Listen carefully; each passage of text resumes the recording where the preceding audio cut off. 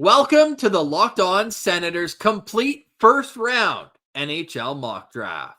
We have 8 of our favorite prospect experts ready to put on their GM hats and make 32 picks. I'm Jake Sanderson. I'm Tim Stützle, and you're listening to the Locked On Senators podcast. Your Locked On Senators, your daily podcast on the Ottawa Senators.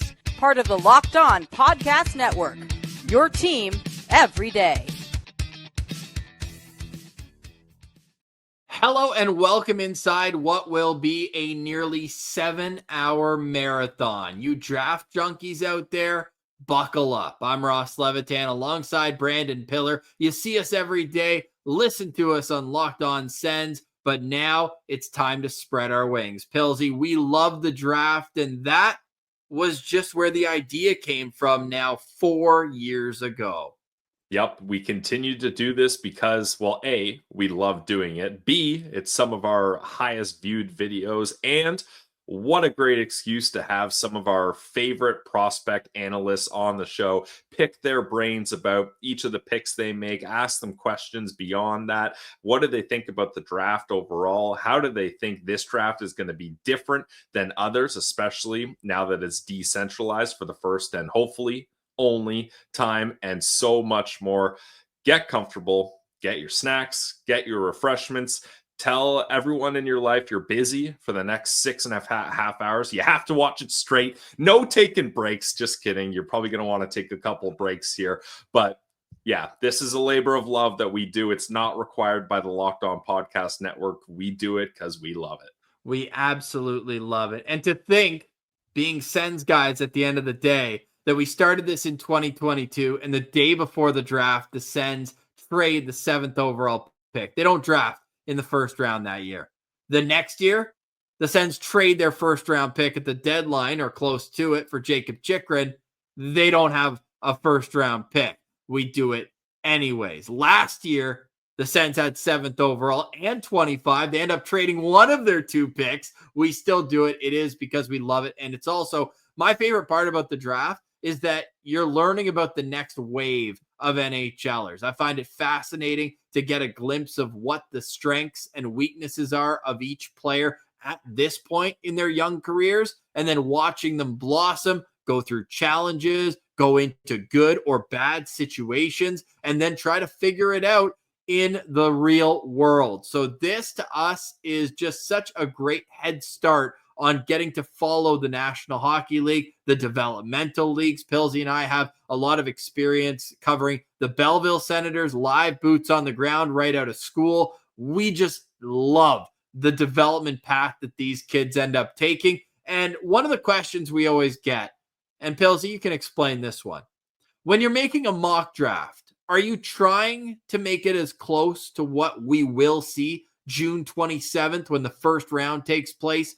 Or are we wanting these experts to be experts and sell us on the players they think should go in those spots?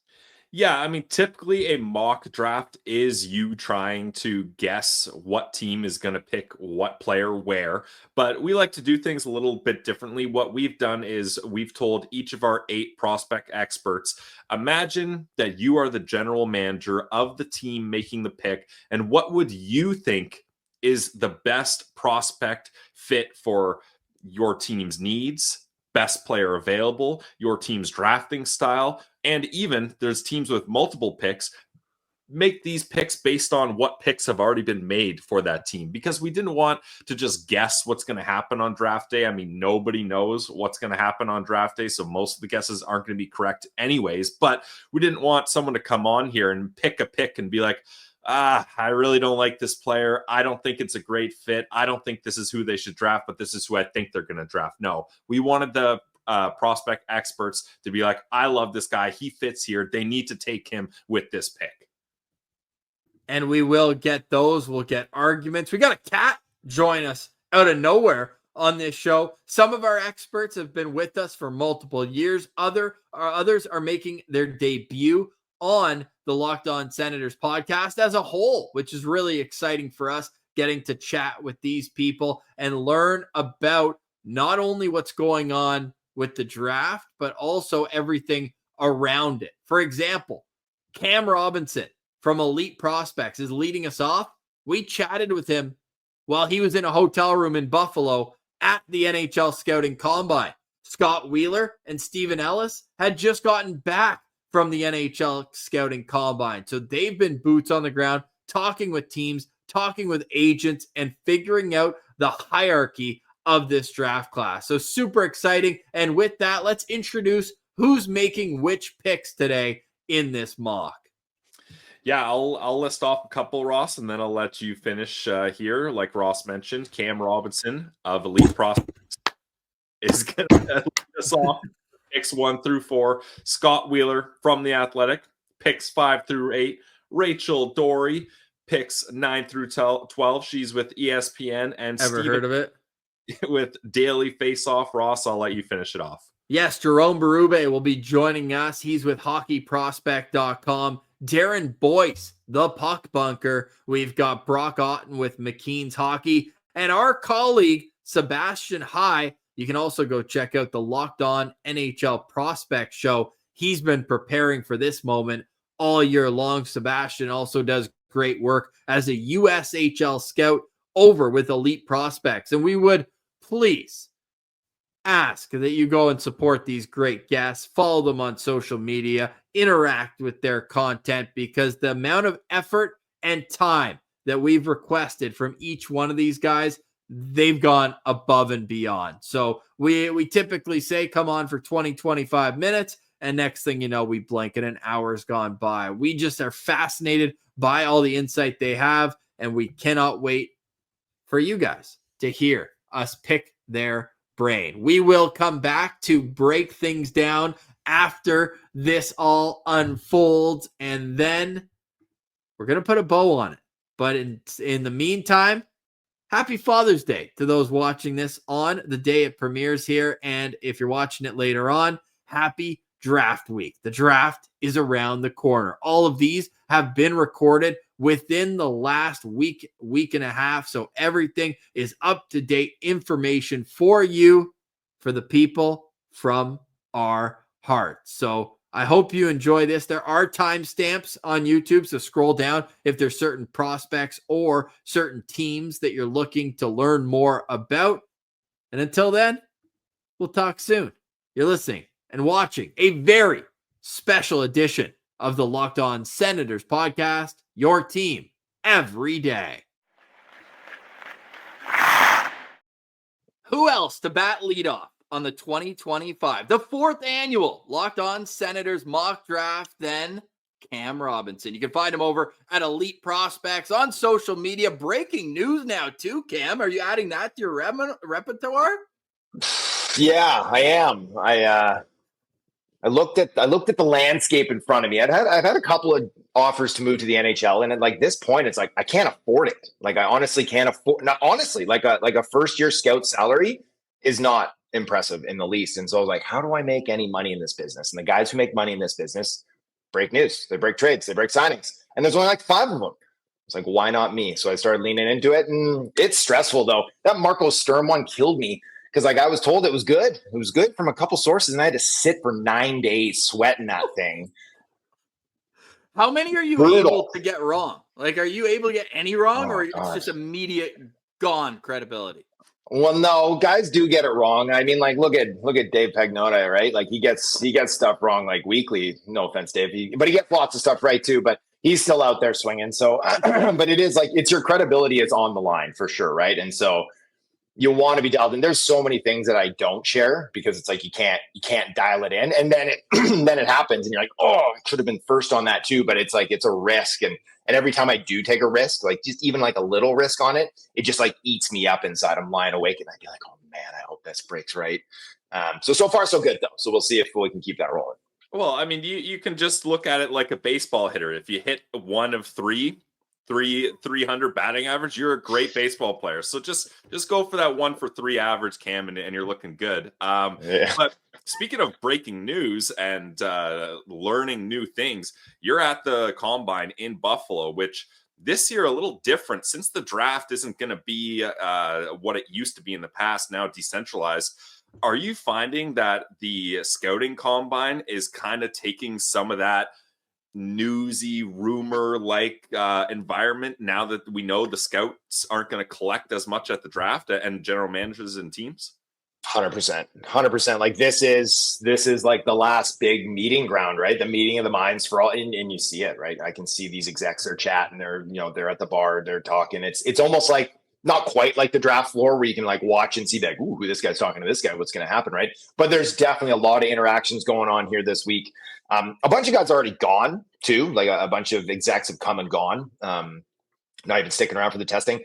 I dropped an article this morning, just kind of breaking down how it's really changed over time, the combine, where it was like this evaluation of like strength and brawn, right? And then it was like how many pull-ups can you do, how many push-ups can you do, that medicine ball, how many times you've thrown it over your head. Now it's like, yeah, great, you're strong, or you ripped up the Wingate, but now it's like psychological warfare. Like it's all in the room, in like that stale, quiet boardroom in Buffalo is where like decisions are actually made, and teams are investing so much into like figuring out, reducing biases and finding out like who has leadership qualities, who can handle pressure, and the growth in the NHL is like, can you handle pressure? And so the mental side of it's huge, but no, there's lots of stuff buzzing around here this week, and I don't expect we're going to see anything like done, but this is setting the stage for when everybody's back in their own little war rooms and they're not in LA where they can get things done quickly, that they're all kind of building the base for it. And so, yeah, rumors are buzzing about.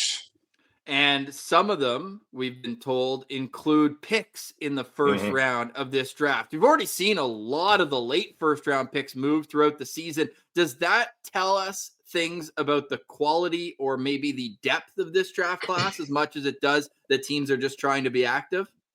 Yes and yes. You have to go back to 2008 to see a top 5 pick traded that everybody knew was a top 5 pick, right? Like we've seen picks move, like the Stützle pick, right? But you have to go back to 08 when I think it was Toronto moved up from 7 to 5, Islanders moved back to 7, and then they moved back to 9. But yeah, there's lots of talk. I put it out there a little while ago too, but it does sound like Chicago has made several like kind of check-ins. Can they move up? Everybody assumes they want Michael Misa. I believe that Utah has kind of put it out there like, hey, we'll listen on 4th. CBJ, they have 2 first-round picks. I think that they're open to moving both of those to potentially get, they want to take another step forward. So they're looking for win-now pieces. And in a draft class like this, picking whatever they're picking, like 13 and 21, you're waiting on those assets. So if you can convince a rebuilding team, like, hey, give us your second-line center or whatever, a top 6 winger for these 2 picks, you wait on them, we get your guy now. I think that they're definitely open to that. So, yeah, lots of buzz around picks moving. I don't expect the Islanders. I know that people are talking about the Isles might be looking to move back. I do fully expect them to hold on to that pick unless somebody knocks their socks off, right? And that's always kind of the crux of this, is that anything can change on a phone call if someone wants to go banana pancakes and really sell the farm. Now, as I want to go back to the scouting combine, because you mentioned that it's more a psychological evaluation now. Is that because teams are just so prepped and have so many viewings and have so much information on guys? It's like, well, the amount of pull-ups he's going to do isn't going to change our mind on him. We already know what his strength is or his speed or whatever. Like, we already know all this stuff. Like, is there still an opportunity for players to wow scouts or change their draft rankings and what scouts might think of them based on the physical drills they do at the combine, or not really? No, I do think, and Scott Harris, former director of scouting for the Colorado Avalanche, he was saying that if teams are prepared, they can really glean information from the interviews, but not all teams are prepared. And the inference there is that some teams are still relying heavily on those physical testings. And, not to say that they don't have their place. That was the foundation of the combine traditionally, but it's starting to be outgrown that spot now. And so you look at a guy like, I talked about Tyler Biggs, and he was a combine darling back in 2011, and the Leafs took him and he never played an NHL game. But then Tom Wilson was a similar guy, right? He was pegged to be probably going in like the 50s or 60s halfway through his draft eligible season, didn't put up many points, then went to the combine and just destroyed all the physical metrics, went 16th overall, turned into a player. So there is room. You have to, athleticism is still good. We like athleticism, and certain tests are going to show more translatability. So like I mentioned, the Wingate, those anaerobic and aerobic testings, right? The Wingate, the VO2 max, it shows who's taking their cardiovascular system seriously, but also some guys just don't have that level. So if you can prove you do have that level at this age, that's going to do well. The standing broad jump, that explosiveness, but also we're dealing with 17 and 18-year-olds. Some of them are like Tom Wilson and they're already just like 210 and just ripped. And then some of them are Elias Pettersson and they're 160 pounds soaking wet. And it's like, you have to decide, this guy's maxed out. Is he going to get that much better? Because physically he's not going to get that much better. But this guy over here has tons of room to grow and add strength. And that could make him a lot better. But at the same time, some guys just don't put on strength and weight, right? It takes forever. They might work out for a whole summer and end up putting on like 3 pounds. So it's a real mystery, and it's far from an exact science. But what is an exact science is like psychology. And so that's why they're paying these people. Like, I had this crazy chat with this guy here. I forgot his name now, but I think it's Ian. Just started chatting my ear off, and he's here at the combine and he does all sorts of brain stuff. And so like, figuring out ways, questions to ask, putting guys in like deprivation tanks, like I'm talking off the wall stuff. And he's here working with these kids. It's like super fascinating for sure. And the way the lengths NHL teams go to find out as much as they can. And because you mentioned these guys are so prepped to get past that armor, right? That's why they're throwing these oddball questions at them, because you have to pierce that. They're so staged and prepped. They know what to expect. But here's another fun one. I put this in the article a few years back now. Probably, I think it would have been 2018. A GM popped in and told the Panthers room, he's pointed down at some player down the floor, and he goes, that guy's never going to mature physically enough to play in the NHL. And as far as like leadership qualities, like he just doesn't have them. It was Nick Suzuki. Nice. So, I mean, wow. They still get it wrong, right? They still get it like completely wrong. So it's fun. It's fun to kind of wade through it and see what these guys have to figure out to get to the point of feeling comfortable in taking a player. But you can definitely move your stock up and down in the interview room, maybe less so in the testing room, at least for those organizations that are taking like a new age approach. Yeah, I don't envy guys like you who have to evaluate players at that age, like at least in the NFL and even the NBA, where it's like they're a little bit more mature. They're not 16, 17 while you're doing the bulk of what can they be when they're 25 to 28 years old and in the prime of their athletic career. Final question for me before we get into the mock draft, where the New York Islanders jumped up in the lottery 10 spots all the way to number 1. And I don't think it's much of a surprise they're going to take. But Cam, who do you see as the potential wild card in the first round of the draft? There were tons of oohs and ahs in the sphere last summer when Beckett Seneca's name was called at 3rd overall. Is there a guy where maybe the guy whose range is the biggest in your opinion? Oh God. Hey, who's got the biggest range? And I don't mean wingspan. Yeah. Radim Mrtka, maybe. I don't know. Yeah. Like, I feel like Jake O'Brien, and I've been saying for a while, like I said months ago, that he was like a sneaky guy for me that I thought could slip into the top 5. And I know Central Scouting has him 4th, and like Martone's like 7th on their board for North American skaters. So it's not that outlandish, but most public lists out there have him kind of in that 8 to 12 range. But I do think he's a sneaky one that could slip into that 4-5 zone that, if he goes ahead of Martone, like that wouldn't shock me on draft day. God, hey, Carter Bear, I think, is a real wild card. Another one who could go top 10, but could maybe be there at 15, 16 too. I don't know if we're going to see anything like too crazy, other than like if Misa goes 1. I think you'd get the oohs and ahs there if Misa goes 1, but I also don't think that that's crazy. I don't think that that's out of the question. I think the Islanders are absolutely doing their due diligence on Misa and Schaefer to decide, and they took them both out, and they took Hagens out too for dinner as well. So, they're covering their bases.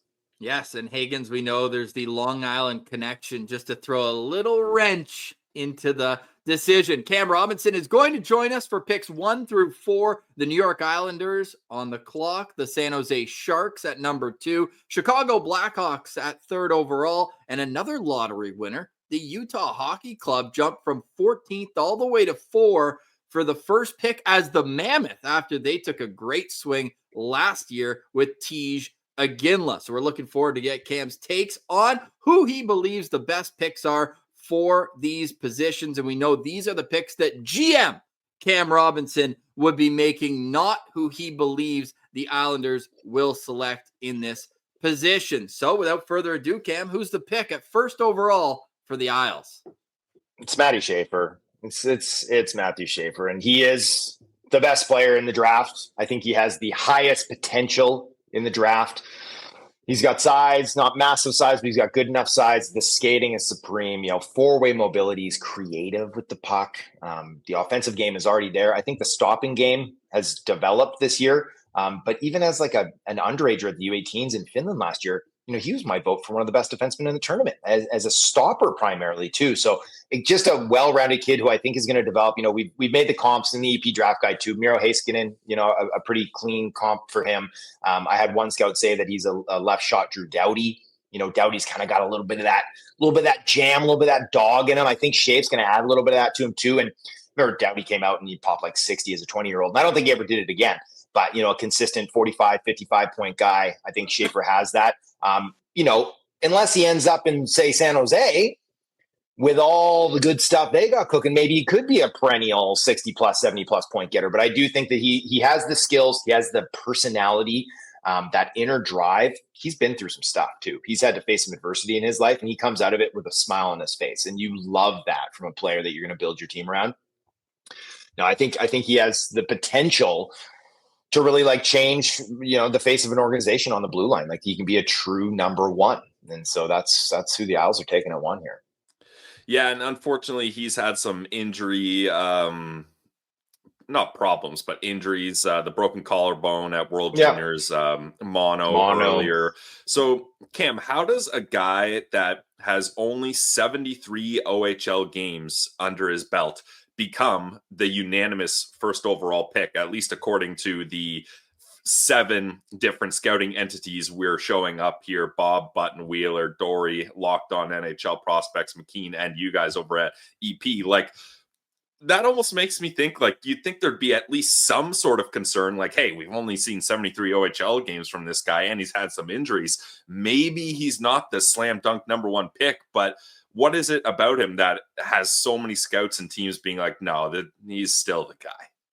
It's partly the draft class, right? Obviously, if you had a Max Celebrini or, a Fantilli, if you had guys in and around that, it would be a bigger discussion, I think. But yes, there's only been the 73 OHL games, but, we had a U18s as an underager. We had the Holinka where him and McKenna, I was at the Holinka last summer.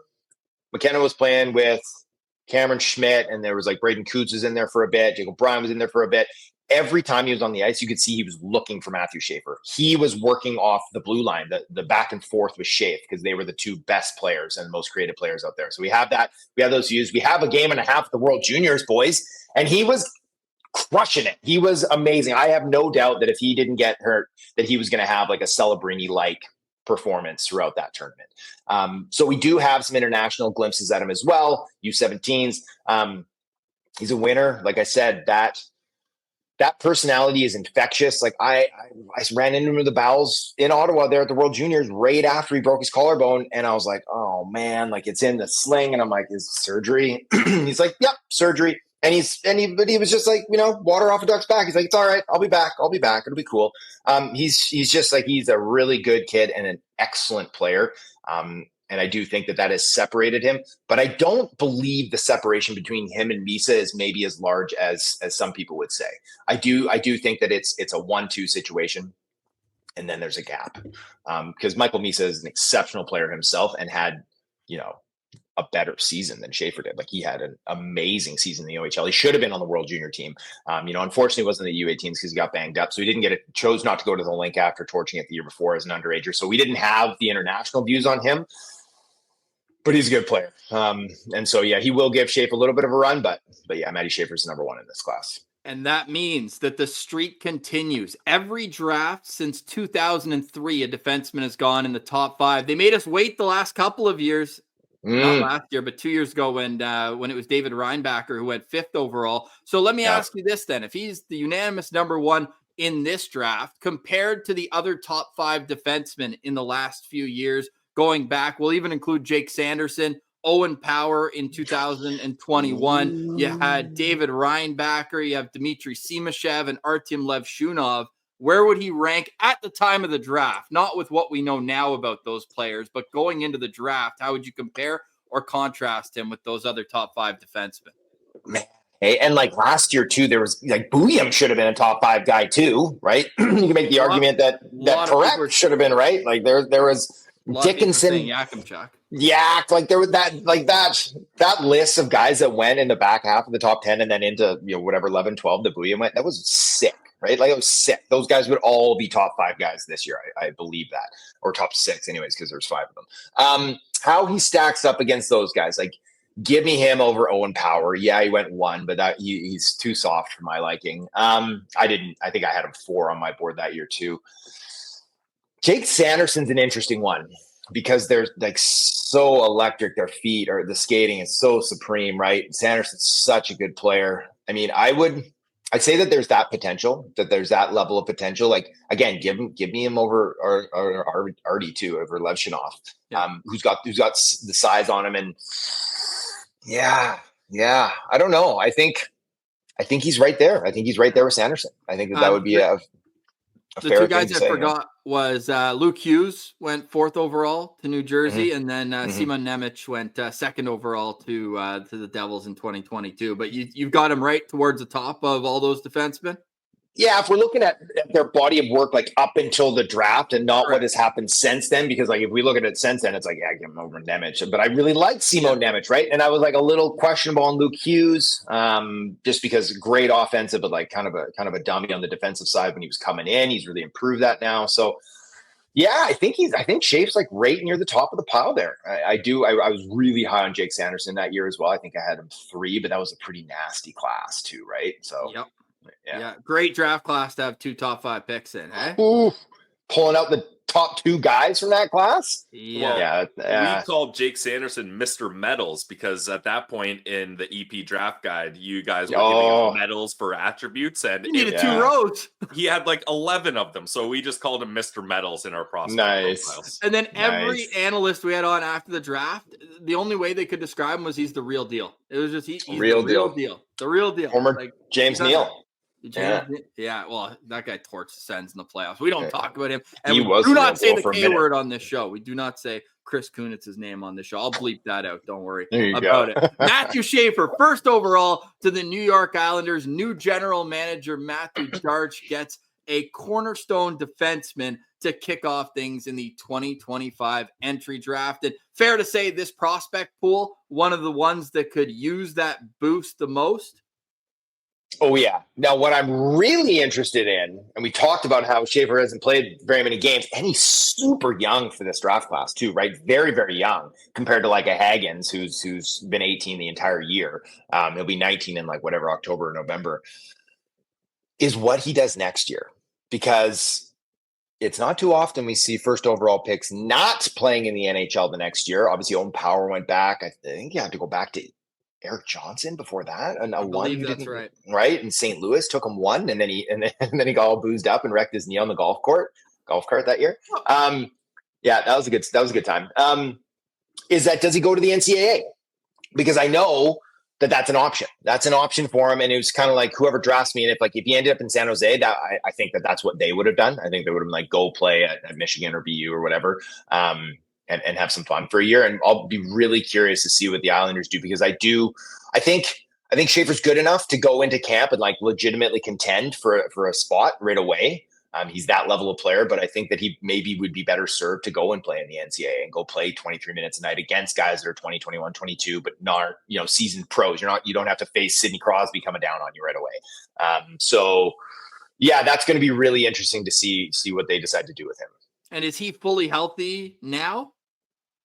Yes. Okay, so we can expect him at development camp, which apparently is a new thing for the New York Islanders. Didn't have that under Lou Lamoriello in the summer. So there you go. Matthew Lou's got to get to the cottage season, right? It's cottage season, boys. You got to get back. Yeah. That's very fair. Speaking of the insider, Cam Robinson, we're going to be seeing you sipping margaritas at your cottage here sooner rather than later. From a prospect pool that needed the most help to one of the top prospect pools in the National Hockey League, the San Jose Sharks. They got the 2nd overall pick. How are they going to add another top-end player to their list of prospects, and who is it going to be? Oh man, this is like the rich get richer. Hey, just Yeah. Michael Misa just falls into your lap, and you're like, oh well.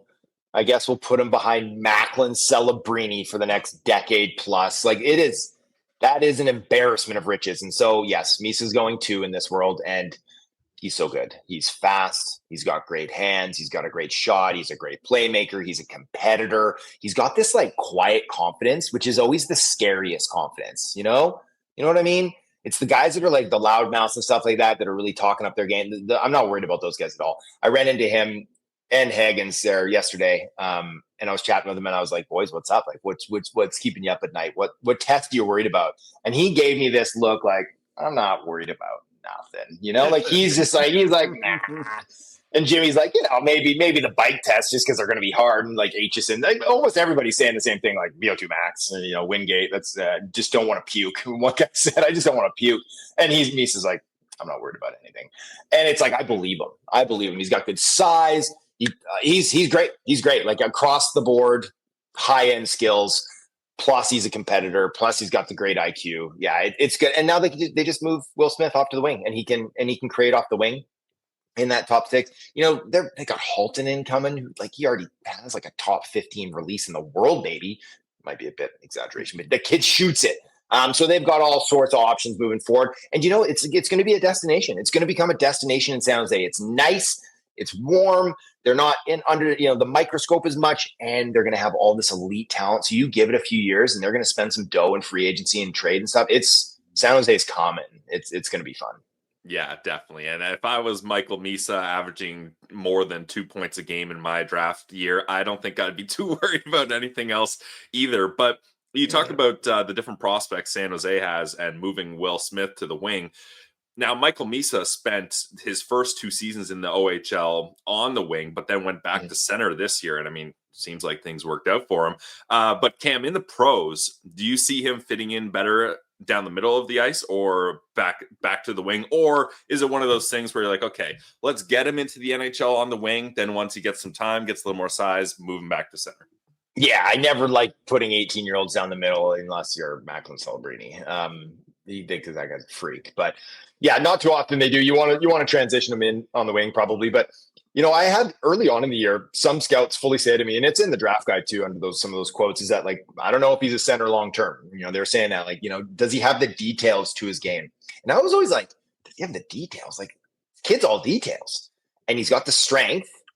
I don't see a problem with it. He's got the skating. Like, I don't see any reason. And I think that he's proven that throughout the year too. But it is interesting to know, like you said, he did play a lot of wing in the OHL. And like at the top prospects against the USA kids, Desnoyers was playing the middle, and they had Misa on the wing on that top line too. So, there's something about Caleb Desnoyers that coaches just absolutely love, and the intelligence that he brings down the middle too.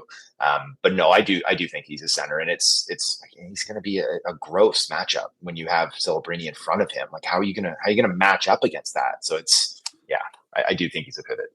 And you call him on the Elite Prospects Draft Guide one of the most well-rounded forwards to come out of the Ontario Hockey League in years. So it feels like a natural fit behind Macklin Celebrini as well, who was well-rounded as an 18-year-old rookie in the National Hockey League. My only question is, what the heck happened to Saginaw in the first round of the playoffs this year?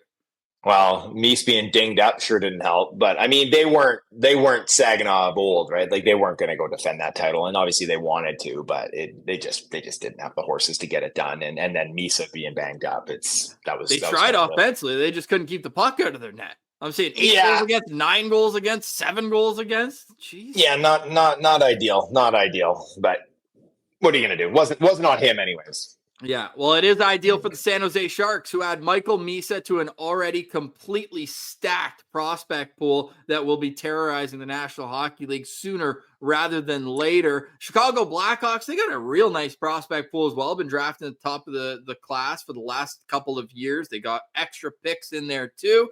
Maybe a 7th overall pick in a trade that should have never happened in 2022. But they also got their crown jewel in 23 with Connor Bedard. They go defense last year. I'm still mad that we got robbed of a Bedard-Demidov duo for years. Are they going forward with this pick? Please tell me yes. They're going goalie at this pick here? No, I'm just joking with you. Yeah. Jack Ivankovic. You don't think that Arvid Soderblom and his 20 wins in 100 games is going to be the answer? Hey, they got Spencer Knight now. Spencer Don't Knight, though. that. Yeah, I do. And I have long enjoyed Spencer Knight. I do think I like that gamble on them to flip for him. Is that not one of the wildest stats, though? Completely off the rails here. But Arvid Soderblom, and like, he wasn't awful last year. He actually had a couple of good games. But in 86 NHL games, he has 17 wins. That's got to weigh on you, man. That's a goalie you want in the rebuild, Ross. That's a good goalie. That's how you get those draft picks, boys. That's how you draft high. So yes, I was also angry that we were robbed of a Bedard Demidov duo for years. It would have just been nasty stuff. But so for this one here, this kid's not going to be third on my board, but sometimes you do have to draft for need. And when you're splitting hairs at this spot, it's like Chicago has made a habit of drafting smaller, skilled, speedy forwards, right? You know, Bedard being one of them, but you know, Frankie Nazar, Oliver Moore's coming up. Other guys that are spacing on my mind right now. But they need some more jam. They need some more meat up there. And so I'm going Porter Martone. He's a playmaker off the wing. Bedard's a shooter down the middle. He's a great playmaker too, but primarily I think his job is going to be finishing too. So I think that would be a nice little duo that they could build together. Martone isn't your traditional power forward. He's not going to run guys through the end wall. I've made this comparison a couple times before, and I'll do it with you guys here too, is that I compare Martone to Todd Bertuzzi, and that he was drafted. He had a ton of penalty minutes in the OHL in his draft year too, lots of points, but drafted to the Islanders, and they thought he was going to be like a meat wagon. He was going to be throwing the hands and like hitting everything in sight. And he was a skill guy. He was a finesse guy. And I think that Martone is more of a skill guy than a power guy. I think that he'll develop more of that because he fought several times this year. He fought Misa and they're buddies. I thought that was funny. And we had asked them who would win in a fight earlier in the year too. So that was cool to see later on. So he's not afraid to muck it up. And like when you can see, like he's got that little switch that if he gets pissed off enough, then he'll start running guys. But I do think we'll see that spark develop as he matures and maybe into his mid-20s and late 20s. We'll see that come out more. But as of right now, he's more of a skill guy. But I do think the size, the physical profile, the playmaking profile, he also has a wicked release that it just ticks a lot of boxes for what Chicago needs. And they need some size up front. So, where I would on my board, this will be James Hagens at 3. I don't think it makes sense to go Bedard Hagens down the middle for them and Nazar. Now you've got 3 guys that are like 5'10", 5'11" down the middle. You just can't win like that, unfortunately. So this is Porter Martone's time for me. So we went sorry, Pilsy, but we went first overall with a player where he was one of the youngest of this draft class, whereas Porter Martone is an October birthday. How much influence does that have when you're looking at players, and whether it could be a positive, they're closer to being NHL ready, or there's maybe a touch less runway, or they're just competing against players they were a little bit older with? It's yes, across the board, all those things, right? It's you have to weigh that in. He is physically more mature. He is emotionally should be a little bit more mature, right? But 8-10 months is a big deal at this stage. You take it with a bit of grain of salt. And when you compare some of these players, like what he did at the U18s last year when we were in Finland, like he was amazing, him and McKenna, right? And that was his second U18s. He's already been there. Versus we look at some of the guys, the 2026 eligible guys that showed up this year. Ryan Rubrick was like nothing close to what Porter Martone did the year before as a similar age guy at the same time. So he's had opportunities because of his birthday, but he's made good on all of them. Right. So even when he plays up against guys that were older previously, he still made good. And then obviously, this year he started out the season like a house on fire. It slowed down a little bit, but there's nothing wrong with 98 points in 57 games on not a great team either. He's going to be a player. I like him as a person too. I like the kid. He's always been great with us. Another one that I'm very curious to see what his next step is. I think he wants to play in the NHL next season. I don't think he's quite ready. And I don't see him going back to the O. So I think he'll wait to get drafted and then see, like, if it is Chicago, he'll be like, hey, what do you want me to do, guys? Do you want to sign me and I'll come to camp and I'll try it? And if not, I have to go back to the O, or do you want me to go play at State or at BU or at Michigan or whatever? Penn State, there's a bunch of teams that are circling on him. I know I'd heard that even some Euro clubs had reached out and been like, Porter want to come play over here next season. So he's got loads and loads of options for next year too. So I hear you talk about the size, the shot, the playmaking abilities. Is this the type of guy that is a legit line driver? Like he can drive a line all on his own? Or if you're Chicago, you're thinking, all right, let's get him with Bedard and these two will make magic together. I think he could drive a line. I think he could drive a second line. You know, if it's him and Frankie Nazar on your second line, like that could be a fun duo too. If all of a sudden you found yourself a better option to play with Bedard, which, you know, they're going to go big game hunting one of these days, whether it's this summer and they push in for Mitch Marner, but again, a smaller guy, or if it's next summer when, you know, obviously nobody's been extended yet, but that free agency class could be pretty nasty next summer. You know, do they go after Cap, right? Do they go after Kirill? So there's some things that they could do, and I think that they will open up their wallet that would maybe push Martone down their lineup long term. But I do think he has the potential to drive a line. I don't see him as being like a front line number one winger that's like putting up 90 points a season. I don't really see that level. I think he's more maybe like a 30-40 guy in his prime, but you don't ever want to put too much of a ceiling on a kid with that much skill. Yeah, and clearly he's caught the attention of Team Canada, even got an opportunity to go right with the World Championship men's team. Only got into 2 games, played 8 minutes in those games, but still that means that he's very highly regarded in NHL circles. So I would like this pick. I like the call going away from your list and with your gut that Porter Martone is the pick for the Chicago Blackhawks at 3rd overall, but keep an eye out for those speedy wingers that Cam mentioned the Hawks love so much. The Utah Mammoth. They've taken Mammoth players in the past before the name. Mammoth, Simashev, Daniil Boot. You could even say that Tija Ginla can play like one at times. But Utah here with an opportunity to really put a stamp on the organization. Which direction are you going here for the Mammoth? This one was really tricky. It's more tricky to actually like forecast what they're going to do. So when I went 6 for 6 last year, boys, on the first 6 picks of the draft, which was like insane, right? I'm not going to be able to live up to that again, but it's going to be hard to go even 4 for 4 this year because I do think Utah is a bit of a wild card. I could see like if Frondell's still there, I could see them being really interested in Frondell because he has a little bit more size, that physical, the body's going to be a little bit more ready to handle the rigors, and they already have Logan Cooley, who's not a big player at their 1C. But I'm giving him Hagens here because it's like he's the best player available. And at some point, you just take the best guy. And it's like I just said Logan Cooley is their number 1. I think Hagens is better at the same age. Like I think he's better than Cooley was. So it's like they're very similar, speed-driven, electric handles, great playmaker. I think what's really underrated about Hagens, and I talked about this in the article where I talked to him and I talked to David Carl and his coach at BC, is that his drive, his work ethic, his like desire to win is underrated. His willingness to get into the dirty areas. And those are all things that really help stack onto like a super skillful profile, even if he's 5'10.5".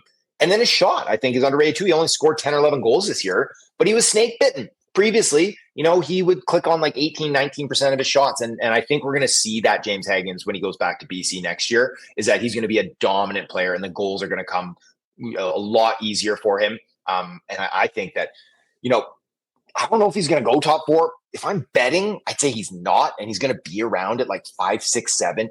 And in a few years, I think there's going to be some teams that are going to be like, we screwed up on that. Because I have belief in this kid. I think he's going to be a player. Yeah, he is very impressive. So I got a hard question for you here, Cam. What's his more impressive stat line? 102 points with the NTDP, 22 points in 7 games at U18s, point per game in his freshman college year, or 9 points at World Juniors. So, I mean, all of those are impressive, but which one of those is like, this is incredible that he was able to do that? I saw all his games of the U18s last year. I saw all his games of the World Juniors this year live. Saw a bunch of his games with the program early in the year in his draft -1. Didn't get to see any at Boston College this year, unfortunately. I'm going with those U18 games. He was so good.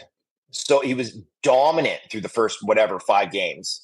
Absolutely dominant. Was still good in the gold medal game, but then was outshined by Gavin McKenna, who just went sicko mode. Travis Scott. Yeah. So I'm going U18s. That was something else, right? Like setting that record. That was pretty crazy. He owns the record at the U18s. He owns the record at the U17s. Is he coming for the juniors next year? Is he coming for it? I don't think so. But yeah, he's a special player. How do you evaluate the fact that he was playing center, albeit as a freshman, still super impressive, but probably two of the best wingers in college hockey with Gabe Perreault and Ryan Leonard on his sides? Yeah. I mean, like you said, like he's still a 1C at Boston College, right? That we don't see that too often from a true freshman, a draft year guy. He was playing 1C for the gold medal team at the juniors, right? David Carl put him at the 1C, and Carl spoke about this. Is that, you know, obviously Will Smith was in that position for a couple of years, and those boys had insane chemistry, like special chemistry, those three. And Hagens isn't the same player as Smith. So it was going to take a little bit of getting used to and building that chemistry at Boston College. And I think that we saw it start to really percolate at the juniors, is that they've been familiar with each other. I think that Hagens deferred a little bit. I asked him straight up if he did. He said no, but I don't believe him. I think maybe it was just subconsciously. I'm sure he wasn't thinking about doing it, but I do feel like he deferred a little bit early on in the season, but then he started to take it back over and started driving play a little bit more frequently in the back half of the season. It was still impressive. I think we've been spoiled with some of the rookie college seasons we've had from draft eligible guys in recent years. Some of these guys, he could have had more points, right? 37 and 37 is still quite good. I mean, it's similar to what Matty Beniers did. It's similar going back to like what Jonathan Taves did, right? The point a game as a draft year is still quite impressive, but you know, if he put up 50, which he could have done if he didn't get snake bitten, then we're having a different conversation about him, I think, about where he's going in this draft. So, like I said, I do expect him to come back and be a dominant college player next year, push for a Hobie Baker sort of thing, and then step out into the league as a potential number one center. And that's his expectation. That's my expectation. I think he can get there. So you have him going fourth. He said that there's a chance he could fall. But do you think that the magnetic force of being a Long Island kid could play a role in him going first overall to the hometown team? It's funny. I had somebody ask me yesterday if like him being from Long Island is going to scare teams, like that he might pull like an Adam Fox or something and just want to go home. And I was like, absolutely not. Like, no, that will not happen. I don't think the Islanders are going to do it. They're not going to pick him at one. You know, could they move season tickets? Sure, right. And it's like that groundswell from the local fan base. It's like it's understandable, but you don't make multi-million-dollar decisions on that, right? It's that if in 8 or 9 years the guy you draft, if it's Schaefer, he wants to go play for his hometown Maple Leafs or something like that, and you lose him like you lost Tavares, it's like, oh, well, that, you know, like that's just part of life. That'll happen sometimes. But hey, maybe Hagens, when he's 28, he'll just want to sign for the Islanders, right? And he'll come home and replace him. So does he have can you do some very important research at the combine? Does he have a pair of New York Islanders pajamas? That will answer the question. Well, I put that tweet out there. I didn't put it in the article, but he says he still has some Johnny T stickers up on his wall. That Hagens it's his idol? Yeah. Right. That's a red flag in the interview department. Yeah. So he's still got him at his childhood bedroom. He's still got some Tavares stickers up there. So that might be telling for what he's going to do in 10 years here. Amazing. Is James Hagens the type of player, Utah Mammoth? We know the owner, Ryan Smith, wants to make a big splash. He wants to really make this team competitive and bring in that new Utah fan base now that they've got a mascot in the Mammoth. Is this the type of star power and potential where you're like, you think of the Utah Mammoth and 10 years down the road, you're going to be like, well, that's James Hagens' team. Like, is he that type of player, or are they going to have to surround him by the Kellers, the Coolies, and all those guys to kind of make a good collective star out of him? Yeah. He's not that like magnetic personality. I wouldn't say that sometimes you need that big personality. Really great kid, really thoughtful, but not like doesn't really bring in fully, right? So and then his skill set is very good, but it's not superstar level good. So I do think it would be an addition, a great addition, but it wouldn't necessarily be that like, here's our pillar that we're building around. Now, some other things is that we're hearing that they're open to moving number 4. right? Is that, like you said, is that they're looking for a splash? Is that I think for the right player, 4 is available. I think that they are gearing up to make a big run at Marner this offseason. I think that if that doesn't work, they're looking at making a big run next year in the offseason and trying to get a superstar. So that they're definitely, Bill Armstrong and the crew there, they're looking to go big here, go nuclear at some point. And if it means moving that 4th overall pick, I think they're just fine with that because, again, right, they weren't supposed to be picking there. This is found money for Utah. This is cheese on top. So it's going to be really cool to see. At the end of the day, it's like if I'm betting, I imagine they're picking 4. And they're just adding that collection, like you mentioned, all those guys. Dylan Guenther, who is a player, like an underrated star, I think, coming up here too. And then Tej is like one of my favorite prospects. So yeah, they're building some really nice stuff there. And then they got the monsters on the blue line too. So there's some fun stuff going on in Utah. But I do think people should be watching out for them to do something really crazy in the next 12 months, 18 months. Yeah, big fan of what Utah's building there. He mentioned, though, personality, maybe not there for like the face of the franchise. All good. They got Igor Sokolov, so they'll be able to have him as the top end class there. Jokes aside, we appreciate you so much, Cam. You got Matthew Schaefer going 1st overall to the New York Islanders, Michael Misa at 2 to the San Jose Sharks, Porter Martone to the Chicago Blackhawks, and James Hagens to the Utah Mammoth. You're already subscribed, I would hope, to Elite Prospects Premium. You get the draft guide included in that. You get all the game logs when you go to players' pages. There's so many articles and great content available for you at Elite Prospects. So make sure you get that premium and get dialed in ahead of the NHL draft. The Nashville Predators are on the clock. Cam, my final question for you is, who are your best players remaining on the board after 4? Who I would take if I was Nashville, or just quite literally my best players? Give me both. Okay, so Jake O'Brien and Victor Eklund are going to be my top players on the board. But I think that's probably Caleb Desnoyers' music right there. Whoa. And it wouldn't shock me if my boy Scotty Wheeler, that's who, if he's taken there at 5. But yeah, no, I think that's Desnoyers' spot, roughly, leaving like maybe a little Frondell to Philly. But no, I do. I really like O'Brien. I think he's got loads of like room to grow physically, and maybe the most dynamic player in the class offensively. Handles for days, and the playmaking is supreme. If anyone could convince him to shoot the puck more than once a night, like, he's going to be a real threat too. And then Eklund's just, you like Seth Jarvis, you're going to love Victor Eklund, sort of thing. So yeah, a couple of really impressive players there. But yeah, we got Desnoyers hanging around there. You know, I mentioned Frondell, Carter Bear, Roger McQueen, wild card coming up too. So lots of good picks remaining. What are your tier levels for, I don't know, you can decide the parameters, top 10, top 15, whatever you think is most appropriate. But I feel like a lot of these guys in the mock drafts and rankings I'm reading are pretty interchangeable. Like, people aren't like, oh my God, you took this guy 1 pick ahead of this guy. It doesn't seem like it's one of those drafts. So how would you tier guys in the top half of this first round? Yeah, so like I said, it's 1, 2, I think, are in their own tier. And you can maybe like do a little subsection in there if you want. And then I think 3, 4, 5. I think 3, 4, 5 is its own thing. I do. Yeah, let's say that. And then it's like a free for all. Then it's a free for all. And I don't even know if you put 5 in there. I think it's Hagens and Martone are there, and then it's kind of like another little dip. And you know, I've had GMs tell me that they're like, the everyone's lists are going to look ridiculously different this year. Right. Like, and we hear guys we couldn't believe he was there.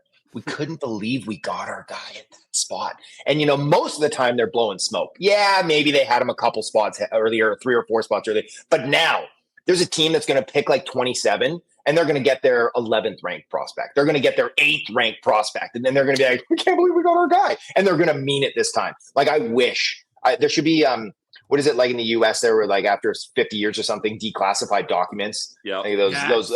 I want that in the NHL. I want everyone's team list has to come out after a certain amount of time, whatever it is, 20 years, and we get to look at it and we get to see, and then we can point and laugh at a bunch of guys and be like, oh, this guy was a genius. That's what I need. We need to declassify some of those lists. The real list the citizens are looking for. Exactly. Yes. That's give the people what they want. Yeah. the very least, at the time the last player from that draft class retires, everyone has to release. Yeah, I like There that. you go. There you go. That's not bad. That's not bad. Yeah, they'll be like, for- oh, trade secrets. We can't give it up because there's some guy who's coaching the Barrie Colts in 1980 is still working Yeah. for the organization, right? So, I mean, or just ask Pierre Dorion. Last week he did an interview and he gave Ottawa's top 10 on the 2018 draft all in order. So I love that stuff. It's so interesting to look back and see who you like where. he just put it out there. Yeah. In French, though, that was his thing. He's like, I wouldn't say all this in English, but in French, I'm an open book. Yeah, Oh my God. Oh Oh my God. I've had guys tell me, but like, they're like, you can't say this out loud. Like you can't, you can't tweet it. You can't say it on a podcast, but like, so I'll get to find out some things, but then I'm sworn to secrecy. Yeah, no, it's it's way right less out fun. there. La Commission Athletique. He also said they had Kyle Connor 6th in 2015, and he went one pick before. I mean, Thomas Chabot's still a nice pick, but they said they didn't even have a jersey printed for Kyle Connor. They had no clue that he would fall even to 17, where he ended up going to Winnipeg. Wow. Hey. Open yeah, book, dude, geez. this guy. Yeah, Connor's so good. How about Boston just stepping on their dicks on that one? So bad. So bad. Connor was sitting right there. And Chabot, like it was. Chabot was Zaboral's D partner. And Barzell, yeah. Yeah, and Chabot was Zaboral's D partner the year before, so you can't use the excuse that you didn't see him. No, I got one that'll top that though. Yeah, I have this one that's been sitting in 2014. Okay. Vancouver refuses to take William Nylander despite him being the best player available at 6, right? No, Jim Benning wants to take Jake Virtanen, the hometown kid, the power forward. That's his first pick. We're taking Jake Virtanen. Fine. The scouting staff says, fine. Don't take William Nylander. Gets to their next pick in the first round. Guess who's next up on the board, boys? It's David Pastrnak. Just walk up and make the pick. You just walk up and you make the pick. And Benning's like, no, I'm going to jump over Pasta and take Jared McCann because he went to one game and saw McCann score 2 goals. Now, Nylander and Pastrnak are best friends. Yeah. Yeah. Play together. You could have had them both. Wow. You could have had them both. And you didn't. Oh my God. And you didn't. But Ross, that's where Pierre Dorion would have made those picks. Those guys are best friends. He could have made those picks. Right? And he also in this interview said that he was between Peterka, Yarventi, and Clevin at 33rd overall. What would the scouting community have said? And we know how you guys felt about Clevin pre-draft if they took him first pick of the second round in 2020. Sweet fancy Moses, hey? Sweet fancy Moses. He's a nice little player, though. He's a nice little player, Tyler Clevin. He is a nice little player, but JJ, we like JJ. We like JJ. He's gonna get, if he gets dealt, that's gonna be really fascinating too. Because like Buffalo, like what are you trading him for? Yeah, it's like you better be packaging him up to get like a star, because otherwise you're screwing the pooch here if you do anything else. Yeah, we've been talking a lot about Peterka. Obviously, the natural connection with Timmy and the fact he needs a goal scorer next to him would just be a perfect fit. So, final question: the Germans. We have a saying: "Give it to the German." Our guy Williams Martian. So it'd be a bit different if we got 2. It'd be a little bit of a head scratcher. And Christoph Schubert ain't walking back through that door anytime soon. But speaking of the Sens, I got to let you go on this.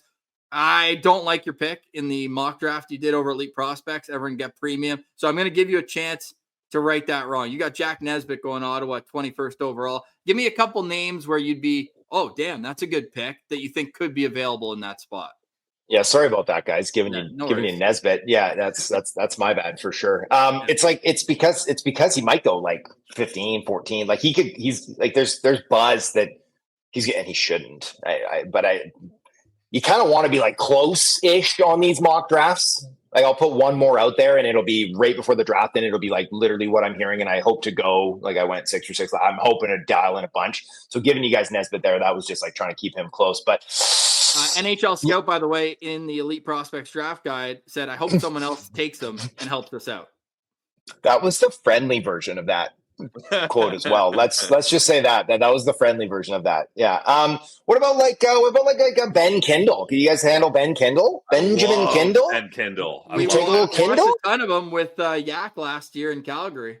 Yeah, he's fun too. He's got loads of skill, right? Like obviously doesn't have the body. And like his feet aren't electric, but handles, playmaking, vision. Like he's the IQ, the offensive IQ, and he's a like a high level soccer player. So the feet he's got, like he kind of handles like a little bit like Jackie Hughes does with the hands and the feet. Like those guys get a Mitch Marner, they get the feet going there and they sell it. He's a good player, but I don't think he's going to go super early. So maybe a little Ben Kindle. Okay, we'll keep that in the back of our heads, and we will keep elite prospects in the forefront of our minds as we inch ever so close to the National Hockey League draft in Los Angeles. You're already following Cam Robinson on social media and his great work over at Elite Prospects. The picks, once again, are in, and if I can update this properly, it is Matthew Schaefer at first overall. It is Michael Misa at second overall. It is Porter Martone at third, and James Hagens at number 4, which means the Nashville Predators are on the clock, and Scott Wheeler will be making those picks here on Locked On Senators' 4th annual 2025 mock draft. The NHL draft may be in Los Angeles, but it runs through Nashville, with the Predators holding 3 picks in this first round, including 5th overall. And to make the selection, not only for Nashville, but Philadelphia, Boston, and Seattle, it is our extremely good friend, special guest. It's Scott Wheeler from The Athletic. You're already subscribed there. Some of the best draft content on the website. And not only rankings, but we're talking features. And Scott has features on just about every player in the first round, including some of the guys we're about to get to. Scott, welcome back, Locked On Senators. How you doing, man? Thank you. Are we at a dozen here? Like, what's the running tally? Oh, well, good thing you asked, because we got the answers. And how about me saying that it's the best coverage on the website? That was really good English there to kick things off. And as a writer, hearing that must have cringed. You are bang on. This is the 12th appearance. And I remember when you came on for the first time, I don't know if you were on at 4-digit followers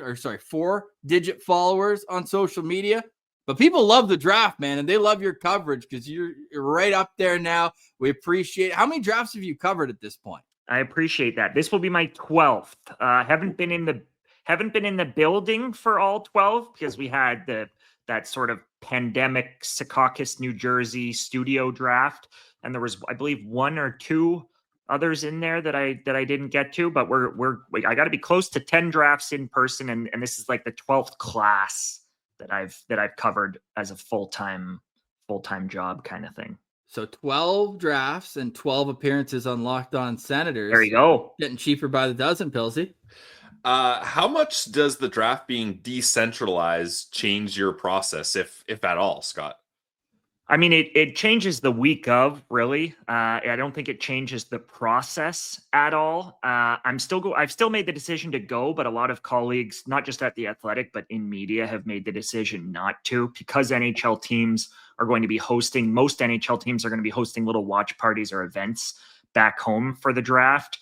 And their staff are going to be there, and their staff are going to be made available at home. A lot of people are choosing not to go. There will still be the top 50 prospects, plus their agents, plus their families. Those people are going to be in the room in LA. So I've decided to go to catch up with some of the kids that I've done stories with, some of the family members that I haven't met yet, that I've spoken with on the phone, and obviously sort of get in the same room as a lot of the agents ahead of free agency. I still think there's value in being there, but it's going to be a different look. It's going to be a different feel. I think it's going to play poorly. I've said this before. I think it's going to play poorly on TV. I think the way that the NHL did the draft prior actually played really well on TV, because you saw very private people, Steve Yzerman, Lou Lamoriello, Kyle Dubas, all of these guys who like to do their work behind closed doors. You saw how the sausage was made. I loved that about the centralized format and the way that the NHL pulled it off. And we're going to lose some of that, I think, because it's their first time doing this, or at least, yeah, it depends how you talk about the pandemic one. Because it's their first time doing this, though, I expect it'll run slower. They got to get the picks in over the phone, and Gary's got to come out on stage, and we'll see whether there's any technical difficulties and that kind of a thing. But I don't love it. If you can't tell, I'm not looking forward to it like I typically am this time of the year. And I think that's a sentiment that a lot of people in the sport, not just in media, share. Well, the worst part of it is we won't have our day of the draft live stream like we had last year, where you and Ian Mendez came by. We appreciated that. Now, did you know? Come on, how good was Vegas? Right? Like how only the Leafs had technical difficulties. It was perfect. Wow. Their video played upside down leading into their pick. But that was the best, man. I'm so glad that we made it work. That was our first draft experience. We're like, hey, one, if this is going to be the last one in person. Yeah. Two, who needs an excuse to get to Vegas? And three, we're hoping that was the last top 10 pick the Sens have for quite some time. Not because they get them stripped away, but because they can continue growing and being a playoff team. But did you know at that time, was there any inklings that Ian Mendes was going to be a traitor to the Athletic? Nope. When I saw Ian there, I spent a lot of time with Ian there. We took some Ubers back and forth to the rink. We had a couple of meals together. Obviously, we came over to your hotel and did that recording with you guys. And he was talking about having me out to Carleton to speak at his sports journalism class and looking ahead to next season. And I don't even know if they'd made contact with him. I think they might have made contact, but it hadn't progressed.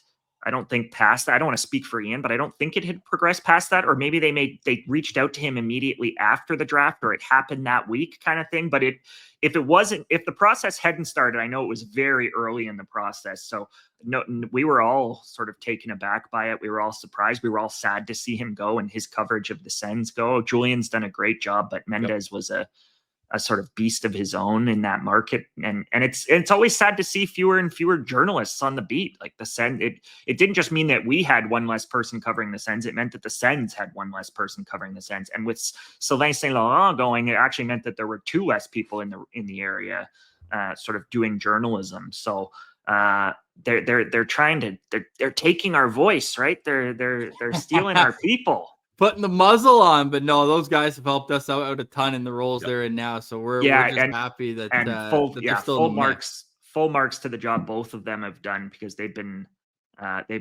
great working with us ever since. So yeah, that's awesome, man. So we'll have time to get into the Senators prospect pool later this summer with you. We will, after we do these picks, ask you who you like or what would be an ideal situation at 21st overall. But this is our 4th annual full first round mock draft, and you are, I believe, one of maybe 2 of our experts that comes back each and every year. So let's get into it with this question. You had seniority, so I gave you the pick of the litter. Which picks do you want? And you chose picks 5 to 8. What was your reasoning for that? Well, I wanted to do the top of the draft. I think the top of the draft is most compelling. It's what people want to hear about. But I do think 1 through 4, there's a little less, I don't know whether sex appeal is the right word, but there's a little less juice 1 through 4 this year than there has been in recent years. I think the consensus sort of top 5 or 6 names, you're going to see 4 of those players go 1 through 4. I don't think there's going to be a Beckett-Seneke that goes in that group. Now, I do think Brady Martin at 4 to the Mammoth is a very real possibility. But outside of Martin rising into that conversation, it just doesn't have. There's no Macklin Celebrini. There's no Connor Bedard. So I think the draft really gets interesting 5 through 12, because there's 10 or 11 players that every team likes in this age group, and then depending on how you view the defenseman, maybe there's 12 or 13. Some teams have mixed feelings about the defenseman at the top, whether it's Radim Mrtka, Keishon Aitchison, Jackson Smith, those names in that sort of 9 to 13 range. But I do think the draft gets really interesting, not just because the players start to deviate and it can go in any number of directions at 4, 5, 6, 7, but because the San Jose Sharks or the Nashville Predators have 3 picks here, and the Philadelphia Flyers also have 3 picks here, and I think the Flyers have 7 in the top 50, something like that. So I think there's just a lot at play for the Preds and for the Flyers here. How did you take that into account with Nashville and Philly, the fact that they have 3 first rounders when you were looking to make selections for them? Well, I think both teams, the Flyers in particular, I think they have to prioritize a center, and they're lucky that this draft, the strength of this draft is that it's down the middle. I would describe this draft as a below average draft in just about every other way. This draft doesn't excite me. I haven't loved covering it, frankly. A lot of great kids in this age group, but the player pool is much weaker, frankly, than it's been at least the last 2 years. I think this draft is going to look a lot closer to it's a better age group than the Slavkovsky, Shane Wright, Simon Nemec, Logan Cooley group. But I think that we're talking a little bit like that. We're talking like 2017 with Nico Hischier and Nolan Patrick. Now that draft also had Cale Makar and Miro Heiskanen go 3-4. But I think that's the kind of age group that we're talking about here. As far as the Flyers go, I think it's incumbent on them to get a center. The Preds are interesting because the Preds never pick this high, and they've been starved for a high-end forward basically for as long as the organization has existed.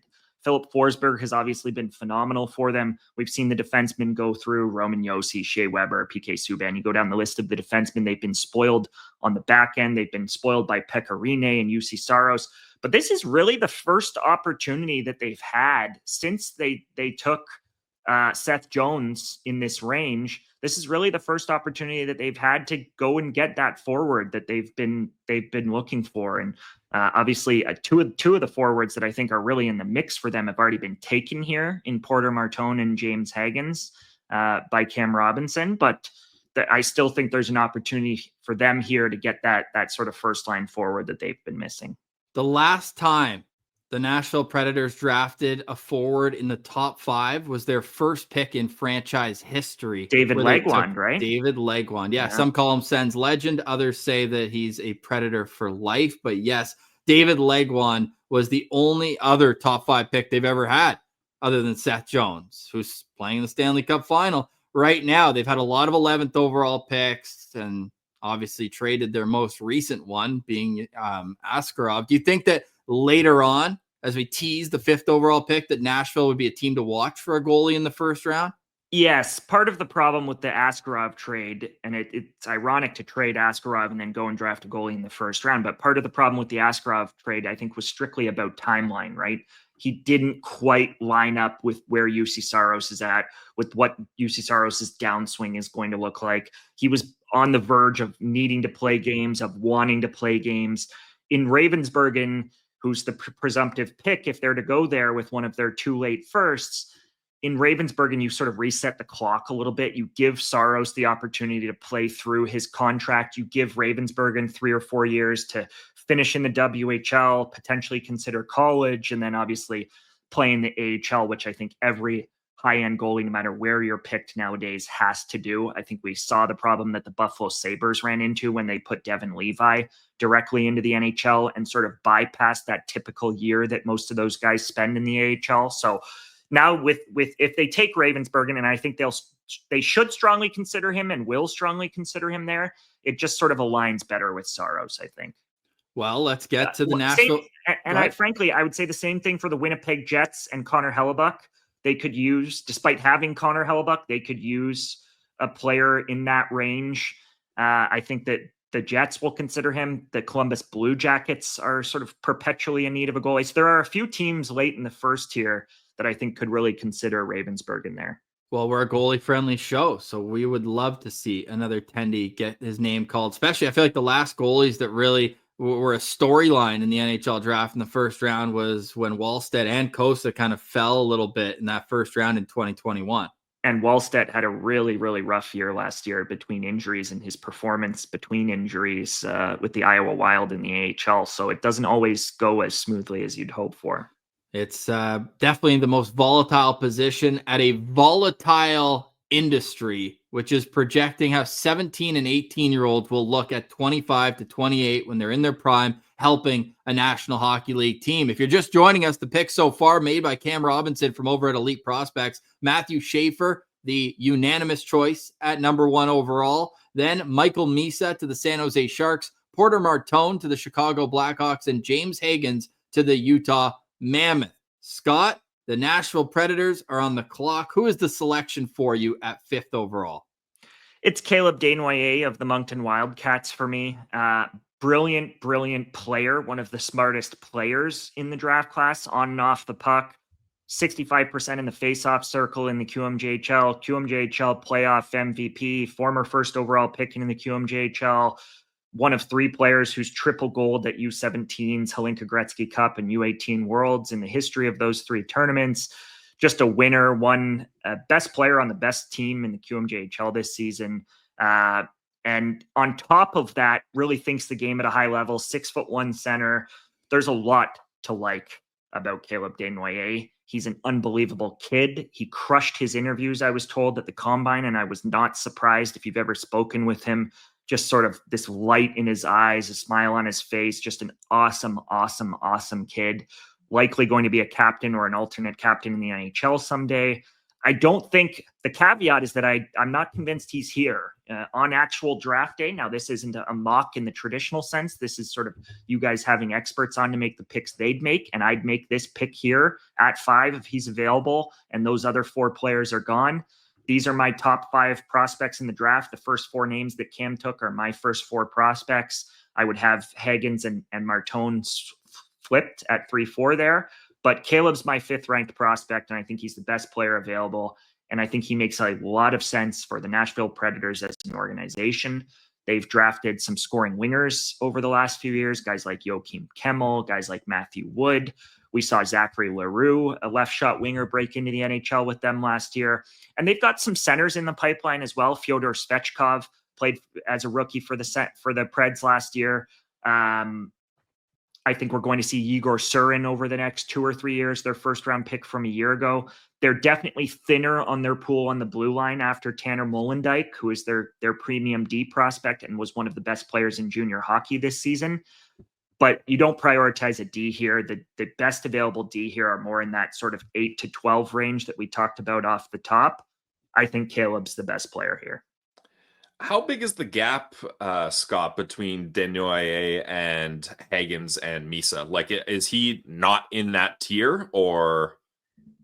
I have all 3 of those kids and Anton Frondell kind of in a second tier behind Matthew Schaefer and Michael Misa. Now, there are people who have Matthew Schaefer in a tier of his own and then Michael Misa in a separate tier, or Michael Misa bunched in with these other kids. I think Misa is the best forward prospect in this class, and I wanted to distinguish that when I made my tiers. So that's why he ended up sort of a 1B rather than a 2 in terms of the tiering side by side Matt Schaefer. But I think Caleb and Hagens and Frondell and Martone all have opportunities to, in a redraft, go 3rd or 4th overall in this thing. I think Hagens is the most purely talented. He's likely to be the most productive from a point standpoint in that group. But if Desnoyers is penalty killing and taking late game draws and potentially someday a Selke conversation type of player, then maybe if Caleb Desnoyers scores 65 or 70 points and the other guys score 80 points, maybe Caleb Desnoyers is still the better player, right? So I think that's the conversation that teams are now having about Caleb. I also, as I reported coming out of the Combine, had a conversation with Caleb at the Combine. He had told reporters after the Memorial Cup that he'd been playing injured for some time. He confirmed to me at the Combine that he was actually dealing with a pair of wrist injuries since November. Damn. So QMJHL MVP, top 5 in Q scoring, 2nd in the Q in points per game to a 21-year-old overager, and was doing it for basically the lion's share of the season with 2 bum wrists that now may require procedures and rehab and the whole bit. So heck of a season by Caleb. Was still somehow, they took him off of draws late in the year, but when he took draws this season was still somehow 65% with bum wrists. So heck of a player. Damn, yeah, that's what I was going to bring up. That's probably the most impressive thing battling through that. Now, with Desnoyers, is this a guy who you'd like to see take advantage of the new rules and head to the NCAA? Or do you think that even though he dominated the league, like plus 51, I know plus minuses and everything, but that's absolutely ridiculous. Do you think that he could still benefit under, we expect, I'm not sure if you know different, but with Gardner McDougall is one of the best coaches in junior hockey, you think he could still benefit from going back to Moncton? Yeah, he's in a pretty unique situation because Moncton is a powerhouse. They're going to be a powerhouse moving forward here. I think they're going to get a lot of the counterflow of Americans that's going to come into the QMJHL in terms of top 15 and 16-year-old kids coming into the QMJHL. Especially those Boston, those Massachusetts kids are going to want to play for an organization in an English market like the Moncton Wildcats, like the St. John Sea Dogs. I think those English-speaking markets could really potentially benefit from what's going to take place coming the other direction.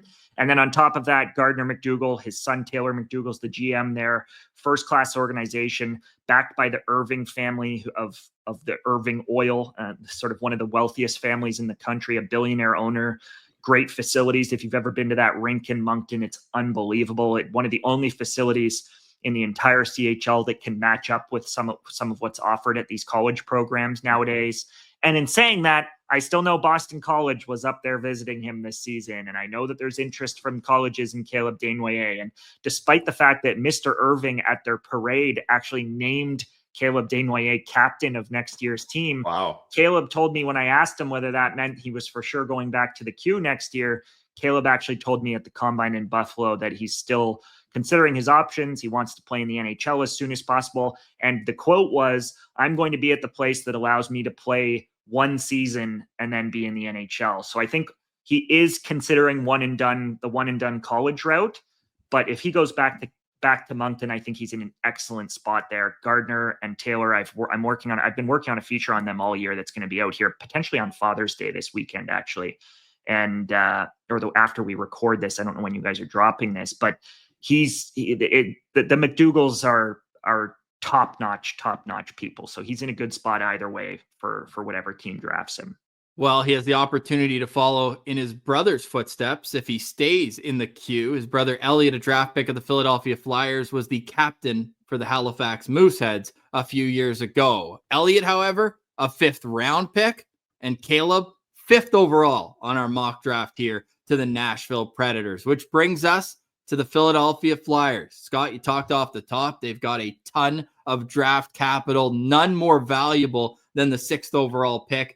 How many options did you consider here, and why did you decide on the player you did? Well, I considered all of the available centers here. So Anton Frondell is my top-ranked player, but I think they would lean potentially, if Frondell's here, I'm not sure they'd take him. I think they would potentially lean Brady Martin and Jake O'Brien, 2 kids that they took out for dinner at the Combine in Buffalo, 2 kids that I know they're high on. The belief is that Brady Martin is going to go top 7 now, and he's going to be kind of the riser in this age group. Jake O'Brien's another riser in this age group. 2 very different players. O'Brien is really, really smart, skilled, crafty, high hockey IQ type. Brady Martin is a fierce one-of-one competitor who plows guys physically, who dominates on the puck, who wins all of his battles, who just plays with a like ferociousness, I think is the appropriate word, frankly, for Brady Martin, the most competitive forward in this draft. I think he's got a chance to be a sort of Mike Richards type, to use a Flyers comparison in the NHL. But in saying that, I think Frondell is the best player available here, despite some question marks around Anton Frondell. He answered a lot of them, I thought, at the Combine. One of the big questions about Anton this year was about his fitness level. He sort of carries a little bit of baby fat in his face kind of thing, and teams wondered whether he was in the right shape. And he's over 200 pounds as a 6'1" forward already, and yada, yada, yada. He performed actually very well. I think he surprised some people in the physical testing at the Combine. Not that the Combine is the be-all and end-all, but I think specifically for Frondell, it mattered at least a little. And then on top of that, production in line with what we saw David Pastrnak do in Hockey Allsvenskan at the same age, with what we saw William Nylander do in Hockey Allsvenskan at the same age. So despite the fact that he's maybe not the flashiest player, and he isn't, and despite some real ups and downs this year, he was not good at U18 Worlds. He was injured twice over the course of the last 2 years, 2 separate injuries that sort of lingered and kept him out in the fall. He was okay in the Hockey Allsvenskan playoffs, but there's been some real highs, a couple of Five Nations tournaments where he was the best player in the tournament, including as an underager at the Five Nations a full year ago, and the Hockey Allsvenskan regular season where he was almost a point per game as a teenager in a good pro men's league and took over some of those games with his size and his skill and his shot. He's got one of the heavier shots in this draft class.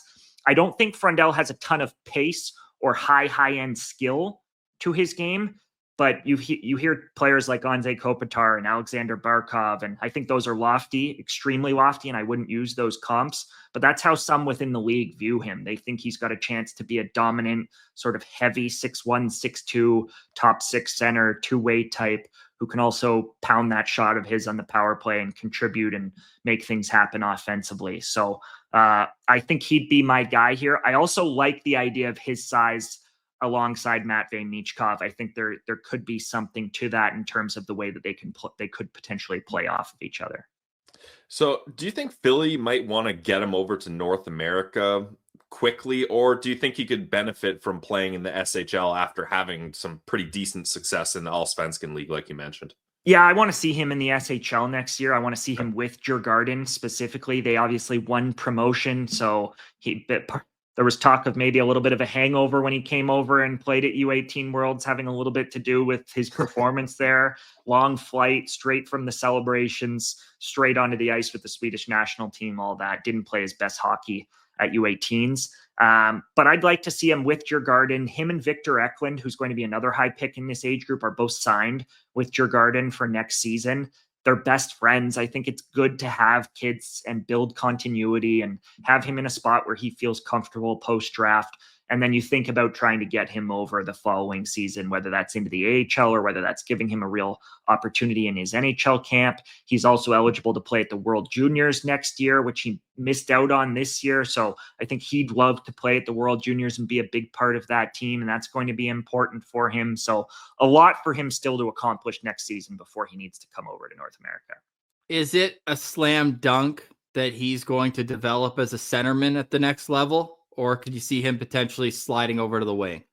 You could. There has been talk of that. There are teams, because he's not a high-end skater, because he's not a high-end playmaker in terms of creating a ton of looks for himself. There have been teams that have talked about him as a potential winger. He's also got that heaviness that you like along the wall and all of that. But I do think among the centers in this range that he is the player who most likely, outside of maybe Caleb Desnoyers, he's the player who most likely sticks at center because he understands how to play off the puck, because of his strength and his size. He views himself as a center. He actually played almost entirely wing with Djurgården this season. And I think there's a good chance because they've now made the move to the SHL, I think there's frankly a good chance and a case to be made that he should play the wing in the SHL next year as well. But I think in time, he's been a center with the national program. He's going to be a center at the World Juniors. And I think that's the position he feels most comfortable in. And that's the position he's working towards. If he is the 6th overall pick, he would tie the highest drafted player in Djurgården history. A little trivia. Do you guys know who the other 6th overall pick drafted out of Djurgården is? Give me the year. 2011. 2011. Mika Zibanejad. Yeah, Bang! Mika, Pilsy nails it right there. Woo. They do have some high picks, though. Alexander Holtz went 7th overall. William Eklund, whose brother is the one who you were saying was one of his Frondell's teammates, who's going to be a high pick this year. Jonathan Lekara-Mackey, Noah Ostlund, Liam Ogren, and the King Daddy topper in terms of NHL career, Nicholas Kronwall, end of the first round. Nice little steal there for Detroit back in 2000. So Anton Frondell comes in at number 6. They've got another one coming with Viggo Bjork in next year's age group as well. So a name to keep an eye on.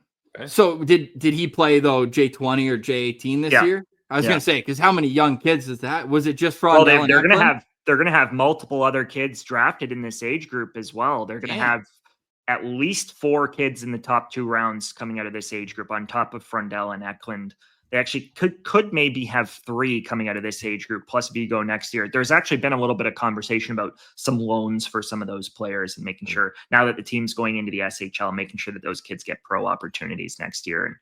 And Viggo is actually not attending Sweden's U18 camp process, which has been over the last couple sort of decided over the last couple of weeks, which means that Vigo's quite likely, they've made the decision that Vigo's going to be a part of the World Junior Summer Showcase instead this summer. So he's not going to be in the Halinka pipeline for them. He's going to be in the World Junior pipeline for them. So speaks to the way that the Swedish Hockey Federation views Viggo as a 2026 as well. Well, it's going to be nice to see, too, with these 2 high-end Swedes with Frondell and Eklund, who, no spoilers, but will be going in this draft because last year was a very down year for Swedish draft picks. The first pick off the board from Sweden was 35th overall with Lucas Pettersson going to the Anaheim Ducks. There's a bit of a run afterwards with Alphonse Frey, obviously Gabriel Eliasson, Leo Salin, Wallenius, and Linus Eriksson all in the second round, but nice to see the Swedes back in the first round. So yeah, and on top of Viggo next year, the top Swede in next year's age group, Ivar Stenberg of Frölunda, is a potential 3rd or 4th overall pick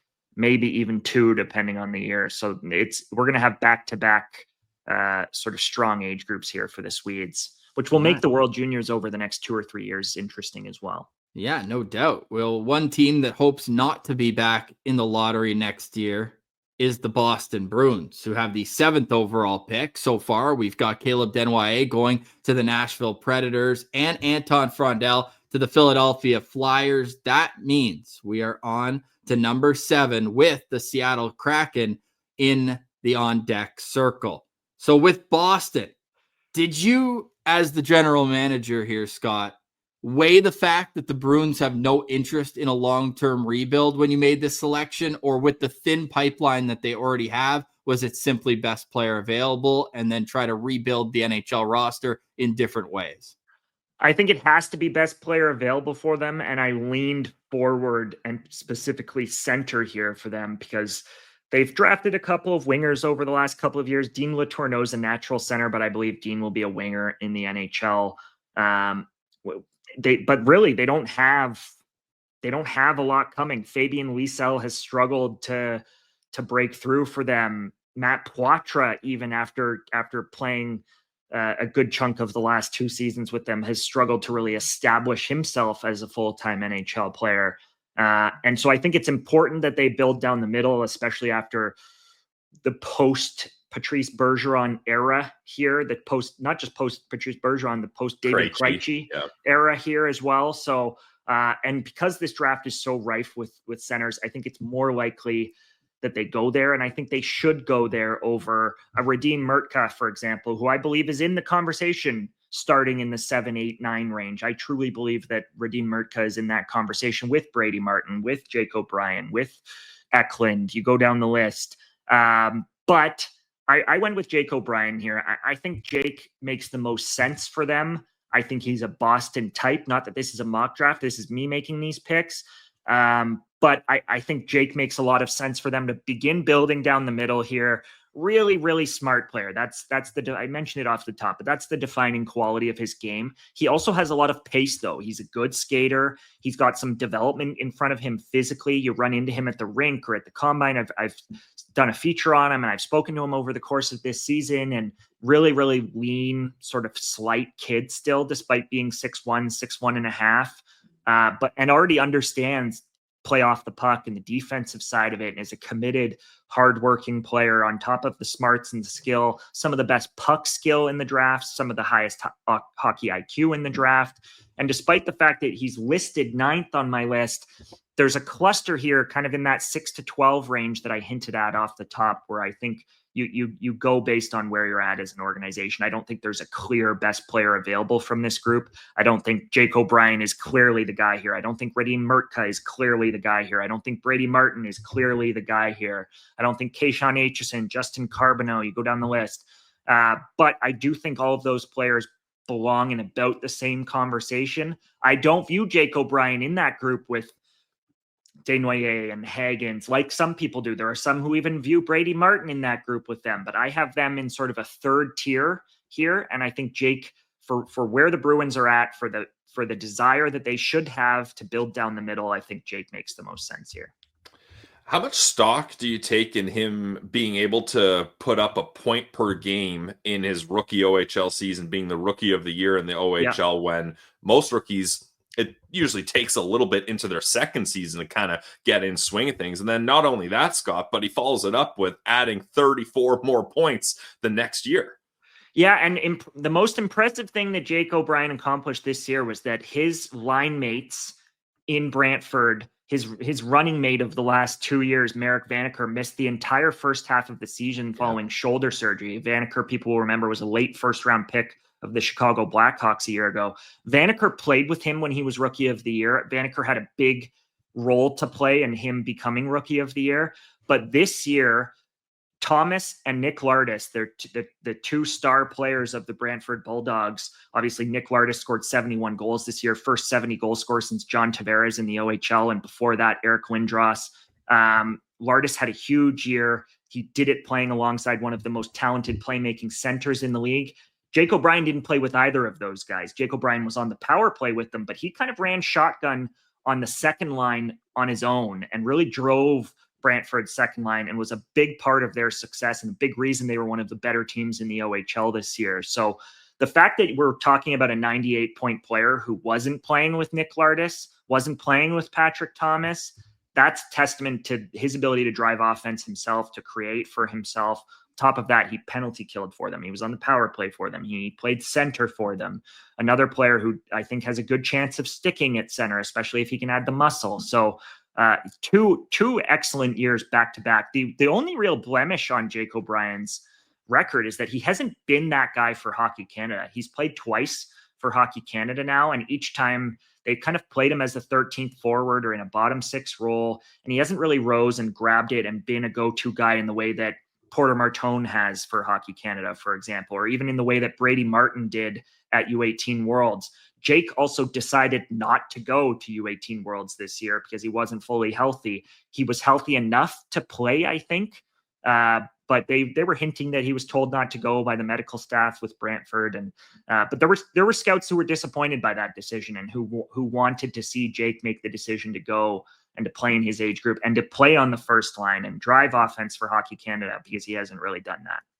Safe to say he's a disher, and the playoffs would have exemplified that as well, with 8 assists, 11 points in 11 games. And a little fun connection. We know that hockey's always 3 degrees of separation all throughout.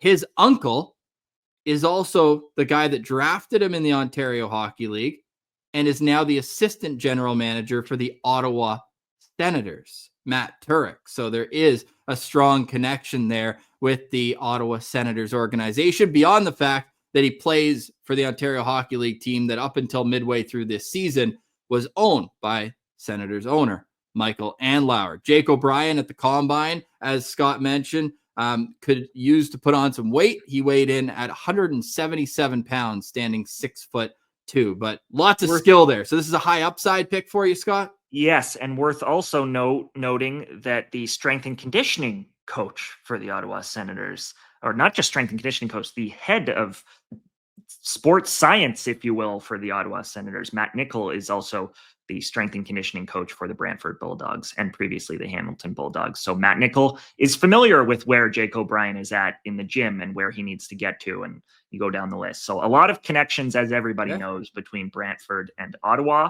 Those connections are still real despite the Hyman family taking over ownership of the Bulldogs, and they will know everything there is to know about Jake O'Brien as an organization. Very interesting. But in this mock draft, he ends up in their division with the Boston Bruins, which brings up the Seattle Kraken. And we've heard people say every year they're going to take a defenseman early, and they haven't really. They've taken defensemen in the second round that have become NHLers. Riker Evans comes to mind right away. But what do you like for Seattle here, as they're still trying to find consistency in their organization? They had that miracle series win over, I believe, Colorado. They got to the second round in their second season, and then they've missed the playoffs since. So what direction are you going, and how many different players did you consider here with your final pick in the 2025 NHL Mock Draft? Well, I think you have to consider, if you're them, you have to consider the top available forwards, despite the fact that you've used your 3 top 10 picks to date as an organization, all on natural centers in Matty Beniers, Shane Wright, and Berkeley Catton a year ago. I was surprised with how D-heavy last year's draft was, that they took Berkeley Catton after they'd already drafted Shane Wright and Matty Beniers at the top of the draft. I thought they were an organization that could have been a perfect fit, for example, for a Sam Dickinson or a Zeev Boyum or a Zane Perek type. Now, they ultimately opted to go a different direction. Berkeley Catton is one of the best young forward prospects in the sport, a phenomenal player. I think Berkeley Catton may actually end up as a more productive NHLer than Shane Wright and Matty Beniers in the prime of his career. But now's the time to, the forwards are gone. I think you consider Brady Martin here. I think you even consider Roger McQueen, despite the injury history here.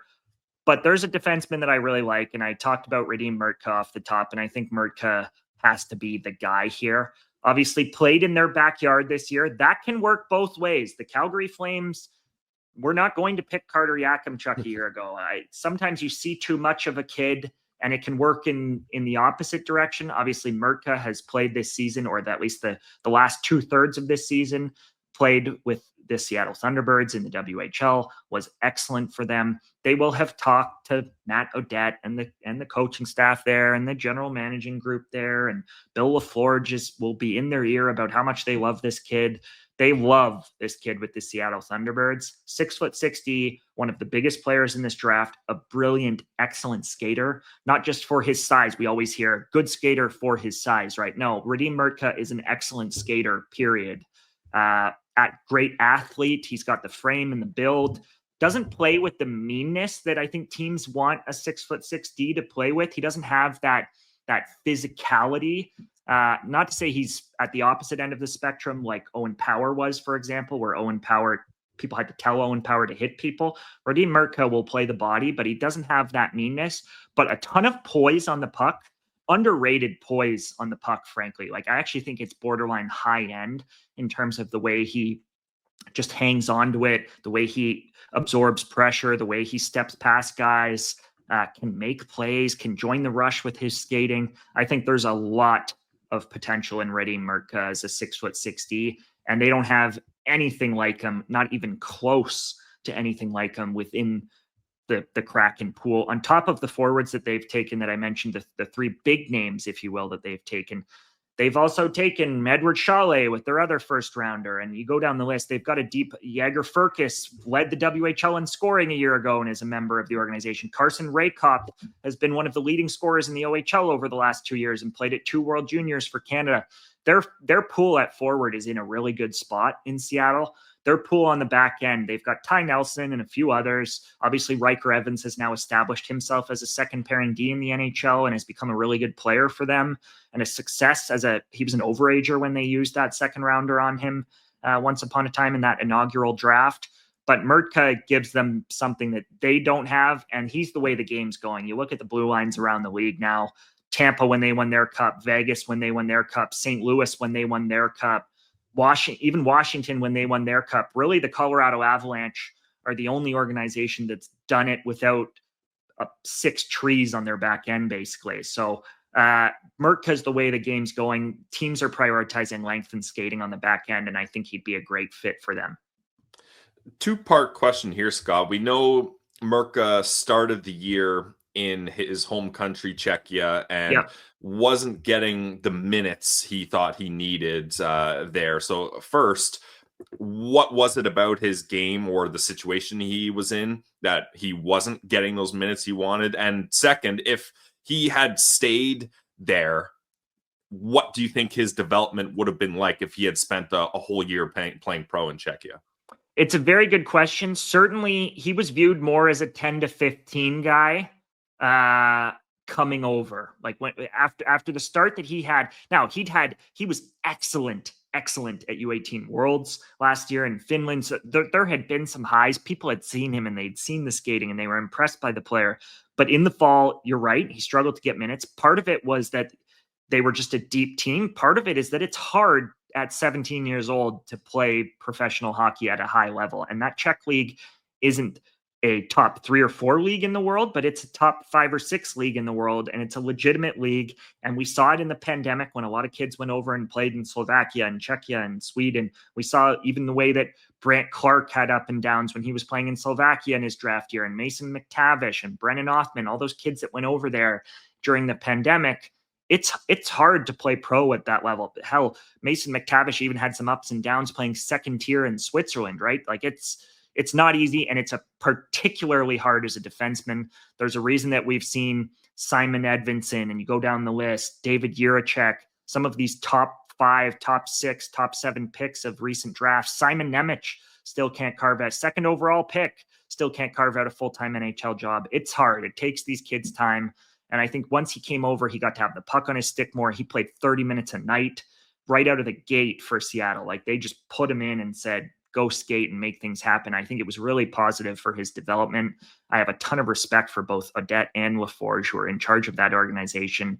And now he's actually planning to return there next year. He could have gone back and signed in Europe and played pro there. He could have gone the college route, but he's made the decision, as has Braden Coots, who's draft eligible in this age group and is the captain of that Seattle Thunderbirds team. They've both made the decision to go back to Seattle and build and try to round the corner with that organization next year after they were a pretty poor team this year. So I think he's in a good spot to go back there and be one of the better players in junior this year. He'll play at the World Juniors, obviously next year and be a big part of that Czech team at the World Juniors in St. Paul, Minneapolis. So trending in the right direction now, but you're right. I think part of it was just that it's hard to play pro and a lot of guys struggle. I think it had less to do with the player than it did just that age. And he couldn't play. You don't want him playing junior in Czechia either. So it puts some of those kids in a bit of a difficult spot.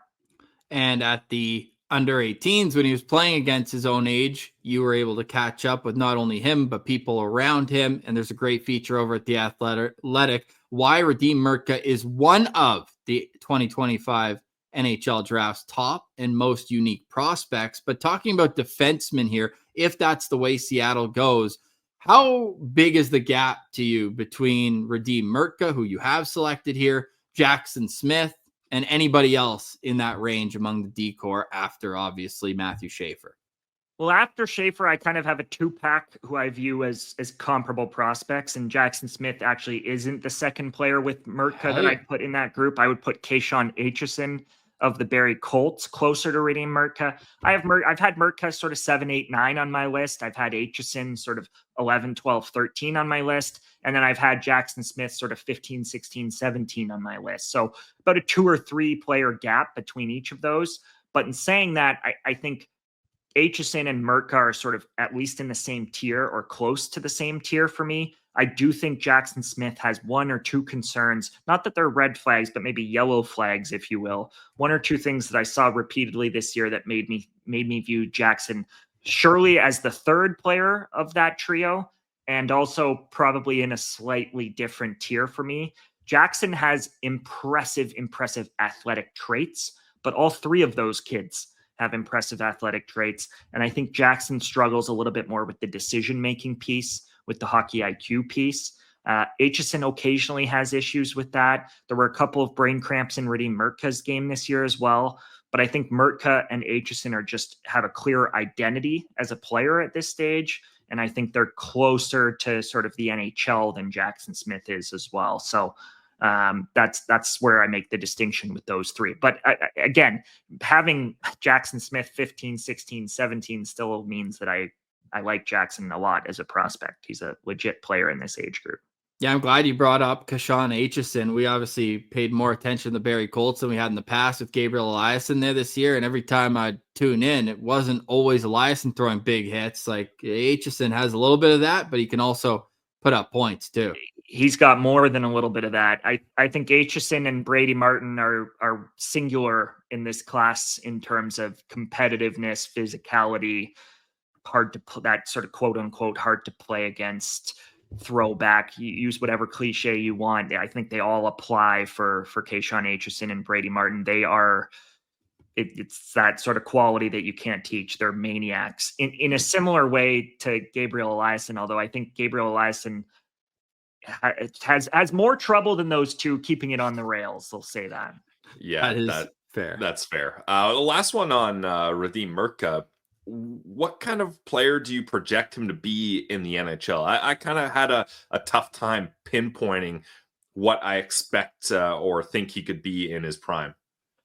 Yeah, good question. I think, lots of good questions here. Yes. Kelsey's the best, man. The fist pump's well earned. I look back at some of the recent high picks who were those sort of 6'6" defensemen. Whether it's Dmitry Simashev, who was obviously taken 6th overall by the formerly Arizona Coyotes, now with Utah Hockey Club, or now the Utah Mammoth. Still getting used to that, but Simashev's come over now, was viewed as a top 10 pick in that age group. I'm actually higher on Radim Mrtka than I was on Dmitry Simashev at the same age. Obviously, we had Anton Salayev a year ago, kind of that's even taller. Salayev was kind of 6'7", 6'8", and more physical. But I think that's the type of player you're talking about. As far as an NHL comp, there aren't a lot of natural ones. My colleague at The Athletic, Corey Pronman, has used Tyler Myers, but I don't see Tyler Myers and Radim Mrtka. I think he's got more offense. I think he's got more poise on the puck than Tyler Myers has. And I don't think he's He's not Brandon Carlo. He's not Eric Chernak. Like, you look around the league at defensemen of that mold. I don't think Mrtka has the hardness that those guys have. Mrtka, to me, when I've asked him for his comp, has used Moritz Seider. But again, I don't think he has that heart. Like, Moritz Seider is a pain to play against, and I don't think Mrtka has that. But maybe somewhere between Mrtka and sort of somewhere between Moritz Seider and sort of where I view Dmitry Simashev, for example. Okay, well, he's the second defenseman off the board here on our 2025 NHL Mock Draft. Matthew Schaefer to the Islanders, followed by Michael Misa to San Jose. Chicago takes Porter Martone, and then Utah with James Hagens. Then Scott Wheeler has selected Caleb Desnoyers, Anton Frondell, Jake O'Brien, and Radim Mrtka. Scott, as you hand it over to Rachel Doerrie of ESPN, who are your best players available on the board? On talent and upside and what could have been, I think the most interesting player in this next group for Rachel, and potentially Ellis behind Rachel if she doesn't take him, is Roger McQueen of the Brandon Wheat Kings. Obviously, the back injuries, plural, have been a talking point. He came and went again. So 3 different injuries now. He's used different language in describing what the injuries are. He's now saying that it was misdiagnosed the first time around and that it was a pars fracture. He did participate in the combine testing, which was important for him to show teams that he is as healthy as he says he is. He actually did 9 pull-ups, which for a 6'5" kid with a back injury, I think 9 pull-ups is a good sign. And he almost got that 10th, and people were watching him closely at the combine testing more so than other players. But in McQueen, we're talking about a 6'5" center with legit skill and hockey sense and playmaking, who's a decent skater for his size. I think his skating has actually been a little bit overrated, and it's got more work to come than some of the people who've said he's a great skater, for example. But he's the most interesting player in this next group. And then Brady Martin is going to be gone by now. So this is where our mock has diverged from what the NHL draft is actually going to look like. Brady Martin's going 4, 5, 6, 7. I'd put money on. I can't bet on these things, but I'd put money on it. So those are sort of the 2 big names at forward. And then you get into the D we talked about. You get into Keishon Aitchison. You get into potentially... depending on how you view him, you get into Jackson Smith. Victor Eklund is in this next group. Those are the names that I think we're talking about here. Now, I know I'm not a math guy, but I know we're pretty far away from pick number 21 here, but this is the Locked On Senators podcast. So what would you say, Scott? Let's talk based on realistically how the draft could go. Realistically, what are maybe 1 or 2 best case scenario names for the Sens to get at 21? Oh, well, my best case scenario and theirs might diverge.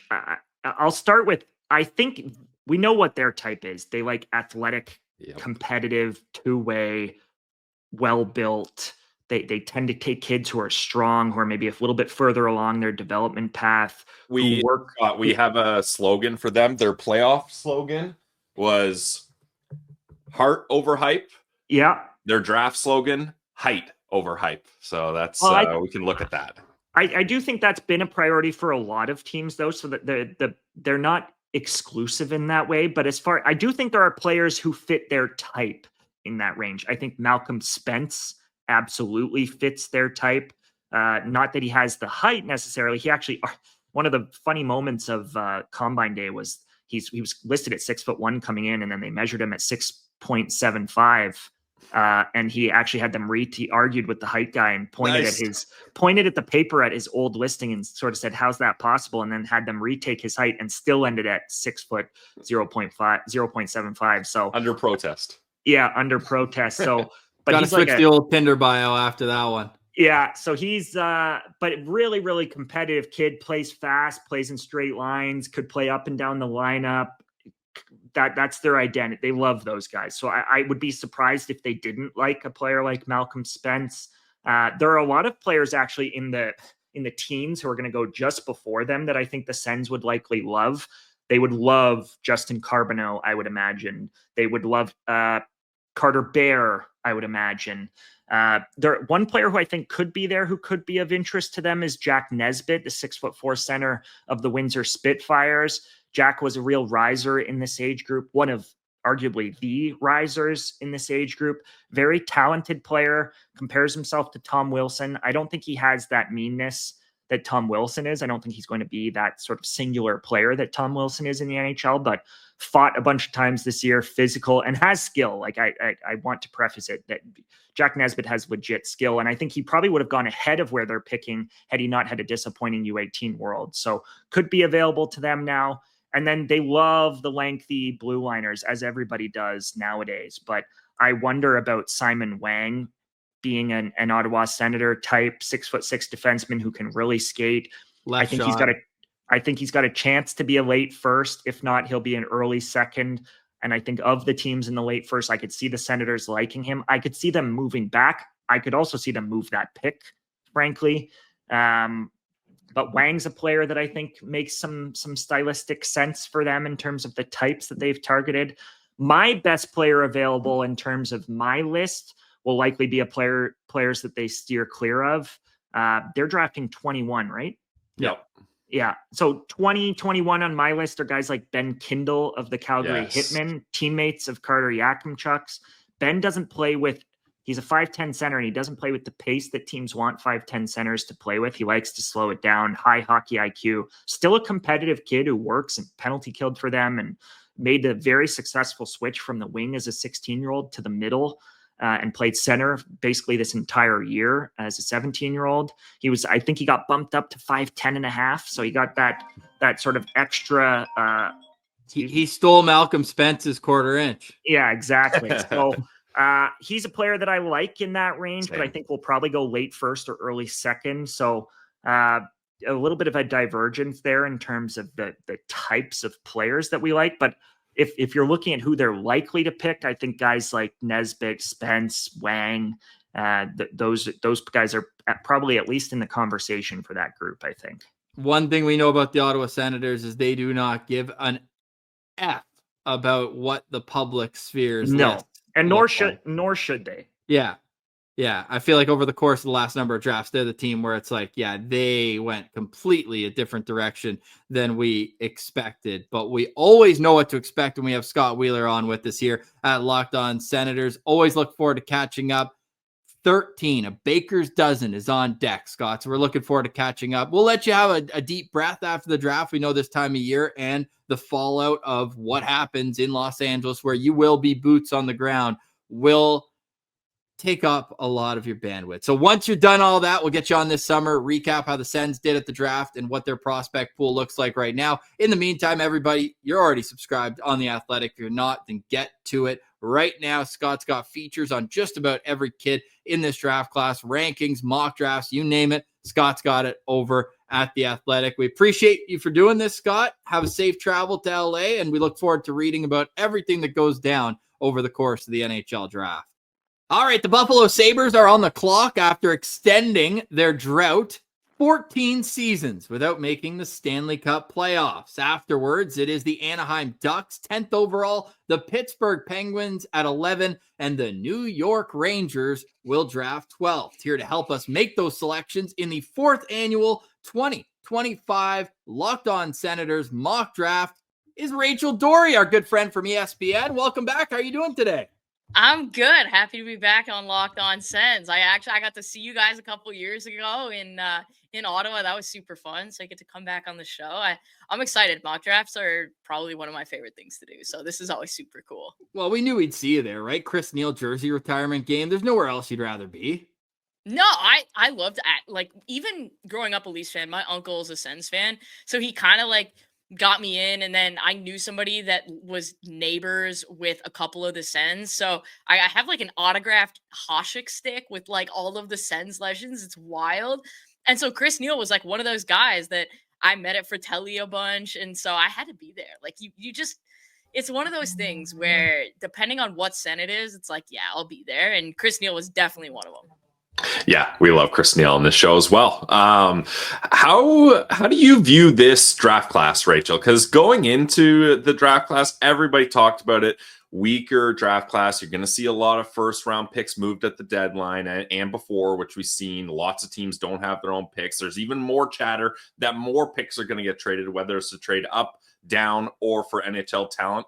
Where do you kind of classify this? Let's just talk about the first round crop of prospects as a whole. Yeah, you know what? I think the top 10 has some pretty solid NHL players, but I'll say this. I think that this draft class lacks the superstar of like the Bedard, McKenna, and those come around every 5 to 6 years. So that's kind of expected.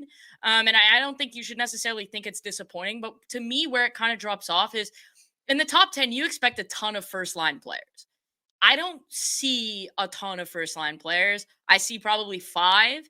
And then I see a lot of like second line, middle 6 kind of guys. Then we've got like people saying, oh, we're going to draft for toughness. There's 2 guys that are going to get drafted far too high for their like grit and toughness. And we can thank Sam Bennett and Tom Wilson for that. But I think when you look at this, there's going to be good players, but there's not a lot of foundational pieces that you're going to want to build around. There's just a lot of complementary pieces in this draft. And you know what? Those guys are important, but outside of Schaefer, Misa, and probably Hagens, like there's not guys where I'm like, that is my captain. That's who I'm building around, that kind of vibe. So you can find all of Rachel's NHL draft coverage over at ESPN. And Rachel is a recurring guest, not only on Locked On Senators, but was also a part of our 2024 mock draft here. And the way things have shaken out so far through 8 picks, we had Cam Robinson make the first 4, then Scott Wheeler right before you. And he had taken Caleb Desnoyers to the Nashville Predators at 5th overall, followed by Anton Frondell to Philadelphia, Jake O'Brien to Boston, and Radim Mrtka to the Seattle Kraken at 8th overall. As you're sitting in the GM seat here for the Buffalo Sabres, were you watching certain players saying, oh my goodness, he's going to get to us? Or do you kind of see it as chalk of the way the first 8 picks went? Yeah, I think this is kind of the first 8 picks are a great example of you take the best player of Sabres with probably one of Jake O'Brien, Anton Frondell, or Caleb Desnoyers. I think the Kraken, Wheeler has it spot on. They're going to take a defenseman. I'd be shocked if they didn't. So for me, like from a Buffalo perspective, you kind of have to swing here. And I absolutely love Roger McQueen. So I'm thrilled that he gets to Buffalo at 9. You look at this guy's ceiling and it's sky high. I've spoken to a couple of AGMs and a ton of scouts who said if there weren't injury concerns, this guy's battling Misa for the 2nd overall pick. His ceiling's that high. So you look at it, my model has him projected to be a first line scoring center. His NHL floor, obviously injury concerns there. But anytime you have the potential to draft a first-line scoring center who has a statistical profile similar to that of Evgeny Malkin, that probably should be available at 9th overall. So I'm loving that guy. I look at this. He's fast. He can handle the puck. He's got a quick release, and he's also literally enormous. He's 6'5", and anytime you can have a 6'5" center who can handle the puck, who can shoot the puck, that's the kind of guy that you probably need if you're the Buffalo Sabres. I mean, they've got Tage Thompson, but you can never have enough talent like Roger McQueen, who's probably a little bit more of a power forward here. So I'd be pretty excited if I were the Sabres. Is McQueen the type of player, Rachel, that there might only be a handful of teams that are able or willing to take a risk on his injury concerns? Like, I don't think anyone's doubting the talent. Like you mentioned, it's kind of the big negative is the injury concern. But Buffalo is a team, the prospect pipeline is stacked. They need an absolute game changer to try to get out of a 14-year playoff drought. So is that why it makes a lot of sense for Buffalo and maybe other teams that have full prospect pipelines to take a guy like McQueen? Yeah, you're absolutely right. Nailed it there in the sense that, like, if you have a prospect pipeline the way that the Sabres do, the Carolina Hurricanes, the Minnesota Wild, where you are stacked to the hill, even if San Jose were to trade back, let's say, I know they want a defenseman, but if they were to trade back, recoup some value, taking somebody like Roger McQueen, where you are taking like an Aaron Judge level home run swing. If this guy hits, he is going to be an absolute superstar. And when you're the Sabres, you're trying to break out of that streak. You got to shake up the juju a little bit. This is the guy that can do that. I could see them taking Victor Eklund as well. But for me, if you're the Sabres, what are you going to do to actually break the cycle here? And you have to take that swing. And so I look at this and I go, I think Roger McQueen is exactly that kind of guy. If he doesn't pan out, you still have a deep prospect pipeline. But if he does, you're absolutely cooking, and he's going to terrorize the Atlantic Division for years. And not only is it an injury concern, but it's where the injury is. It seems like it was a lower back injury. We know backs are something that can be nagging as time goes on. Do you think, however, the fact that Caden Lidstrom last year, another big forward who also had injury concerns, still went in the top 5, but then missed most of this season again with injury? Do you think that will play a role in how scouts evaluate McQueen and whether or not they're willing to take that risk on the player? I think if you're a team probably like Philadelphia or Boston, I mean, if I'm Boston, I'd probably take the swing anyways, just because he has the chance to be that good. But if you're teams like that where you don't have a prospect covered as full, specifically Boston, I understand that. Now, Roger McQueen's ceiling is significantly higher than Caden Lindstrom's, and the difference between the two of them is Roger McQueen actually had an excellent performance at the NHL Combine, which a lot of teams were watching for, because the Combine isn't indicative of your NHL success, but what it can do is be instructive to potential injuries.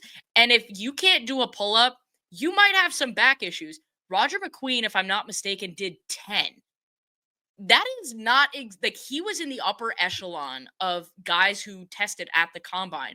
And so, I mean, you're not doing 10 pull-ups if your back isn't at least in decent shape. Scouting Combine rules, because I'm like a swing and use my momentum to try to pull myself up. So we would be in a lot of trouble there. And McQueen was in a lot of trouble because he was also misdiagnosed early on in the season. He ended up going to Winnipeg and visiting a spine doctor who has now been credited by Roger McQueen as the reason why he's doing so well. At the Combine, McQueen also says on a scale of 1 to 10, he's a 10. I appreciate, too, they didn't say on a scale of 1 to 10, I'm a 15. Yeah. Give it 110%. But he says he's 100% healthy, and Rachel noted that the numbers at the Combine would also indicate that. So Roger McQueen being available at 9, amazing for the Buffalo Sabres here, and they get their guy at 9th overall. That brings up the Anaheim Ducks, who have a very strong history of taking defensemen at the NHL draft. Yeah, not always. Leo Carlson, great example. Zegras a few years ago as well. But are they going to continue building from the back out as they try to get out of a rebuild themselves? Yeah, honestly, I think they are. The Anaheim Ducks, when I was doing my master's, I was looking into teams drafting success.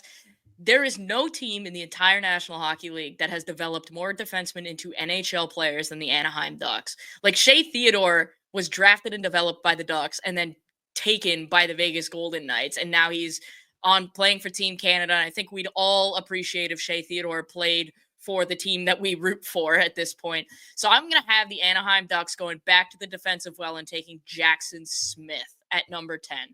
We're talking about a guy, I think Radim Mrtka has probably cemented himself as the second best defenseman in the draft, but Jackson Smith is really, really solid. I have him ranked 10th on my list.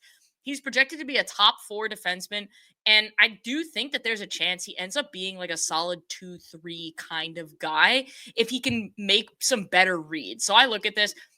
He's excellent in transition. When he's defending in transition, he's honestly very similar to Jake Sanderson. Like, you are getting, the puck is dying before it gets to the blue line. You're not getting a zone entry. You're not doing any of that. So he's one of the best transition defenders in the draft. He's got really good mobility in terms of his ability to go forwards, backwards, sideways, change directions, match speed of players.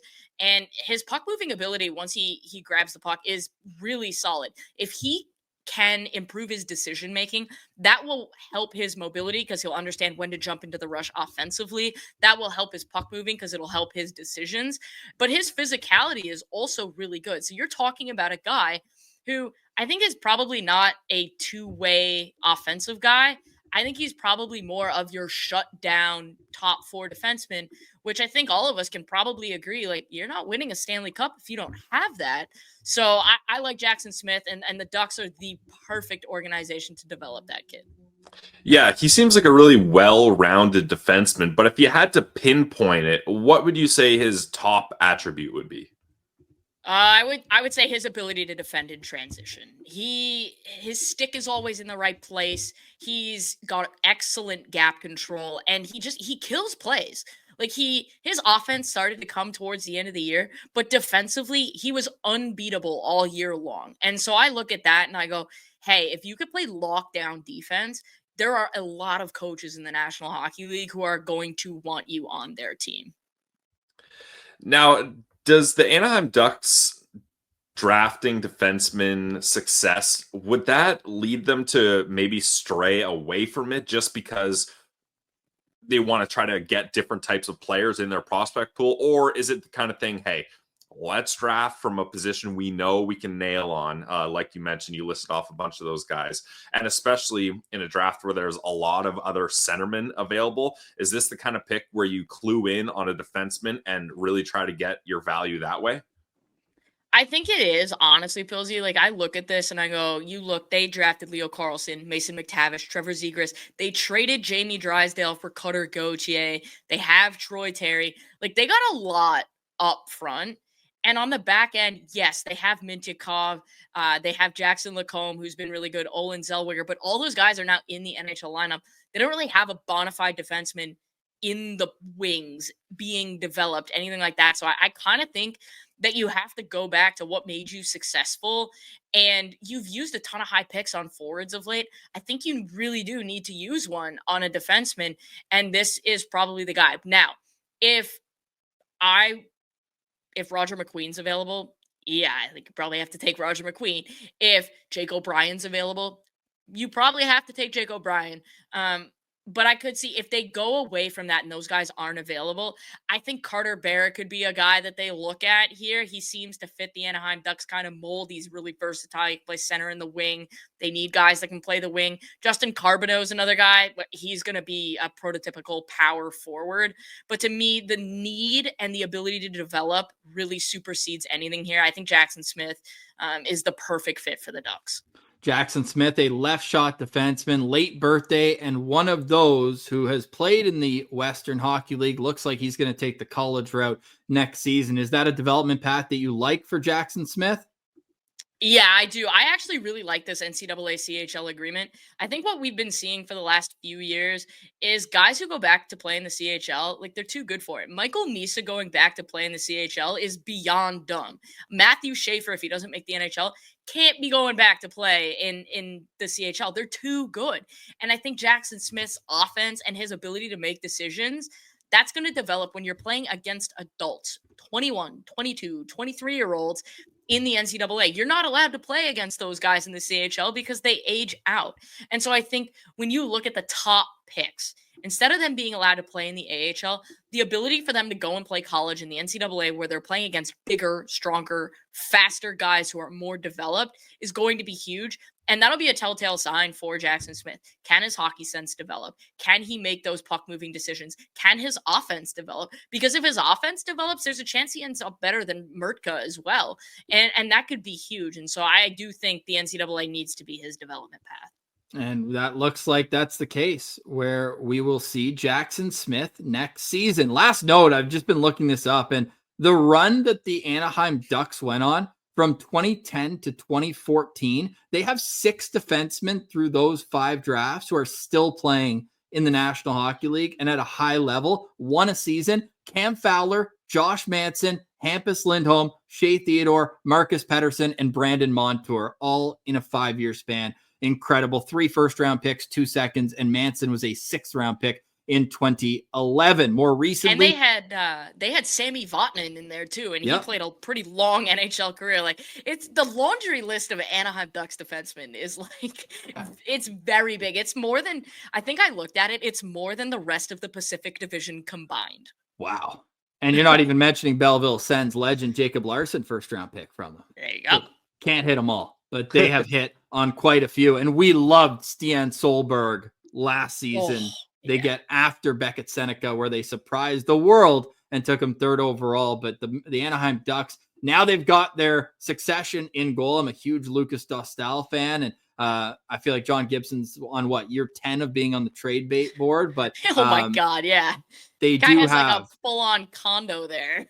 the future is bright in Anaheim, in Orange County. And we got Jackson Smith here going at number 10 on our Locked On Senators mock draft. Again, you can follow Rachel Doerrie on social media. You can also find all of her work over at ESPN. So Roger McQueen to the Buffalo Sabres, Jackson Smith to the Anaheim Ducks, which leaves us here as we look at the picks so far. And we've got the Pittsburgh Penguins on the clock. Former Ottawa Senators head scout, now running things with the Penguins, Trent Mann. You've got Kyle Dubas looking to kind of retool, but also look for the days where the Crosby, Malkin, Letang era is behind them. If you're general manager here of the Penguins, what is your thought process going into this pick? I think you need to take some skill. You need a guy that isn't going to play 4 years from now. You need a guy that's going to play soon, because Crosby and Malkin are still playing at elite levels and have almost no help. You need a guy that can skate and think the game with them, and a guy that's going to get them the puck. And so for me, I look at this. I don't think Brady Martin's going to be available. Would I consider taking him here? Yes. Is he the best player available? No. And Pittsburgh cannot afford to be drafting anything but the best player available at this point, and that's Victor Eklund. I look at this. Victor Eklund is, honestly, I have him at 8, so like 11 is really good value here. I have him projected to be a top 6 scoring forward. His motor is one of the best in the draft. This guy is constantly going. He is a menace on the forecheck. It's not like he's overly physical, like he's like 5'11 and a half, but he's really sturdy, and he's difficult, like for 170 pounds, to get off the puck. And so I look at this, and I think Victor Eklund's a guy who will go get the puck. He will transport the play because he's got really good speed. So in transition, he can keep up with guys like Malkin and Crosby, not only foot-wise, but also he thinks the game really well. And the thing about that is you can be good at going to get pucks, and you can be good at winning puck battles. But if you don't know what to do with it once you have it, it's kind of useless at that point. Whereas he can turn a puck over in transition, get going the other way, get the puck to the right guys, and then he's got enough hard skill where if he drives the net front, he's going to be a menace to deal with.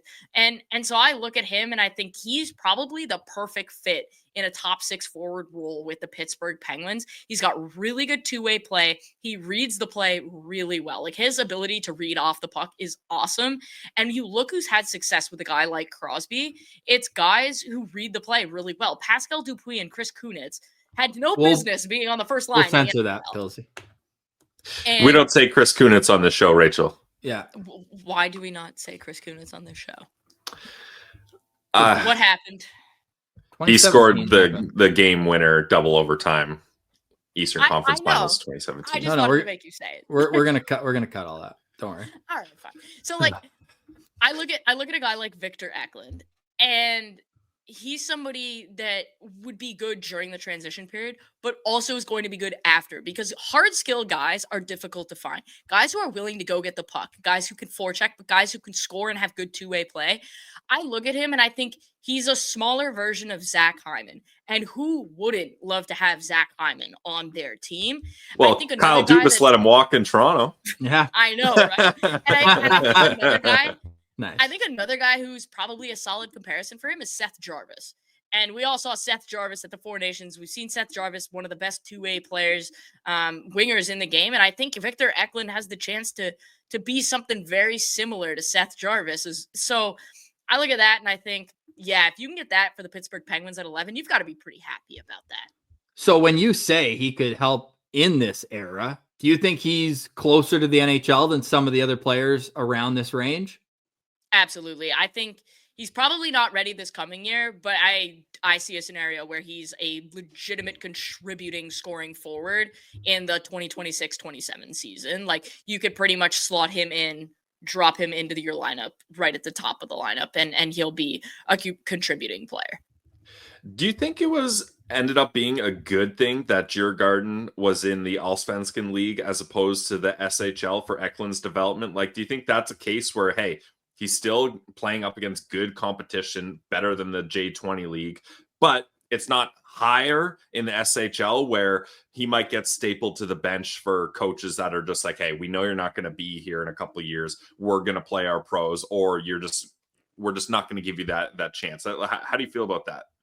Yeah, I honestly, I look at the model and how it projects, and guys who play professional hockey in their draft year, if they're playing a meaningful role, regardless of whether they're scoring or not, it is a huge indicator of NHL success. So the fact that Eklund and Djurgården was playing in the Allsvenskan, if they're playing in the SHL, like, there's Champions League hockey to play for, there's like relegation and different things, and they're absolutely more likely to sign extra guys that are veterans. No guy is coming from the NHL and going to play in the Allsvenskan. They're all going to go play in the SHL because they're probably not going to go play in the KHL right now. So you look at that, his spot might have been taken, and then he gets sent to the J20, which is still outside of the CHL and the NCAA, the best junior league. But his opportunity to play professional, to play against men, to compete against guys that are bigger and show that he can still be a productive, producing member, kind of dispels the notion that even though he's 5'11" and 170, he's too small.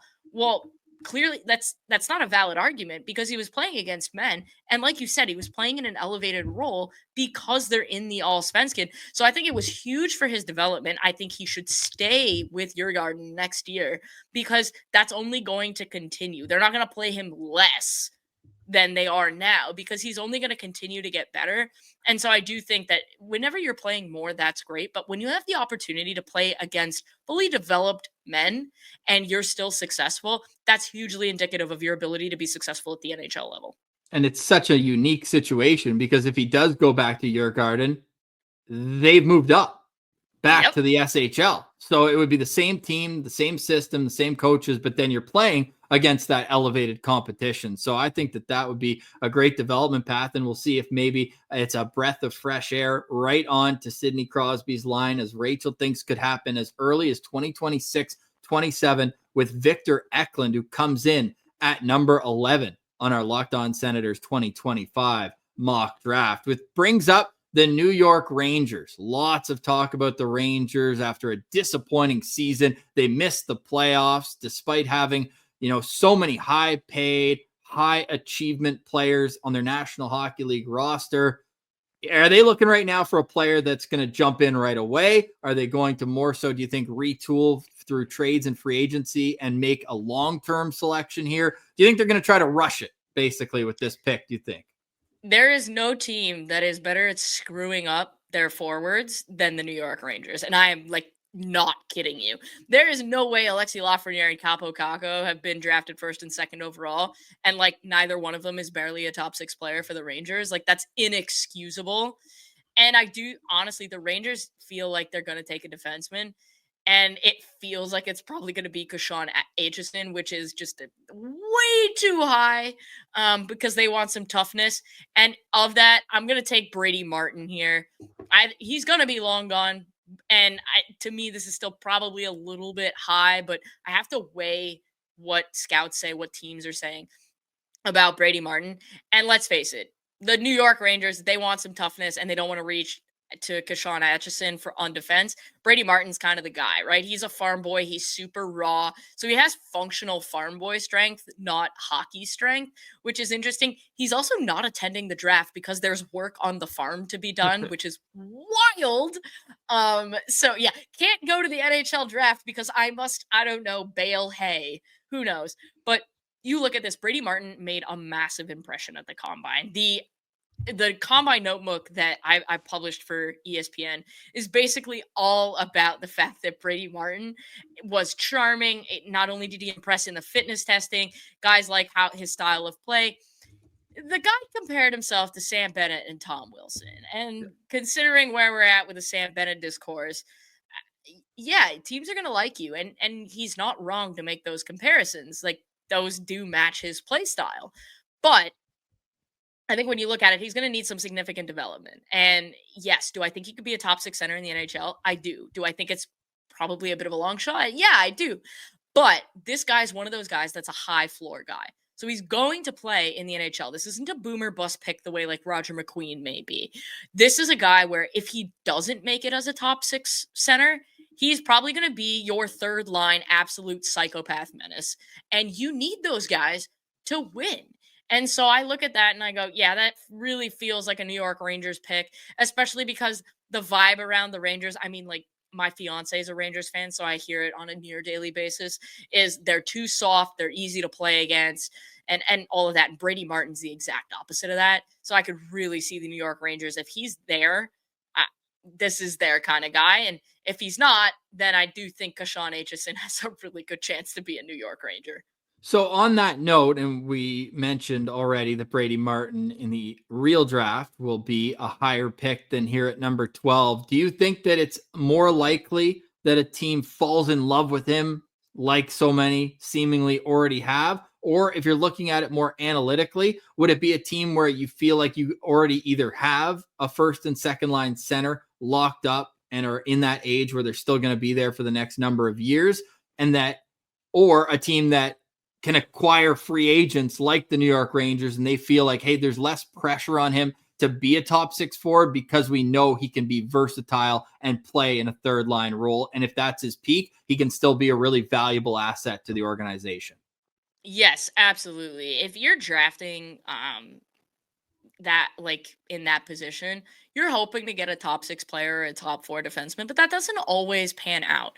And so if you know that you can get a guy that's going to be a contributor in the National Hockey League, even if it's on the third line, but he's going to be a power forward, he's going to be a menace, and he's going to bring that kind of oomph that you know is successful in the playoffs, I do think it's worthwhile to look at. Another guy, Justin Carbonneau, I think he's going to be the prototypical power forward there. He's a little bit bigger and far more offense to his game.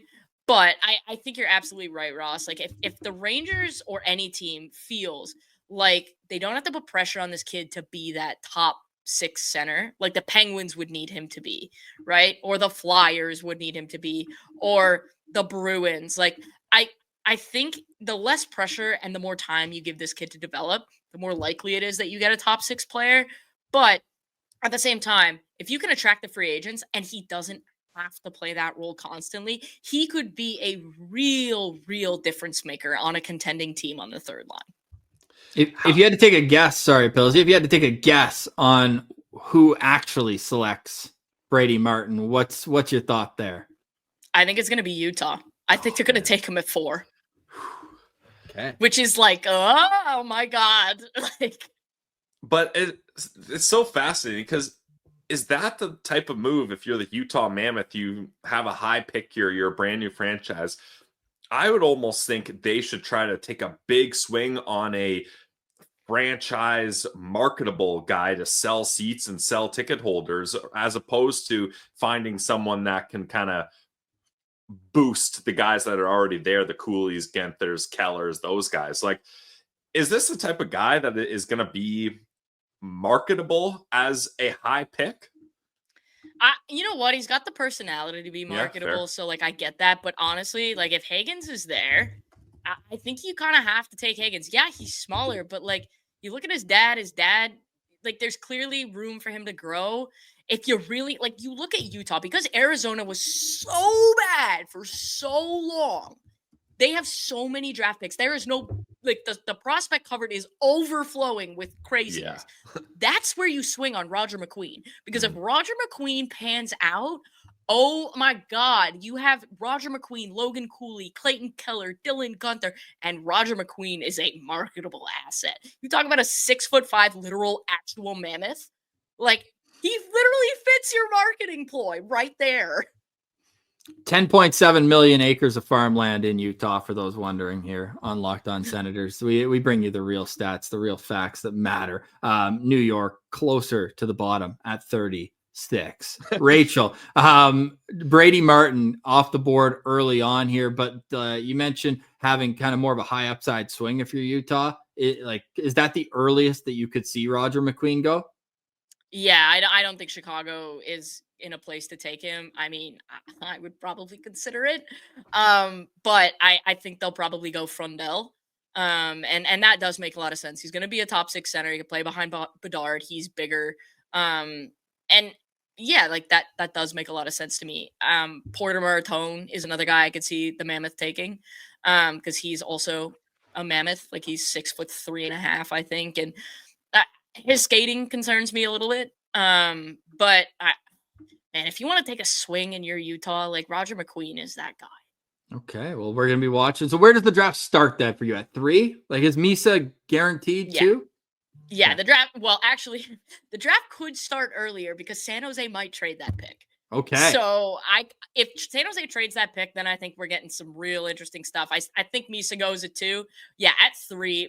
I've seen a few lists, and like, I've seen everything from like Frondell at 12 to Frondell at 3. I've seen Brady Martin at 4 and Brady Martin at 15. Like, it honestly, this is one of those years where it really feels like it's going to be mayhem, and guys are going to slide because everyone's list is all over the damn place. And you have to ask yourself as a team, what do you value? Do you value the likelihood that they get to the NHL? Do you value speed? Do you value skill? Do you value how the guy reads the game? Do you value upside? Like, if you value upside, McQueen is at 3, and that's like, there's not really a debate about that, right? But if you value a guy that's like gonna play in the NHL, then yeah, I can see how you're doing that. If you're valuing a guy that's gonna be good in the playoffs, then yeah, I can see how you value Brady Martin. But here's the thing: to be good in the playoffs, you have to get to the playoffs. Yeah. So I don't know that swinging that high is a smart thing to do. With Brady Martin though, like, how much does it affect guys' value when you hear the chatter about teams that are being fairly open about, hey, we are comfortable reaching on this player? Like, does that then cause teams to affect their list, being like, you know what, we got to join this arms race and we got to trade up to get Martin before maybe someone in our division does? Or if there's that many teams that like him, we need to get on board with that too. Or is it the type of move where you sit there and you're like, okay, 5 teams are really stoked on Brady Martin. Let's all let them fight over him. And while they're zigging, we're going to zag and take those players like the Roger McQueens, those high value boomer bust guys that will inevitably fall to us. Like, what road do you have to decide to take, to follow everyone or to try to go on your own path? Yeah, it absolutely does. I mean, I've been in 3 scouting rooms where like rankings happen at this point, and I've seen it happen all 3 years where it's like, oh, we got to move this guy up because everyone else is moving him up, and we got to move this guy down because like I'm speaking to other teams and like he's going to be there so we can rank him lower. And it's like, that's how you end up not drafting Lane Hutson. And that's how you end up looking really stupid, because I think the 3 of us can agree that Lane Hutson probably shouldn't have gone in the second round. And we all wish that our team would have taken him in the first round. Like, if you redraft 2022 right now, Lane Hutson's a top 5 pick. He might be number 1, right? Yeah. So I look at that. Like, would you take Hutson over Slavkovsky? Yes. Yeah. Would you take Hutson over Cooley? Probably, yeah. Like, that's close though. Yeah, that's close. Cooley's good. But that's what I'm saying. It's like, probably, but like, okay. Like, the floor for Hutson is probably 3, and he went like 38 or whatever. And no, 62. Oh, even better. Yeah. See, like, it's like Crazy. The end of the second round. It's legit insane. But the chatter does. Like, Kashawn Aitchison is going to end up going a lot higher because of that. Brady Martin's going to end up going a lot higher because of that. I think Braden Coots is probably going to go a little bit higher because of that. I could see a number of guys, Cullen Potter being another one who's probably later in the first round, but will go a little bit earlier. There's a lot of chatter. And so I look at that and I go, yeah, that's absolutely going to happen here. The picks are in. Roger McQueen at number 9 to the Buffalo Sabres. Jackson Smith at 10 to the Anaheim Ducks. Victor Eklund at 11 to the Pittsburgh Penguins. And Brady Martin at number 12 to the New York Rangers. Who are your best available players left on the board as we hand it over to Stephen Ellis for the next round of picks? Best available players, Carter Bear out of Everett, Justin Carbonneau out of Blainville, Logan Hensler out of Wisconsin. Those are my 3 guys that are the best available guys. And some other guys that I think Lyndon Lakovic is a big one. Then you start getting into Braden Coots, Kashawn Aitchison, that area. But for me, like, there's a very clear Carter Bear, Justin Carbonneau, and Logan Hensler. There's a tier drop off after that. Okay, and with that said, this is Locked On Senators. At the end of the day, what's your ideal situation for the Senators at 21? Oh, man. If Lyndon Lakovic falls to 21, I think you have to be pretty happy about that. Talking about a massive human being. He's not physical, so don't expect like any of that behavior. But that guy can put the puck in the net. He will be on your second line, and he will be ripping pucks into the back of the net. So I think I'd be pretty fired up about that. Yeah, there's probably like a couple guys. Cullen Potter is another guy I'd be super excited about. Cole Reshny is not the ideal guy, but I think if they take him there, that's appropriate value. But man, if you can get Lakovic or Logan Hensler, any guy who kind of falls, yeah, you got to be pretty happy about that. For more on the NHL draft, make sure you're checking out ESPN.com. Ever heard of it? Where Rachel Doerrie will have all of her rankings, breakdowns, both before and after the draft. Rachel, always appreciate you doing this with us here on Locked On Senators. We'll have you back on in the summer, and we'll see what the Senators do at the NHL draft, and we'll get your take on that. Enjoy the NHL draft, and we're looking forward to seeing how it all shakes out. Sounds good, guys. You too. The Detroit Red Wings are on the clock after another year of missing playoffs, but an Yzer plan that without NHL success has built a pretty solid prospect pool compared to the rest of the NHL. Then the Columbus Blue Jackets will be on the clock with the first of 2 first-round selections, followed by a pair of Canadian teams, Vancouver and Montreal. And to help us make these picks from Daily Faceoff, it is Stephen Ellis. Welcome. Thanks for joining us, man. Appreciate you. Yeah, thank you so much. And I got a special guest. My cat has now jumped on my desk, so she might share her opinions on some players too. Well, cats are on the hot seat on this show this month, Pills. Have you forgiven Siggy for the penalty, potential suspension that they got yesterday? Keep the cats away from bobbleheads, Steven. My cat decapitated my Jake Sanderson bobblehead, so just watch out for that. Oh, geez. Question at the Combine. Are you a dog or a cat guy? Do we have the answer, Steven? Oh, yeah, right here. Hey, there we go. Oh, that's a fluffy one. Yeah. We do say in the title, featuring special guests, what's the cat's name? Blueberry. She likes to watch. It's funny enough. Her name is Blue, but she loves to. There's her tail. She loves to watch sports teams that have the blue in their name. Like literally, I put a Blue Jays game. She never stops watching, and she loves to watch the New York Rangers in particular. And she kept meowing at France during the World Championship. She was so mad that they couldn't beat Finland, and she let it know. So I hope those players there know that they disappointed her. Should I be changing my hat to get the focus off the screen? Hey, Blue, look. Hey, She's looking. She's looking. So what up?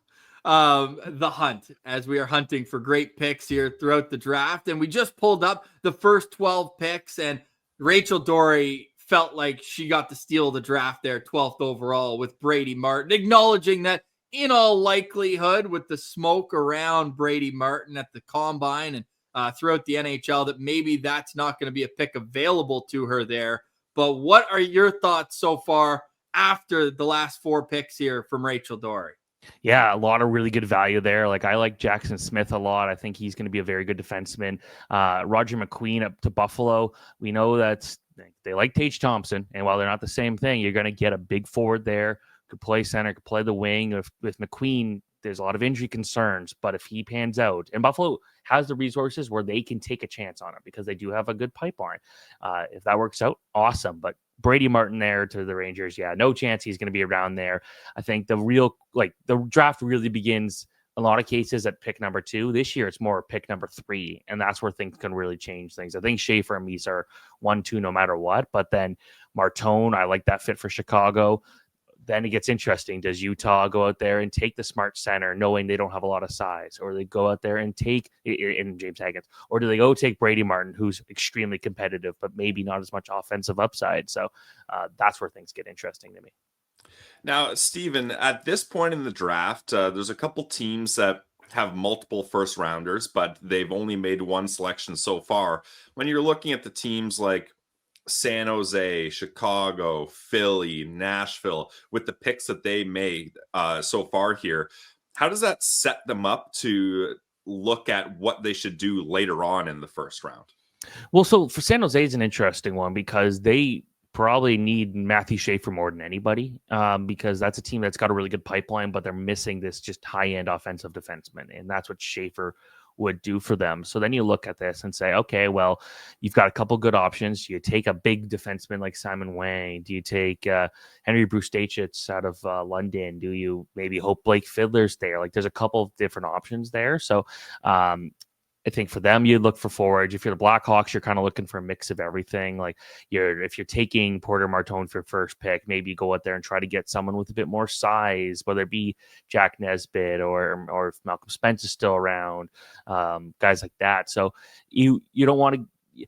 In the first round, you're still usually looking for best player available, but if you could find someone who can also fit a need, maybe at a different position, that's never a bad situation to be in.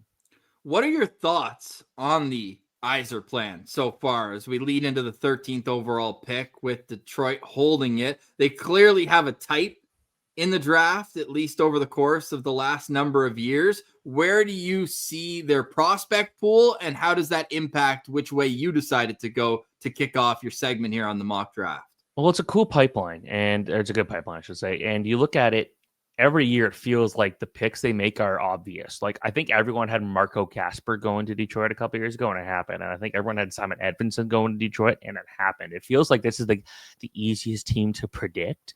And at least the guy I chose is a guy that a lot of other people think is going to go to Detroit. So that's why I'm looking at it. Carter Bear, I think that's a guy that's very energetic, missed a bunch of time this season due to injury, missed the end of the season, I should say. But I like that he's just got a ton of skill, a great shot. He's very athletic. Like, I talked to Landon DuPont, who lives with him, and DuPont is the top prospect for 2027, coming off an outstanding year in Everett. And he basically said, like, Carter Bear is about as close to a pro level player as you're going to find in the way that he trains for games, the way he prepares on the ice, off the ice. And then you see that offense he had this year. Like, no one really expected him to be that good this year. So great offense, clearly, a lot of points. I think the big question for me and a lot of others is that going to translate to the next level? I think so. And you give them the right guys to play with. Detroit needs a guy who could score. Like, that's the thing. They got a good pipeline, but they don't have a guy who's a game-changing forward prospect. They got a lot of guys like Michael Brandstad-Nygaard, I should say, who's this hardworking two-way forward. I don't think he's going to put up a lot of points. So this would be the guy that you bring in to go out there and get you a lot of points. So I like this a lot. I wouldn't be surprised if he's taking the top 10. I wouldn't personally, but the 13th, 14th, 15th, I don't think he goes any deeper than that.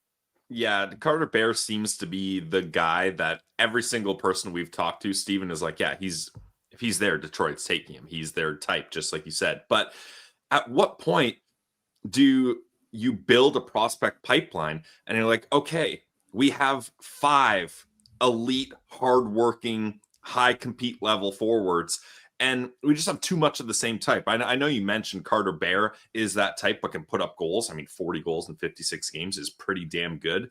But at what point do you think Detroit needs to be like, okay, we've got the guys and the type we like, we need to take a totally opposite swing here? Or, in your opinion, is Carter Bear enough of a different swing while remaining in their player type profile?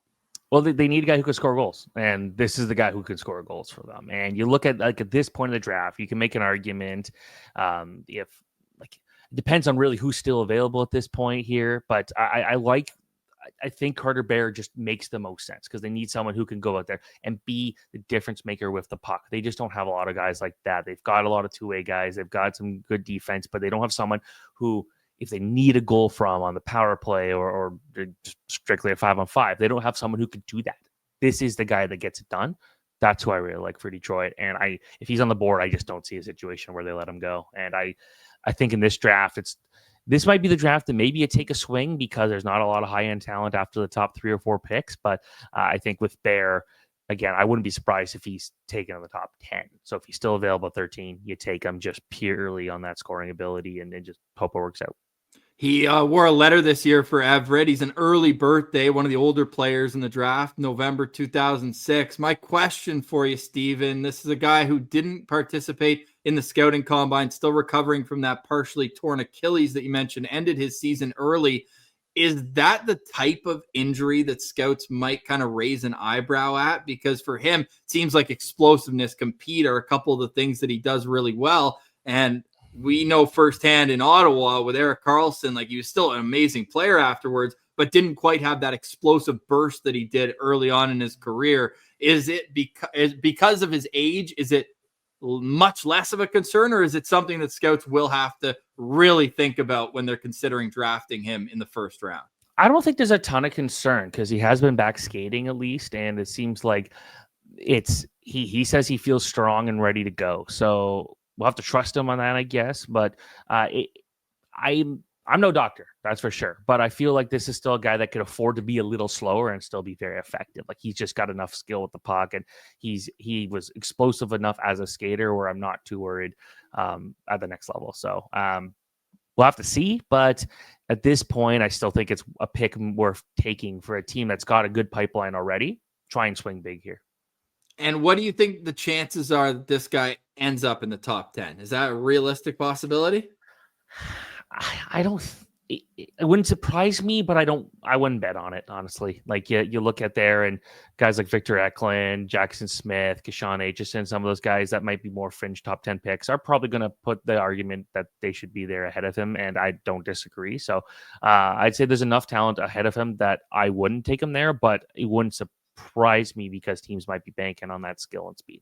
My final question with Carter Bear. He played wing in Everett, but I've seen some scouts say that he shows a lot of skill sets that could be considered a centerman's mindset with the vision and the playmaking ability along with his great shot. Do you think a team drafts him with the possibility that maybe they slide him to the middle, or to you, is he a winger through and through? I think he's a good, you want two-way wingers too. And I feel like there's enough that you mentioned, like those center qualities. Like the Red Wings have a bunch of centers in their pipeline in particular. So they wouldn't necessarily need him at center. We would have, but another team we'd have to see. But I feel like centers are not a hard thing to find in the NHL draft in any kind of year. If you want a guy who can actually play center, there's better options available for them. So I don't know if you'd be drafting him for a center because I like the fact that he would be a good support winger to a point where like he could score, but he could be a good defensive player and he can do all these other things. That makes him very well rounded, and you still love that on the wing. You don't need just your centerman to be that two-way guy. So I'd say I like him as a wing. I don't see him as a center. Carter Bear comes in at 13th overall to the Detroit Red Wings, which puts the Columbus Blue Jackets on the clock. They hold not only the 14th pick in this draft, but they will also have a selection at 20th overall. And I've asked this multiple times when there's multiple picks, but you're the GM here. How does having the second pick only a handful later impact where you decide to go with this pick here? Well, it's interesting. You look at Columbus in particular, and this is a team that I almost would bet $1 bazillion they're going to take a goalie with that second pick. I feel like that's what's going to happen here because the Blue Jackets don't have like this high-end goalie prospect sitting in the system. You wouldn't take a goalie at this pick, but looking at who they talk to a lot at the draft combine, they talk to a lot of bigger defensemen and they talk to a lot of goaltenders. And that's why I'm thinking they're going to go Logan Hensler here. And that's because, he's a very mobile defenseman, moves very well. He's 6'2". He's not like going to crush you by any means, but he can handle it. I think that defensively, he's much more effective than he is offensively. And you're never going to see him take a ton of risks out there. He's not this high-end offensive talent that you're just hoping will put up a ton of points. Like that's never been his game dating back to the U.S. National Team Development Program. His is always about being safe, making the right decision. And at college, I feel like he started off a little slower. He eventually figured it out.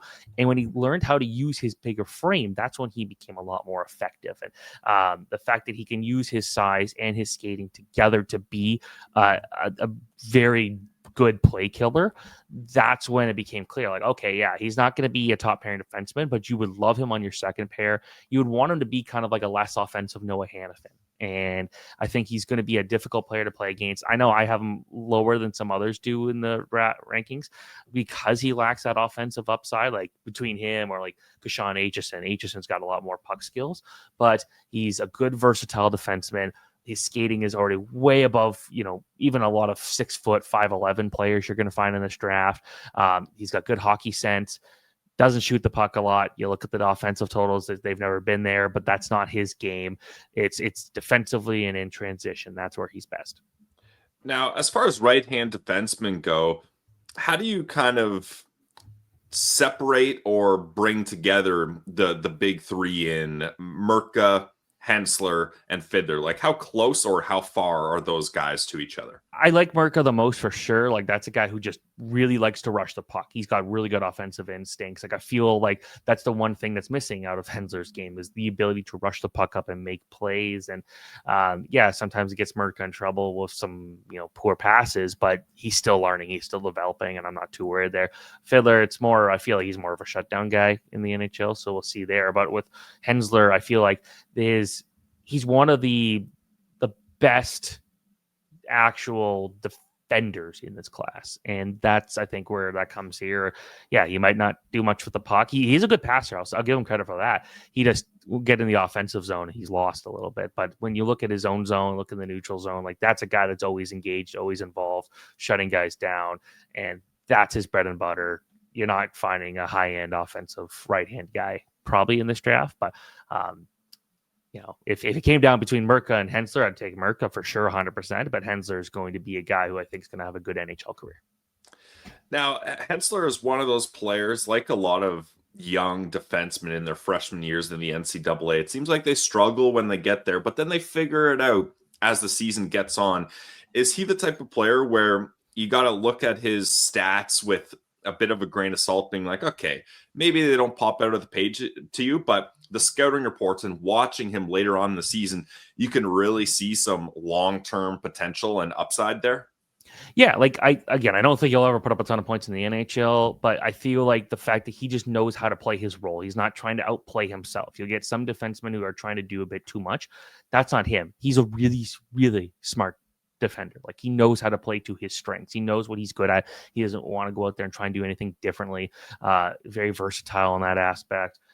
So I feel like he won't get a lot of love on draft day if a team that picks him. They're going to be like, okay, whatever. But like in Columbus's situation here, like they lost out on David Jiricek. They can use some extra defensive help out there. And I feel like that's where Hensler comes in, and he could be this really high impact defenseman in his own zone, something the Blue Jackets could definitely use, because they have a lot of defenders in their pipeline, but some have not really lived up to the expectations. This is one where I feel like at least the floor for Hensler is still pretty solid. And if you're drafting him as Don Waddell in in Columbus, are you thinking like, hey, one day maybe he and Matejchuk could be a good second pair? Like, are you looking as a second pair upside then for Hensler, playing alongside maybe a more offensive guy? Yeah, like second pair is probably, I'd say, the highest he would get. And like, I don't love like first pair, second pair, third pair designations, because you'll look in the playoffs and like you'll see some really skilled guys on the third pairing, just depending on how it works. But when you look at like kind of what it like, I don't think he's going to be this big difference maker. He's not the guy that's going to be selling all the jerseys in Columbus, but he's going to be the one that's going to play steady enough and teams are going to want. Like, these are guys that teams trade for at the NHL trade deadline. Well, don't say that too confidently, because I have seen a few Mark Mathot Columbus Blue Jackets jerseys out there. Yeah, he's a legend. I get it. I understand there. So I always wanted an Alex Auld Senators jersey, but I do have one Senators jersey on my tree of 80 jerseys. It's Colin White. Nice. I got it for $8 in Toronto. The next day, everything shut down due to COVID. Was that the reason? Who knows? Holy smokes. I was way too high on Colin White, man. He was so Me good too. in his draft at like +1 year after being selected. World Juniors, he was awesome. That was years him versus Thomas Chabot, and they're like, hey, we got both, man. I think it was 2019 or 2020. I said that Ottawa was going to be the next Canadian team to win the Stanley Cup. Hey. I've soured on it a little bit, but part of it is like things out of their control, like Cole White not having a great year, one prospect getting arrested. Like there's a few things about it where obviously it didn't work out exactly the way you wanted. I wanted Madden Sogard to be better, but you still look at it and it's like I feel like they got a better shot before Toronto.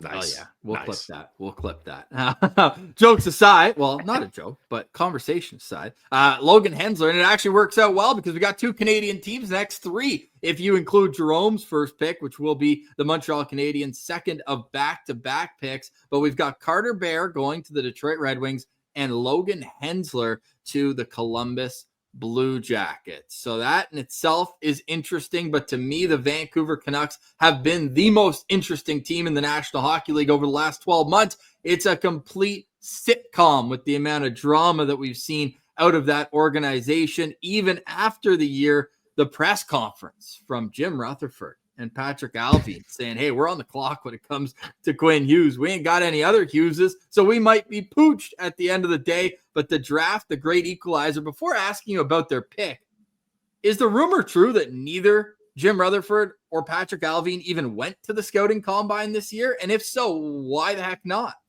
It's true, and nobody seems to know the reason for it. It's very odd because, like, even if you were willing to trade that number 15 pick, you would still want to know, like, the type of talent you might be trading away here, right? And to my understanding, they were the only team that didn't have anybody there from the upper management side. So they had representation, they had scouts there, but I don't know, man. That's an odd one. You would still feel like if you're really in this here and you want to get a potential, like you get a good quality player at this pick, you would want to know a bit more about them personally.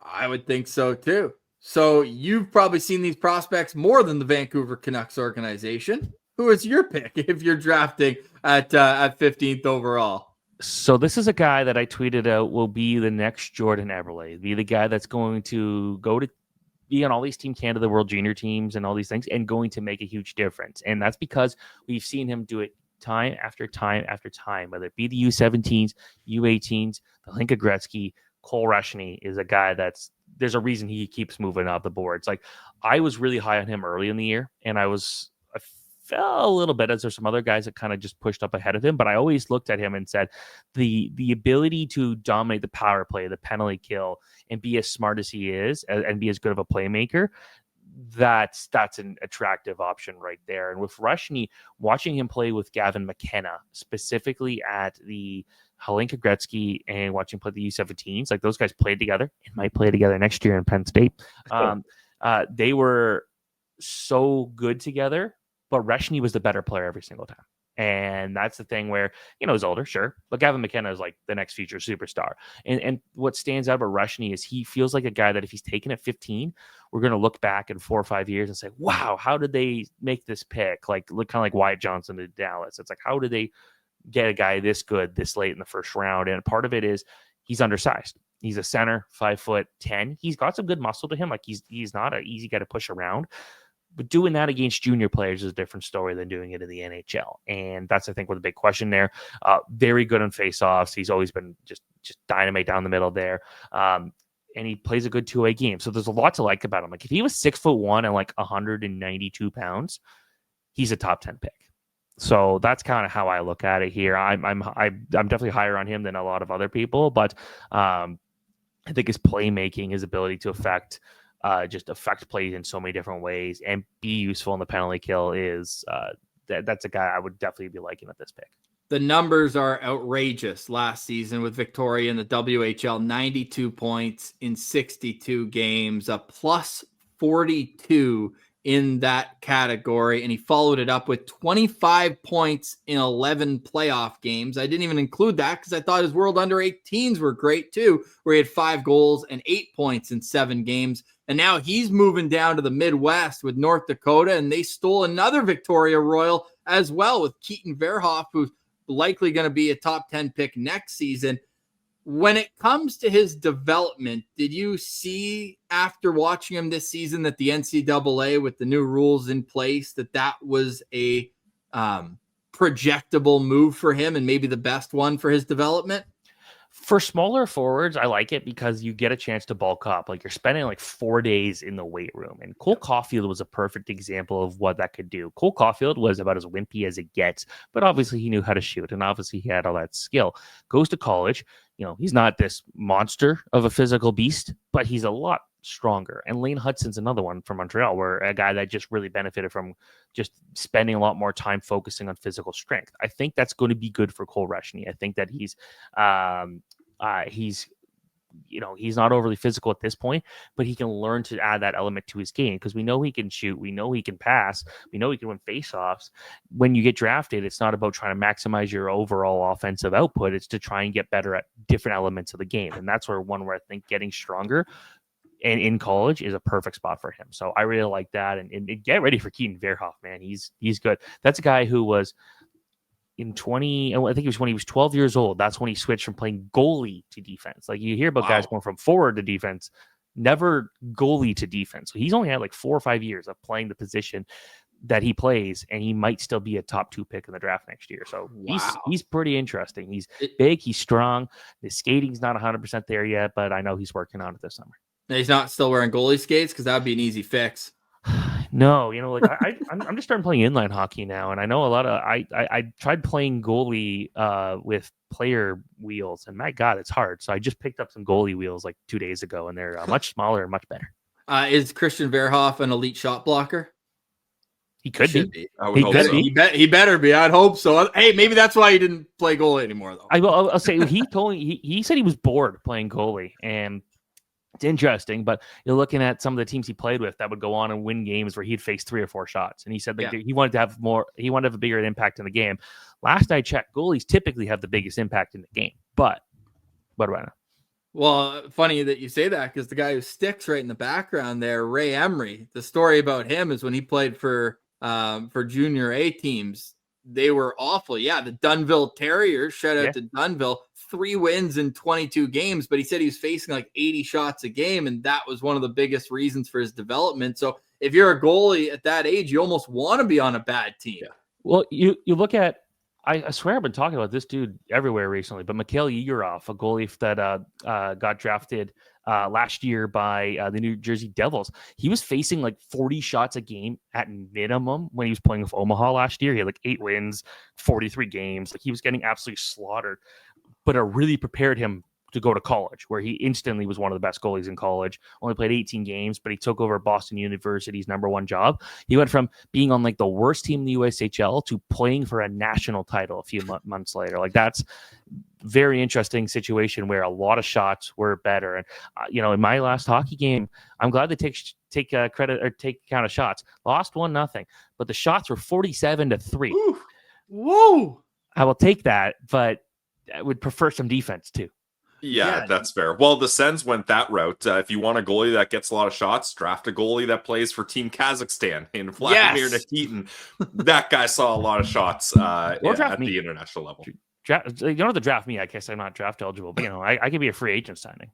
Hell yeah. Well, hey, this is your pitch right here. Any NHL scouts watching this, Stephen Ellis is available. His work is also available at Daily Faceoff, so make sure you go check that out there. I even have pads that like black, red, and they're kind of obscure, but they're black, red, and white. Like, they kind of match the team anyways. Hey, Belleville uses about 15 goalies a year, so if you're okay driving down the 401, we might have a job for you. I like that rank. I was there for. That's where we got our starts right after school. We're at the College of Sports Media. We're like, hey, we're doing the podcast, and I think we had 12 people listening at that time. We're like, we need a little bit more credibility. How do we do it? So we got hockey ops jobs. We got and game ops jobs, I should say. I was working the camera, and Pillsy was on replay in Belleville for those 2 seasons there right before COVID. And we had Troy Mann on. And I told him, I said, COVID, like, I was ordering my Calder Cup ring that spring, and COVID had to come and take it away. That team was so stacked, man. So good. Both their goalies are NHL starters now. It's Joey Decourt and Philip Gustafson. I got to say, though, like, the fact that they've that city really supports hockey, and it's good because I know there was a lot of rumors about like OHL, AHL, what going forward, what was going to happen there. But I was there. Was it December 23rd? It's like 2 days before Christmas for Sweden versus Germany, and it was a sold out game where they even like took out the press box. Like there was too many people like in the arena. I fortunately had brought my camera with me, so I watched the entire game in a photo hole. But that was one heck of a game. Although it's like a very rectangular building inside, it's kind of a weird shape, but I like it. I enjoy it. Yeah, and you know when it's not a sellout there with those green seats. Yeah. Final question on Cole Reshny for you, because there's so many centermen early on in the draft. So I think the top tier is probably separated. Brady Martin, Roger McQueen. There might be tiers within that, but Jake O'Brien, Anton Frondell, Caleb Desnoyers, James Hagens, Michael Misa up front. But in that next tier of centermen, whether it's Cole Reshny or a Cullen Potter or a Jack Nesbitt, a Braden Coots, how would you organize in your rankings that group? And maybe you have a guy you would like to add in to those four. That's a tough one, to be honest. Like, I don't really typically tier my stuff too much, but like the one thing about it is there's not a huge separation from like if Carter Bear goes 13th, for example, there's not a huge separation between him and like 19th. Like you're looking at a bunch of guys like Justin Carbonneau is a really good goal scorer. Like I could see Lyndon Lakovic falling back because he's not this high end scorer, but I like a lot of what they like. And I that would have been a good fit for Columbus too. It's a guy that I'm pretty sure they're a big fan of because they do want some size, and he's a 6'4", 200-pound winger. So he's our first choice for Ottawa. We don't think he's going to be there, but he's the type of player we'd love to see. I could see him there. Like if it was between him and Malcolm Spence, I would take Malcolm Spence. But I'd say this is not the greatest draft class, and there's not a ton of variation around this point. Interesting. Oh, that's just going to make for theater once we get the ball rolling here on June 27th. You can find, again, Steven's work on social media, S. Ellis Hockey, and over at Daily Faceoff, where his final rankings are live. Not yet. Nope. Well, you don't know when this is coming out, Steve. Oh, yeah. Fair enough. I'm living in the future right now, pal. Fair enough.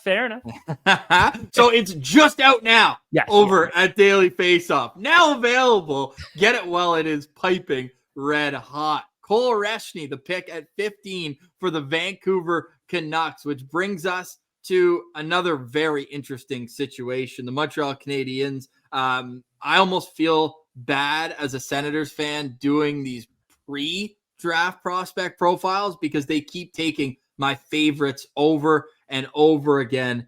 And as an Ottawa Senators fan, it's really hurting my heart. From Jacob Fowler to Lane Hudson to Owen Beck. The list goes on and on. They've got a great prospect pool already, and now they've got back-to-back picks in the middle of the first round, 16th and 17th overall. How much did you deliberate on not only the choice, but I know we're going to get Jerome for the next one.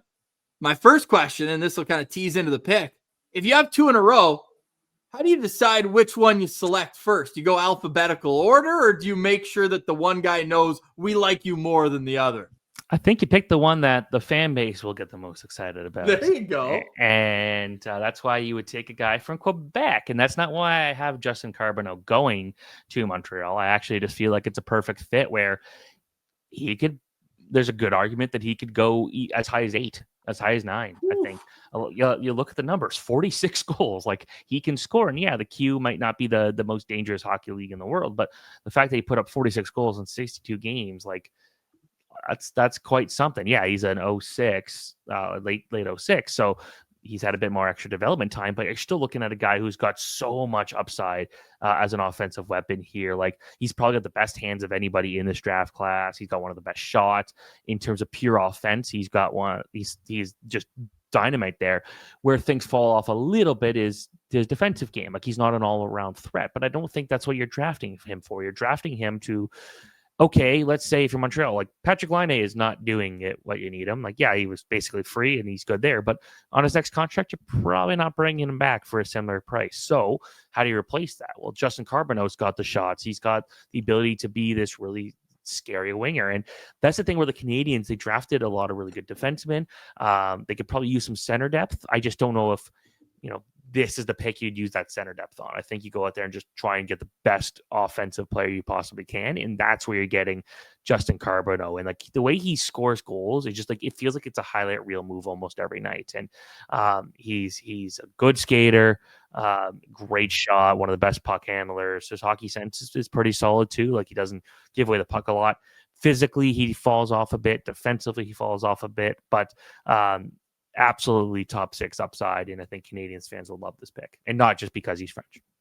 Yeah, he's an exciting player for sure. And the Armada, the team he plays for in the queue, it seems like, Steven, that they're loading up. They recently just acquired Bill Zonin and Spencer Gill.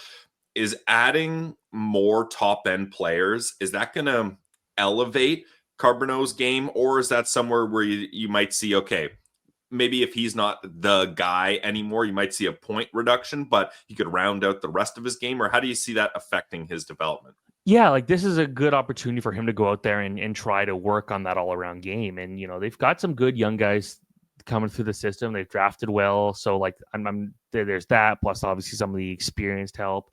But I feel like with him, it's like you got to be able to add that defensive element to his game. Like, you look, not one other player had even 30 goals on this team. Like, he was the one driving the play. But he's going to be getting some help. I like Bill's on a lot. There's a lot of guys that you can look at here and say, okay, like, I want to see him add that defensive element because we know he could score. If he takes a year off and he basically just scores 35 or even 40, like, I'm not too worried, because if he can go out there and work on building out, being a better defensive player, a better physical player, get stronger, that to me sounds like would be the best fit for him. So Cal Ritchie is a guy that was a really good goal scorer throughout all his early days in minor hockey and junior hockey, but became a better defensive player. And that made him one of the best prospects in the NHL as a result. He basically had to sacrifice all those goals in his draft season. With Carbonneau, draft +1, the pressure's off. You're not having to perform every single night. You might even have an NHL contract by the time the season starts. Focus on becoming a better defensive player. That's where I feel like it'd be best for him. So Justin Carbonneau certainly didn't sacrifice offense in his draft year with those 46 goals. Is he, true or false, potentially the most high risk, high reward prospect at this range in the draft? I'd argue Roger McQueen. I do wonder if Roger McQueen will drop a little later than some people think, but he did do well in the physical test at the combine, so I guess there's that. But to be fair, so did Caden Lidstrom before he proceeded to play like 5 games this year. I'd say at this point, like, maybe Jack Nesbitt's a bit more high risk, high reward. Lyndon Lakovic, just because, like, I feel like he could fall a bit deeper in the lineup. So I wouldn't say yes, but I feel like the fact that you get a lot of these guys who could score goals but aren't great skaters, but he's a great skater and can score goals, I think that helps. And it leads me into my follow-up here, where pressure and playing in Montreal, if it is Justin Carbonneau, we've seen the Habs kind of stay away from French-Canadian players high in the draft, at least. They do, I'd say they hit, considering he's a 7th-round pick, with Raphael Harvey-Pinard being able to play a handful of NHL games so far. But, like, you have to go all the way back to Louis LeBlanc back in 2009, where they drafted a French-Canadian in the first round of the draft. Obviously, there's been so many success stories. Jose Theodore comes to mind right away, and I'm sure Habs fans could list off 30 more right off the top of their head. But do you think that there's an extra layer of, maybe at the scouting combine when they're interviewing French-Canadian players, of how they could handle the inevitable pressure that they would have from day one of being kind of the crown jewel French-Canadian prospect playing for the Habs? Yeah, like, he's specifically from a very French area in Quebec, Levis. And I feel like he would have a good understanding of the pressure that's required in that city, because I'm going to go on a limb and say he was probably a Montreal Canadiens fan. But I feel like when you got that, I think anyone who could understand the pressure outside of literally like a top prospect is a player from Quebec. And that's because they're likely to be fans of the team. They know the support. They know the highs, the lows. They know, or a Finn. Atos Koivu, I think, could understand it. Just ask his old man. Will he ever play in the NHL? Good question. Yeah. I love that, though. That'd be a great story. And I interviewed him last year. He's a good kid. But I feel like, I feel like he'd be someone who'd be able to understand the pressure, but he's also like he feels like he's a big game player. Like he's a guy that when they need a goal in the queue, like he can score, and he's shown it time and time after again. He's got a lot of energy. So I feel like this is a one pick worth taking because a lot of the other center options that they could have taken instead of taking a winger here are just smaller guys, and I don't think you really need another small centerman when Nick Suzuki's not exactly a hulking forward. Yeah, and I mean, even Michael Hage last year, I love that pick for them too, and not necessarily the most physically dominant guy, but a guy who is an elite player in the NCAA level. Hey, maybe you kind of shelter him by making him the 17th overall pick. Well, hey, he was our second pick. Yeah, oh yeah, no more pressure anymore. See, yeah, that's the thing. That's the thing. It's like they've got some good options of that pick, that second pick, and I do wonder if they even take either pick or if they package them up to either move up. I don't know.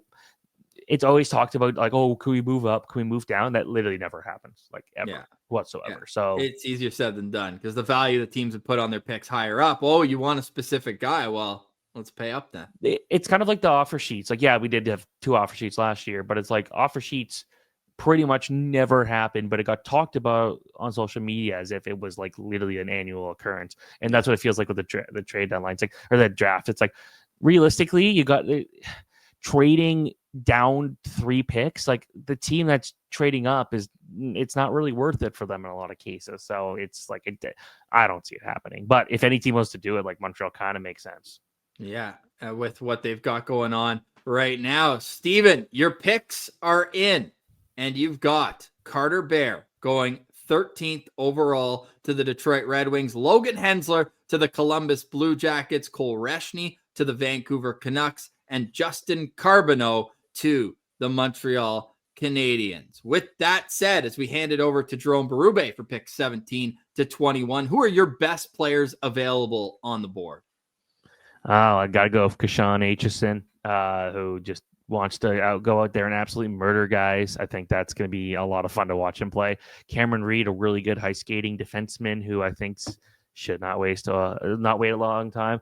Braden Coots, I like him. I feel like he's got a lot going for him as a two-way center. Had a really good under 18 tournament, and I like Malcolm Spence. I could talk about him all day. He's a big, tough winger who I remember watching him play with Michael Misa at the same age at the U16 level. 2 guys who played roller hockey growing up.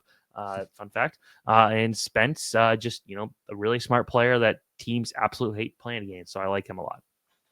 Who's someone, Steven, that maybe isn't the most talked about guy, but you could see sneaking into the first round? I'm going to go with Shane Van Sage. He is a guy who could play center or wing, and he plays at Michigan State. He's going to be an NHL player. He might be a 4th line player. He might be a max 3rd line player, but he might be the best 3rd or 4th line player you're going to find. And that's because he knew a couple years ago at the NTDP, he was never going to be a skilled guy. So he had to find other ways to be effective. And I feel like he's nailed it on the head in the way he competes, the way he battles, the strength that he's got, good shot. And he did also move up at times with MSU when they needed a bit of either a break for some of their guys or just need to shake things up. He would go up top line and be the best player on that top line. So I like Shane Van Sage, and I feel like if he's taken 32nd, 31st, it wouldn't surprise me because there's a lot to like. Okay, love that. Final question. Now that your final rankings are out, where can we find you on draft day, and what is your plan for post-draft wrap-up? So yeah, I'll be in LA. I'm excited for that. It'll be a bit of a different draft year, and every year at the end of the draft, I do a kind of a ranking of 1 to 32 of how each team drafted, and I feel I'm going to be doing that again. It'll be interesting. It'll be only a few minutes after the draft, but I'm looking forward to see how this one kind of shakes up because it isn't the highest quality draft, but I do wonder if we will see trades later in the first round, second round to kind of spice things up. And with that, we'd love to have you back on after the draft to wrap up how the Ottawa Senators do, as the Sens just hold 21st overall. Then they'll be waiting around until Florida's 3rd round pick, where they've got a couple picks almost really close together, end of the 3rd and start of the 4th. Many people say, Steven, that the Senators won the 4th round of the draft last year. Many people are saying it, so we're hoping for that again because not a whole lot of draft capital in the nation's capital. You know what? That's what people are looking for on draft day. Not the first round, second round, third round. They're all tuning in on Sportsnet and NHL Network to watch the fourth round of the draft. That's where it's most important. I like this guy, Pillsy. We should have him back. Yeah, he's got to figure it out. That's Stephen Ellis. You can find Stephen over at Daily Faceoff and at social media, S. Ellis Hockey. The picks are in, and the Montreal Canadiens are on the clock once again after drafting Justin Carbonneau at 16th overall. We're going back to back for the Montreal Canadiens after taking Justin Carbonneau at 16th overall. They've got a chance to add another top prospect from the 2025 draft class at 17. And for the next 5 picks, we're joined by our very good friend from hockeyprospect.com. It's Jerome Berube. Welcome back to the show, man. How are you doing? Doing great, guys. How are you guys doing? Fantastic. Take us through the month leading up to the draft, because we know for you it's years worth of work, but how does it all come together right before the big day? Well, for us at Hockey Prospect, we do a book every year. So this year was no different. The book is a bit different this year, so a bit less. Our profiles are a bit shorter than previous years, but the rest is all the same. So it's a lot of writing, lots of discussion between scouts, lots of argument. So it's fun. Our meetings are fun. We challenge, every scout gets challenged for who they like, who they don't like. So it's the best part. The writing process is the worst part because nobody likes to write in our staff. So that's a bit what the last month or 2 months for me were like, where lots of writing, lots of discussion amongst our scout, and also we kept watching a lot also in the last 2 months to make sure we got it right. So that's a bit what the last 2 months have been for us. Yeah, I saw on the website, Jerome, that there's over 85,000 words in the Black Book. So for a crew that doesn't like writing, you guys certainly put a lot of work into that one. I want to ask you about this draft specifically overall. Wow, great English. You're not a writer or a speaker. Hell yeah. Yeah, neither of those. But just the general view that probably makes it a little bit harder to get an idea of what's going to happen this year. You got 3 teams with 3 first round, or 2 teams with 3 first round picks. Rumors that picks are going to get traded left, right, and center. Everybody's calling it a weaker draft class. So teams like, we're maybe more comfortable moving on from our first rounder this year. How does that play into how you anticipate this draft is going to go? Well, for people at home who don't really follow the draft, if you want to know if it's a weak draft or a good draft, if first round picks are getting traded, that's a good indication that it's not, scouts don't see this as a good draft.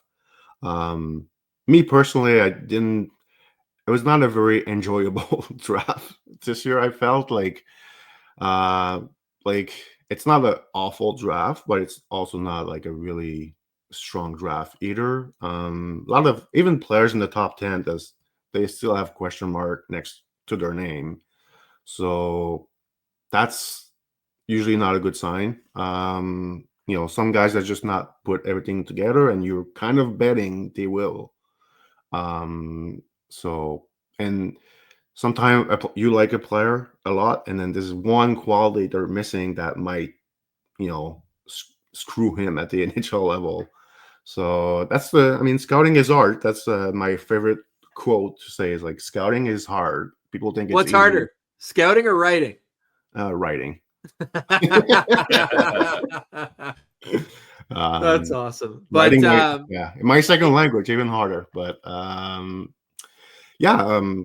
see, it's I don't know. I didn't really enjoy this draft as much as previous years. I still like a lot of players in this draft, and there's some good potential, and it's the draft. I love, name me any sports that have a draft, I'm invested. NFL, NBA, Major League Baseball, PWHL. I'll watch every draft. This is what I love. But as far as like this class, it was a bit of an up and down year as far as being fun to scout those players this year. So over the last 5 years, then we'll go back to 2021. From then till now, would you say this overall is kind of the weakest of the last 5? Honestly, I'm so bad at this. I feel like I'm too old now. My memory is like it shuts down. Like I can't. You tell me, like I would have to really think about it to rank those draft class. But I remember 21 was the COVID draft, and it was very difficult. Obviously, 22 class was not the best class. Like the top end of the draft was. God, like Shane Wright was ranked number 1 most of the year. And then, Slavkovsky took over by February or March for us. But, we had Shane Wright number 1 by pretty much by default because we didn't like him, but we I don't know who to put number 1. 23 class was really solid with, Bedard, Carlson, Mrtka, Fantilli, Will Smith, Smeshev, Butte, Benson. Like I could go on and on. It was probably the best class to cover.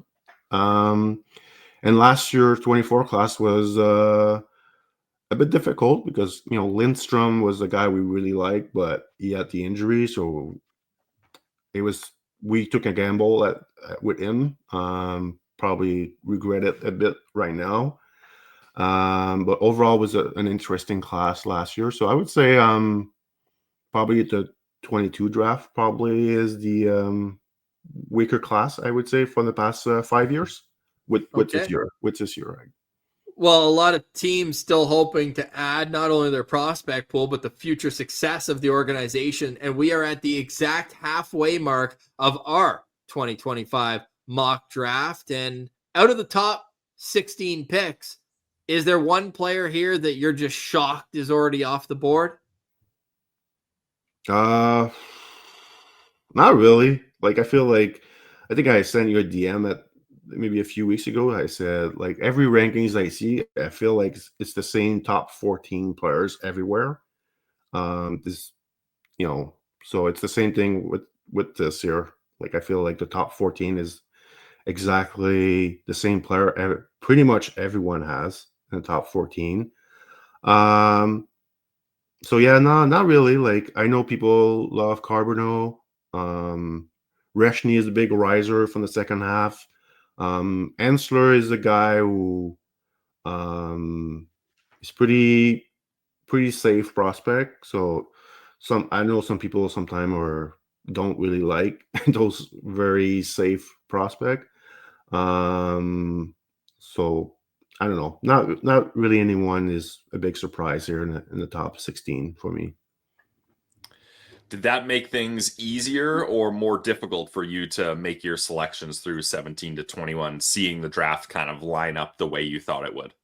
Well, no, not really. I mean, I have my list. I tried to look at, what Montreal, Calgary, St. Louis, Columbus, Ottawa usually do at the draft. What also they have in the prospect pool. So no, it didn't really matter too much. I was hoping like someone would drop to 17, but it just didn't. No one really dropped here, so it's all good. So Montreal with the selection at 17, which direction would you go for another piece in Kent Hughes' rebuild? So I'm going a bit off the board here. I'm going with Vaclav Nestersil from Muskegon of the USHL. They won the USHL championship. So reasoning for that pick is I think Montreal in this draft, they want to get bigger. They want to get more physical. This dude brings it physically. So basically my player comp for him is Josh Anderson. Less quick Josh Anderson, but smarter Josh Anderson, because this kid can really pass the puck. But he's a big hitter. He's one of the more physical player in the whole draft. He had a bit of a slow start in September, October, November, but by December, I think he finished the year. He was a point per game player. And he is I see the rankings. So yeah, we have him 25 here. I have him a bit higher on my personal list, so that's a bit why I went that route. Also, I think there's something to be said about. I think people always think teams go, BPA at the draft. That's bullshit. Teams don't do that as much anymore. A lot of teams go by need and the stress hill. So basically, for Montreal, the dream was to get a Brady Martin. It's gone. The dream was a Carter Bear. It's gone. It's the type of player they need. Playoff value guys. So the next guy on my list for that type of play was this kid. I could have gone with Shane Vinsagi too, but I like Nestrasil better. I thought of Malcolm Spence as well, but I just I think this kid's got a lot of room for improvement. If you look at, like I mentioned, like his first half compared to his second half is way different. So I like this kid. I think this kid can, in 4 years maybe, like he might be 6'6", 225. He's gonna improve his skating a bit. That's probably the weakness here, but the rest is all good. Like he's one of the more physical guy in the draft, and I'm a huge fan of this player. And maybe in the real draft, if you really want him, you can maybe trade down a bit and still get him maybe later in the first round. But I don't know. I can't trade down, so it's a mock draft. So that's my pick.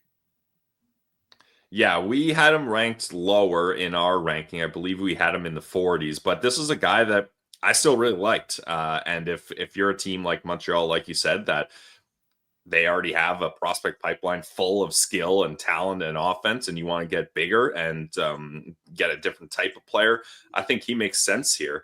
Jerome, how do you think his move from USHL to the NCAA will go? Now, I'm not sure. I'm kind of confused on whether he's going to college next year or the year after. Do you know where he's supposed to play next season? Yeah, he's going to UMass next year. So I think he bumped up his commitment by a year, right? Yeah. I think the move to college is going to be good for one. Like college is well known for having more time in the gym than when you play junior. Like you play only on weekend, so you have all week to train, practice, and hit the gym. And this kid needs to gain some mass. So I think the college route is the best fit for him. And UMass is a good school to play. They play in a good conference with they often play against BU, BC. So I think it's a great fit for him. And what would be the timeline then? Because he said he needs to get stronger and bulk up. Would this be a bit of a project for the team to take Svaclav Nestrasil in the draft? Yeah. I don't think like you're looking at a guy who's going to be ready in 1 year. Like I would think at least he plays 2 years in college and then move to the pro. Maybe depending how like it's going. Like, but I would say 2 years, max 3 years, and then maybe a year and a half in the AHL after that. That would be my timeline. So you're looking at maybe before he makes an impact in the NHL, you're looking at like 4 or 5 years. But it's the case with most guys anyway in this draft, or at least in this range. Like no one is, unless someone is a big surprise, no one is making an impact at the NHL level in 1 year. So would you have made the same selection if Montreal hadn't already had a pick before this? Yeah, probably. I really think it's the type of player they need. It showed in the playoff. They're a bit small. They basically need more. If they could copy Josh Anderson and put him on each line, like Josh Anderson in the first line, second line, third line, they'd be good. But can't do that. So yeah, I think he fits what they need. So I don't know if that will be their pick though. It might be too high. I don't know. But for me, he was the guy that really fits that style of player the most at that range. and we're sticking with Canadian teams. We got another one in a little while. I know people are interested in your thoughts on who Ottawa will take at 21, but after back-to-back picks from Montreal, where they select Justin Carbonneau and Vaclav Nestersil in our 2025 mock draft, the Calgary Flames are on the clock at 18. Your thoughts and decision on the pick? Yeah, so we're going with Kashan Aitchison of the Barrie Colts of the OHL. We just mentioned this. Nestersil is a really physical player. Well, goddamn, this guy brings it physically.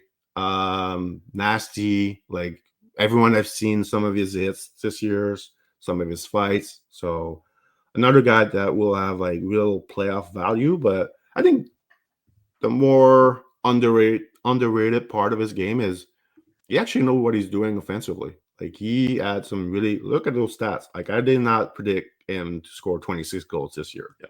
You know, like, I don't really look at stats during the year. So at some point in the second half, I saw his stats line. I was kind of blown away. I was like, whoa, okay. I didn't think he was at 20 goals at that time. I was like, wow, okay, I'm a bit surprised by that.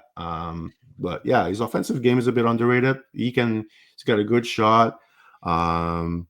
I don't know if it's gonna really translate to the NHL. I mean, it doesn't really matter for Calgary because they have Zane Parekh, so Zane Parekh will be on the power play for 2 minutes. So it doesn't really matter. But I think Aitchison knows what he's doing offensively. On the power play this year, he played different roles. He can quarterback. He was also playing the bumper on the power play. So he's pretty versatile at what he can bring offensively. He's got some flaw too. So I think in his own zone, his Augustin sometime under pressure, he does like doesn't always take the best decision. So that can be something he needs to work on.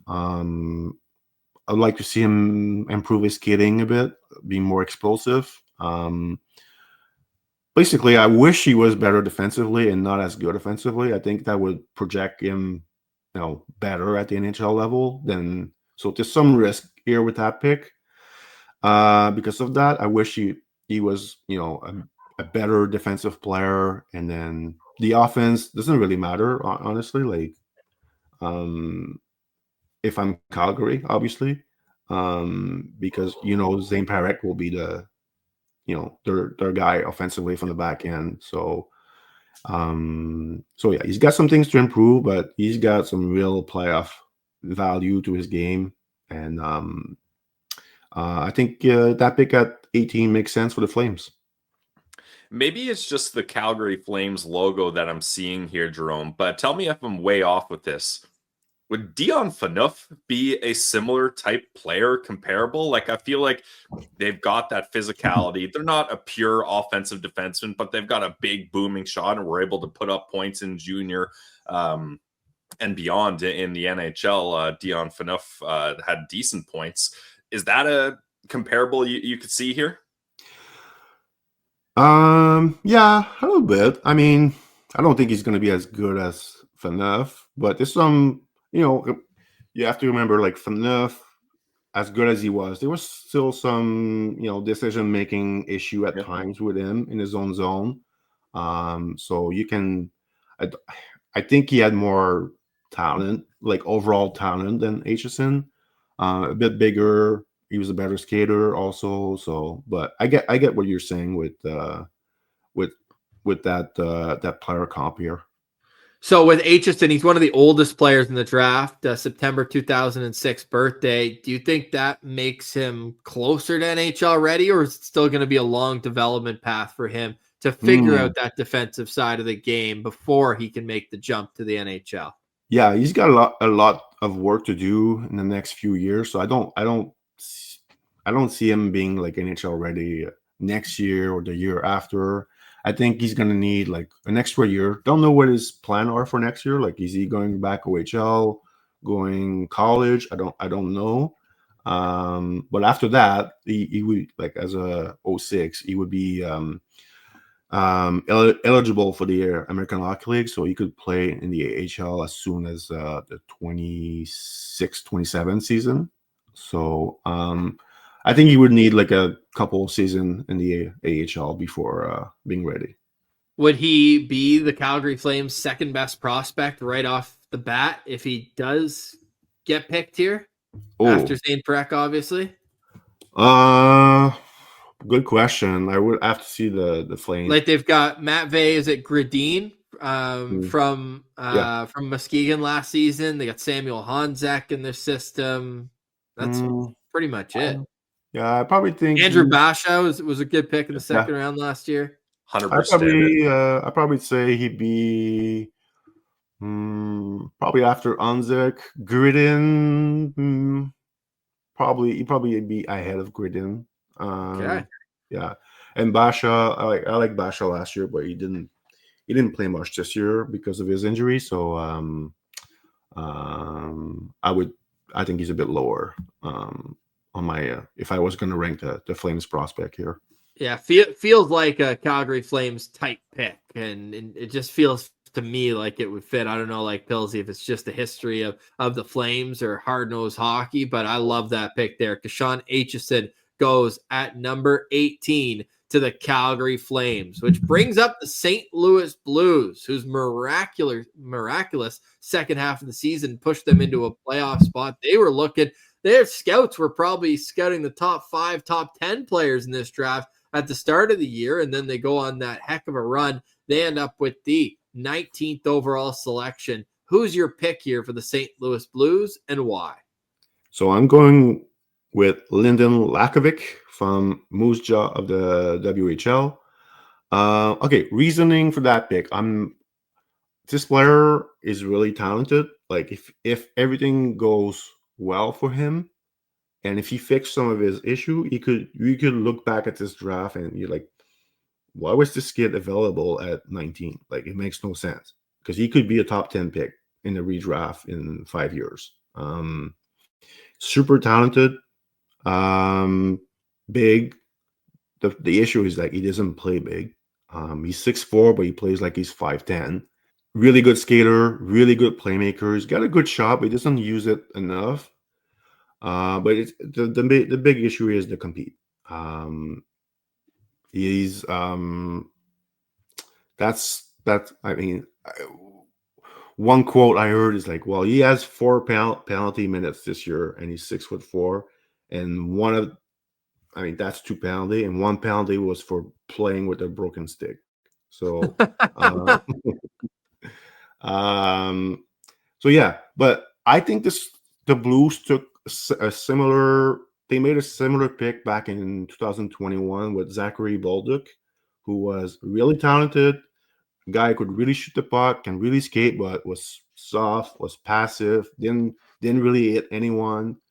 He scored 50 goals twice in the queue, and then got to the pro, and then like I remember like the Quebec, he was playing with the Quebec Ramparts, so Patrick Roy was his coach, and they were telling him, you need to play harder. You have to, play physical.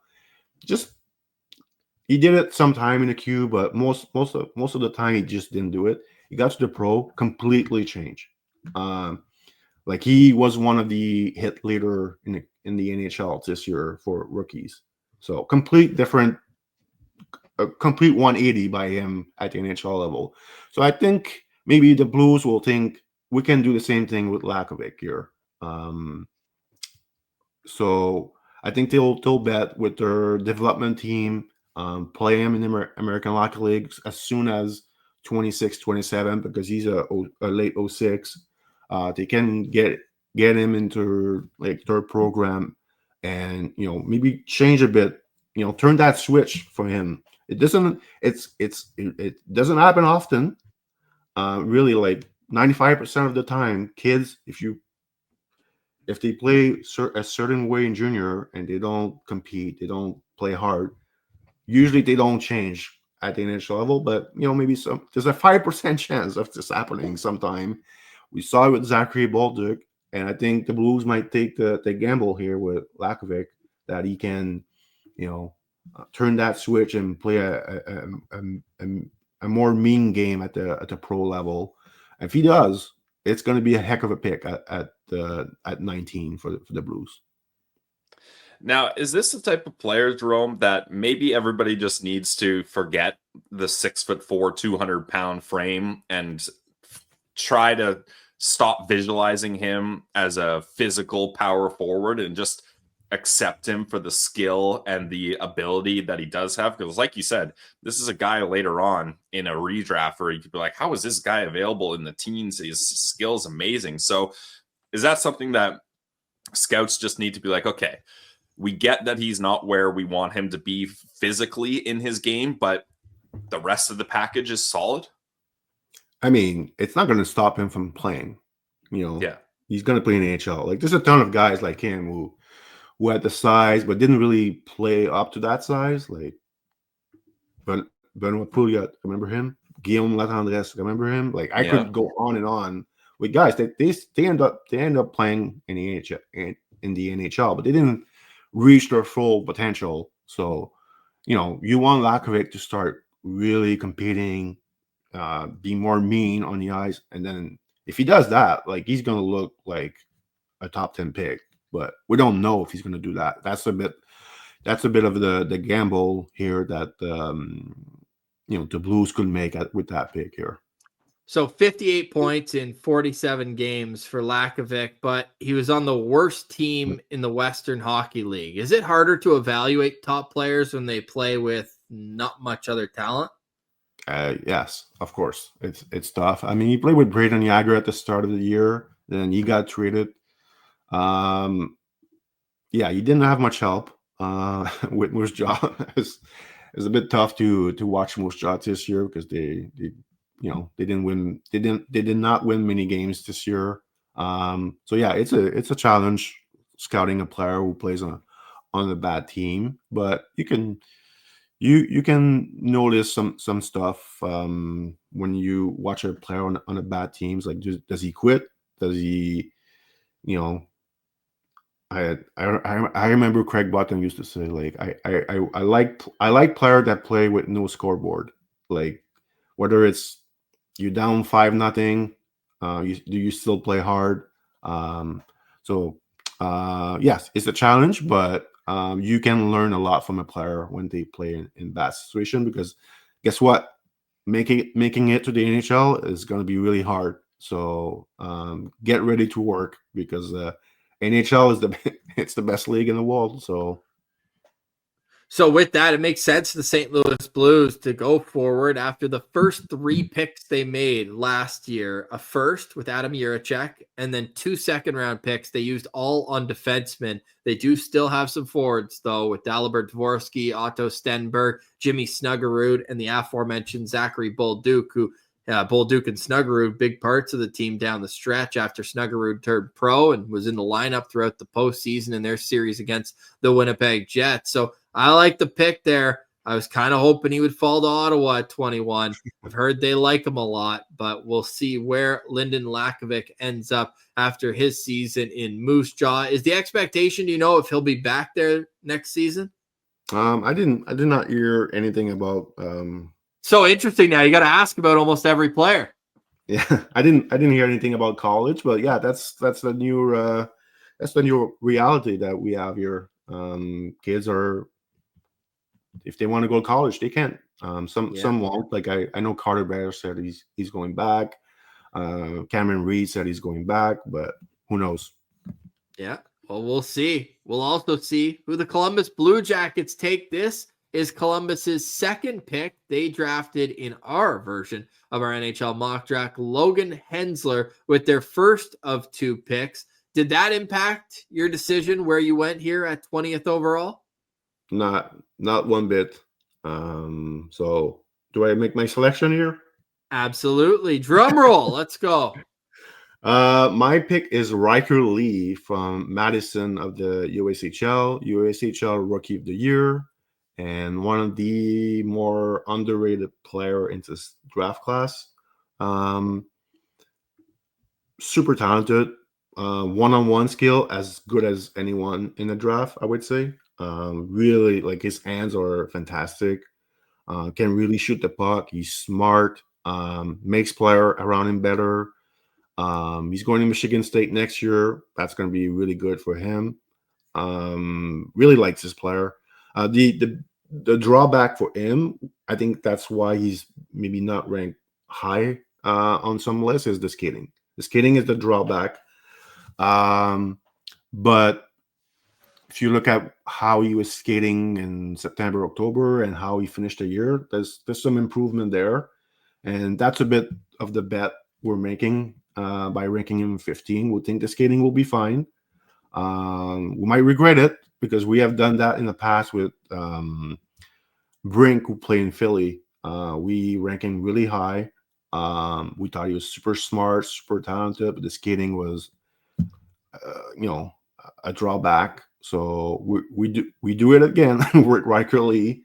But I think his skating is better than what Brink was, and he's also not 5'8", so that's should help his case. Well, he's not 5'8" anymore, right? He just had a big growth spurt, I think, over the last year. So could that also impact your coordination? Of course. So I think that's a safer bet here for Riker Lee. And watching this guy's highlights, we were saying when we did his draft profile, he might have one of the best mixtapes of anyone in this draft class. Like just highlight reel goal after highlight reel goal. Do you think he's the kind of guy that could step in at Michigan State and play on one of their top two lines right away?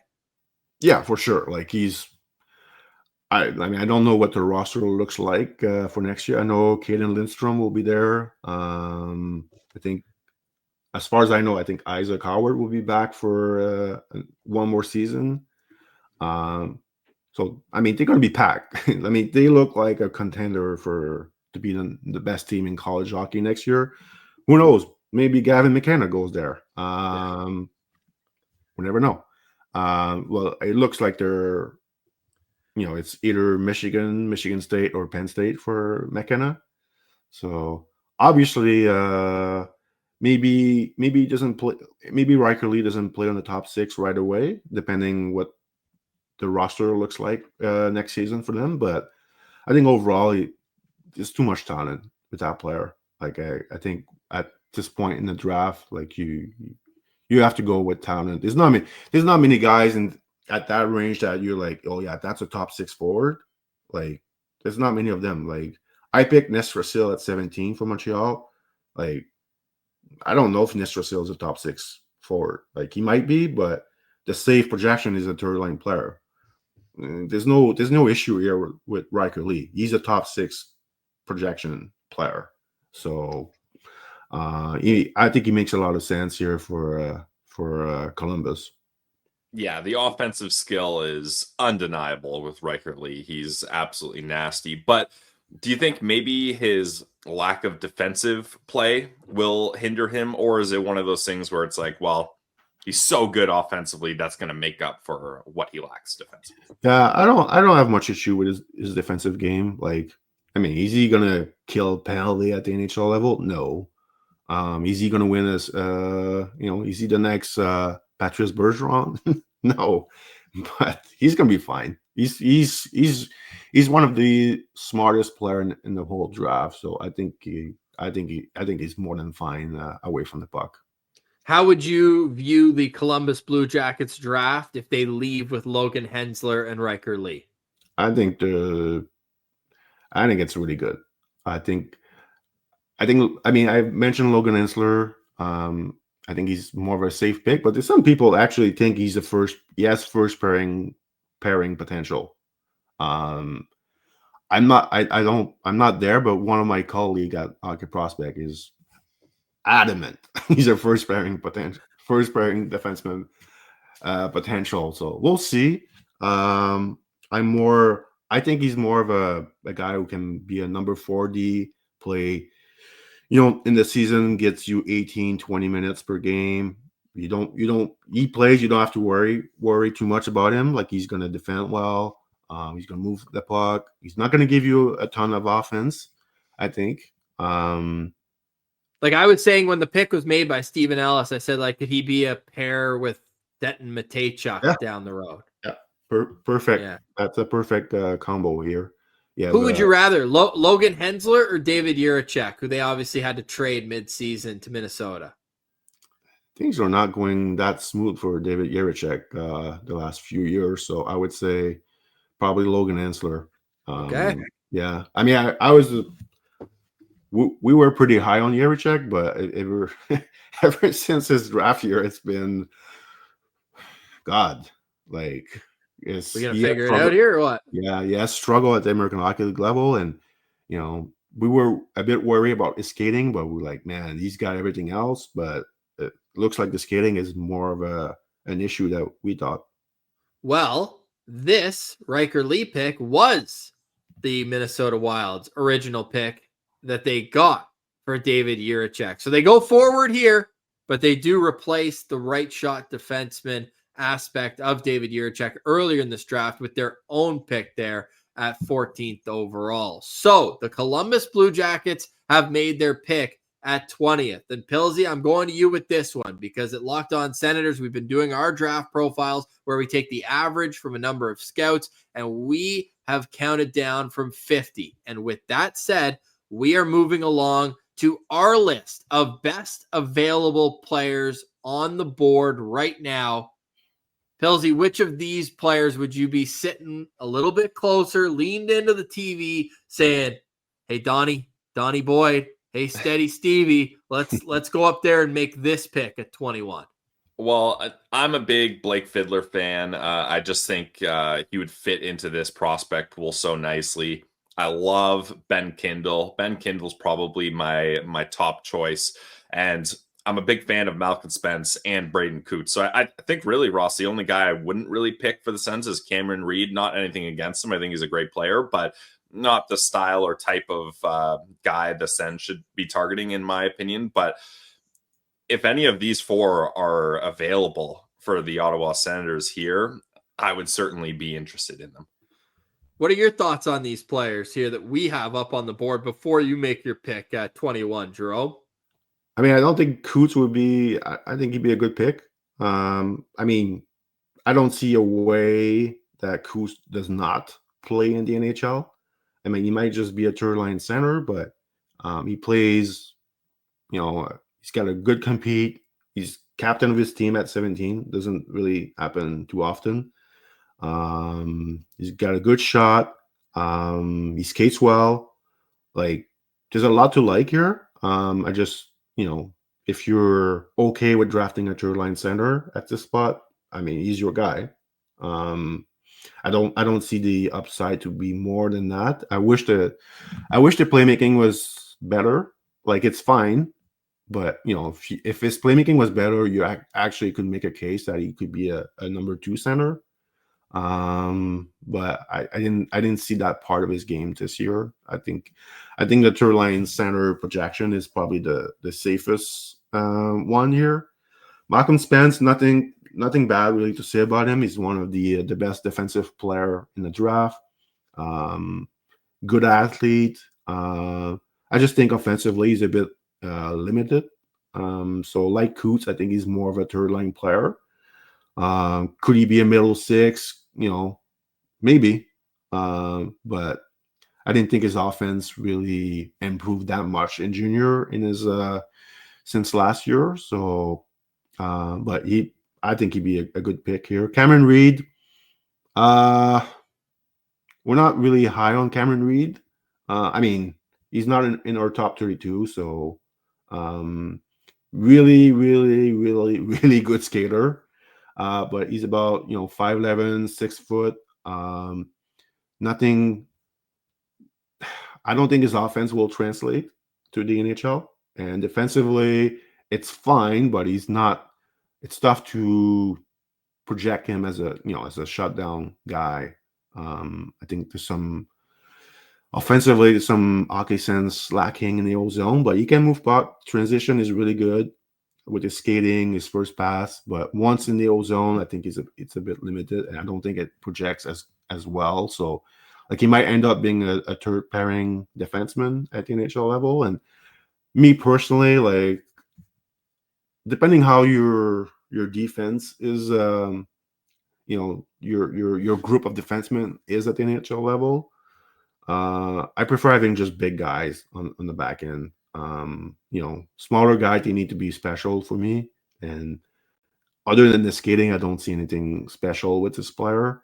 So if I mean, I feel like he's going to go higher than where we have him. But we'll see. Ben Kindle, love that player. That guy works his ass off on the ice. Can play center, can play wing. But the reality is the skating is an issue, and he's a 5'10" guy. If you look at in the NHL, there's not many guys that are really successful offensively that are bad skater and are small. They're tough to find. So, I mean, I joke with our staff. I said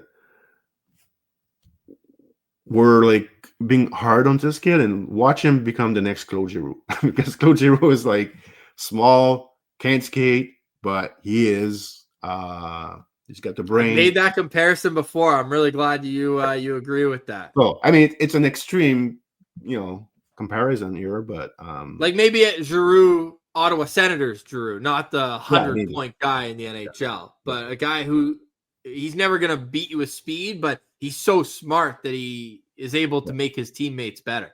But there's just not many of those guys, so it's a bit of a gamble at that spot to make. And Blake Fiddler, well, I mean, we did talk about it before we started recording, but we're not a big fan of him. So, I mean, I get, he's a 6'4" right D. He moves well, but we just don't like his puck skills. We don't like his decision making. Overall, hockey sense, we don't like it. He's not. What the thing is funny for me is that sometimes he looks like a forward on the ice. If you watch him in the offensive zone, when he goes down low, he looks like a power forward, and he doesn't have bad skills there. But it just that's why we did right in the books. Like if he was a power forward, we probably like him more than if he's a defenseman because he does like some interesting things, deep enough in the O zone. But he's a defenseman, and as a defenseman, you have to be able to move pucks. You have to be able to move pucks under pressure, and this has been an issue with him all year long. So, could he be the Ottawa pick at 21? Sure. I mean, our rankings is our ranking. It's not a mock draft or anything like that. So we actually think he fits what Ottawa usually goes for. So that could be a good option for the Sens at 21. So who is your selection for the Ottawa Senators at 21? Pillsy, we're gonna make the people wait just a touch longer because Sens fans that are watching this, they want to know what their prospect pool looks like before the selection is made. So as it stands right now, Carter Yakimchuk by far the top prospect for the Ottawa Senators. We got Levi Merilainen at number 2. Extraordinary season for him. The third one, this is our winter. We will do our summer update after the draft, but obviously Zach Ostapchuk was traded at the deadline for Fabian Zetterlund. Then we've got Stephen Halliday at 4, Blake Montgomery at 5, Donovan Sabrango 6. And this is a YouTube exclusive, so I don't have to read them all out for the audio listeners. So you can see the top 10 list there for the Ottawa Senators. Before you make the pick, Jerome, the tease is where on the Sens top prospect list would you plug the player that you will take? Not number 1. I think he probably should be number 2 or number 3, but I have not watched Merilainen enough to really know where his game is at this year. So you guys probably know better than me. So he's either number 2 or number 3 here, depending on if you guys are high on Merilainen or not. I put him 3. Yeah, we'll go with 3. So who is it that's going to be number 3 on the Sens prospect pool? Who's your pick? The moment we've all been waiting for at 21st overall. So I go with Colin Potter from Arizona State, American forward, best skater in the whole draft. I could see him put him on the line with Tim Stützle. I think that would be really fun. He does play center, but I think I project him more as a winger at the NHL level. Really fun player, really fast. He's got some real talent. Dynamic with his skating, with his hands. Works hard. Sometimes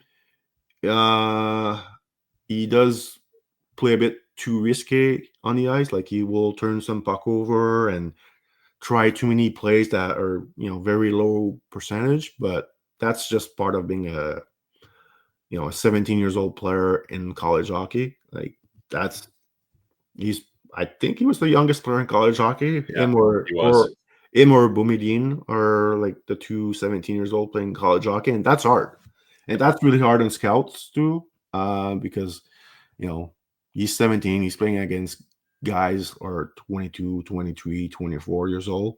Yeah, and not only that, Jerome, like they're now in the NCHC. It's not like they're an independent school playing a bit of an easier schedule. Like that's one of the tougher conferences in college hockey. Yeah, they play Denver quite often. North Dakota.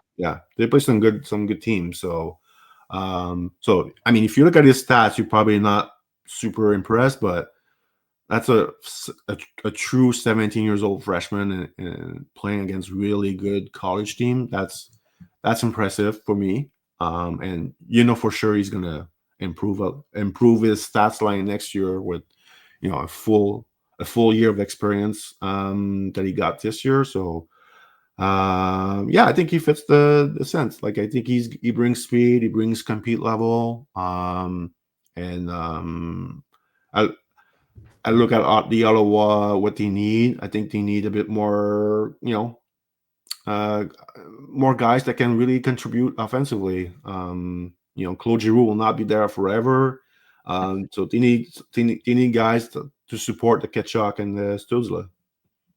Yeah, I like Colin Potter as a player. He wouldn't be my top choice of the forwards we took a look at, but the one thing is undeniably his skating. You mentioned it, best skater in the draft. Like to get a young player with lots of runway that already is this elite of a skater would just bring a different element to the Sens prospect pool that they don't have at all. But with Colin Potter, Jerome, we know the skating's there, but how is he going to be able to produce more points than the 22 points in 35 games he did this year? Like you mentioned, young player in the NCAA, so this is actually pretty decent stats, but what skills does he have to help his point production?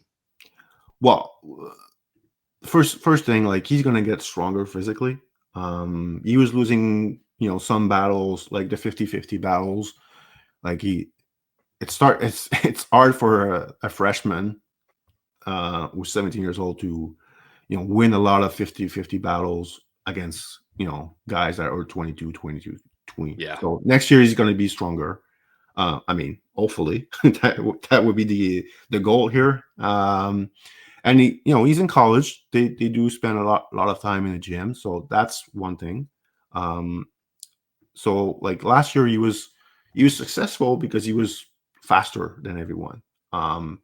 And he's not only faster, but he competes. He's very dynamic. And then next year you add a bit more power into his game. I know he's not a big guy, but he's gonna gain some core strength. So that's gonna help him, around the net, along the boards. So he's gonna be more of a factor.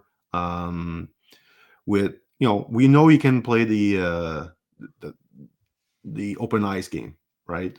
But now he has to watch the NHL playoff. Like what happens in the NHL playoff? You need guys that you create a lot of scoring chance from cycling the puck, from going to the net. So that's where he needs to improve. And I think by getting stronger, he's going to be able to do that. And I think he just needs more experience. Like his age was showing a bit in college hockey this year. Like I said, he was trying some stuff. Sometimes you're like, okay, this has like 2% chance of working, and you're still trying this pass or this move. So he's going to play a more mature game as he gets older, and I think in the long run, I think he can be a good, top 9 forward for the Sens. I don't think he can play center, but at least he has this option of being a center. And he can play both wings. And with his speed, he can probably be a good penalty killer and probably help your power play on the second unit. So I think at this point in the draft, I think he's a pretty good pick. And the Sens, they love those college guys. So with Pinto, Sanderson, all those guys, I think that could be a good pick for the Sens at 21. Yeah, they also love USN TDP players, and that's where Cullen Potter started last season at 8 points in 9 games. He also joined Team USA at the under-18s at the end of the season and had 8 points in 7 games there, including 3 multi-point games later on in the tournament, including their semifinal loss where they lost 4-3 to Sweden. He had a goal and an assist in that game, had 6 shots on goal in the bronze medal game that they ended up winning. So is there an NHL player comparable that you kind of see a little bit of resemblance in the way Cullen Potter plays? I mean, I think our player comp for him was he's actually not in the NHL yet. Is Oliver Moore, who was drafted by Minnesota? Yeah, Chicago. Sorry. So yeah, really. I mean, they both play for the program. So there's and the skating, both guys can really skate. Moore has a bit more size, but I think Potter has a bit more hockey sense than Moore. But I felt like they're pretty similar. Both play at that age center, but I think both will project more as winger at the NHL level. So that would be my guess as a player comp here. But I know not everyone knows Oliver Moore, so it's a bit of a tough projection here. But at the NHL level, I couldn't think of one right now. So yeah. Oh, is there any concern about the size being 5'10", 172 pounds? Obviously, if you watch the NHL playoff, it's a bit of a. There's not many smaller guys that really are like. If you're small, you better bring it.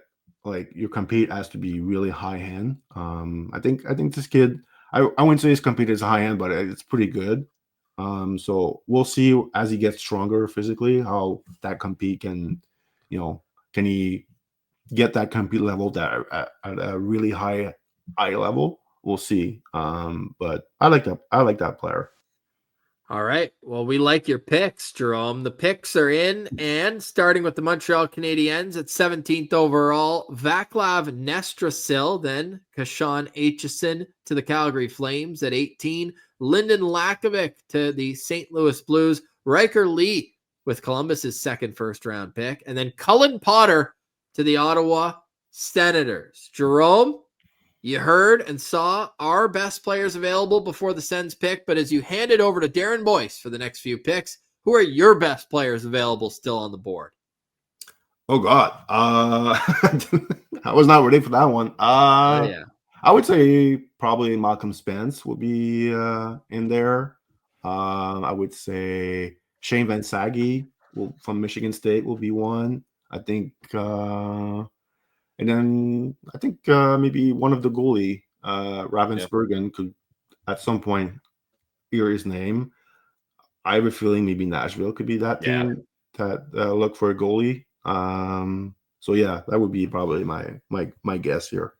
All right, Jerome, appreciate you so much, man. This has been fantastic. We, of course, follow all your work over at hockeyprospect.com. Go get the Black Book, enjoy it, and enjoy draft time. And we're looking forward to hearing all your thoughts, not only what happens as we know here before the draft, but when the draft is over, how things shake out. Enjoy it, man. Really appreciate you coming on the show. And where can people find you on social media? Well, they can find me on Twitter or X, as whatever you want to call it, at Jerome _Berube. And you can follow our work at Scouting Service. And just a few, we have our book out. It's actually not called the Black Book anymore, Ross. Whoa. Yeah, we changed it. It's called NHL Draft Breakdown, because obviously our profiles are shorter this year, so we didn't want to we want to change it. So NHL draft breakdown. It's also 50% off from the price from last year. So we still have like our profiles, but also like bunch of quotes from NHL Scout in the book. So if people want to see some pretty funny quotes sometime from NHL Scouts, they're honest, when they don't have to put their name to it. Yeah, really honest. So yeah, we got this going. So hockeyprospect.com is the place to find the book. It's only it's only a PDF this year. We're not doing a print version. So but yeah. Awesome. Well, we're looking forward to having you on later this summer and discussing how the Ottawa Senators did at the NHL draft. We also know now that Darren Boyce is on the clock with the 22nd overall pick. All right, we're now heading on down to the puck bunker where we find Darren Boyce for our next 3 picks. The Philadelphia Flyers are on the clock, then the Nashville Predators and Los Angeles Kings. But Darren, you just saw that we have made our selection for the Ottawa Senators, and it is Cullen Potter. What are your thoughts if that is the way that Steve Staios goes? I think he addresses a need for the team. I think that's that. I mean, they lacked speed this year, so I think it's a fit. I like the way he plays too. He's a relentless forechecker. He's very responsible. He can probably fit in as a two-way center on this team. He's just small. That's more. That would be the kind of the concern you would have, right? It's just the smaller guy. Might not have been the direction I went with the pick, but I mean, I don't disagree with it at all. I think it does fit a need that they would, it would address something that they would need. Yeah.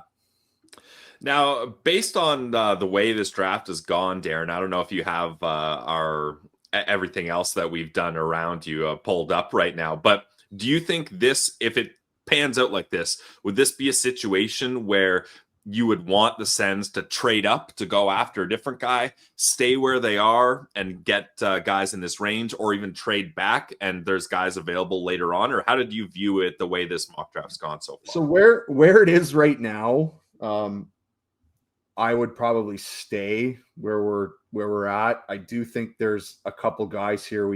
There's a couple players here of interest that I think we can get, and I do think there's kind of a drop off after that.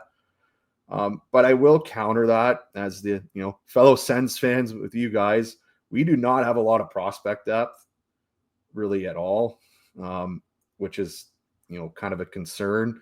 I do wonder if there are some teams that might want to jump up here that we could maybe trade down maybe to the end of the first round and net another second round pick here.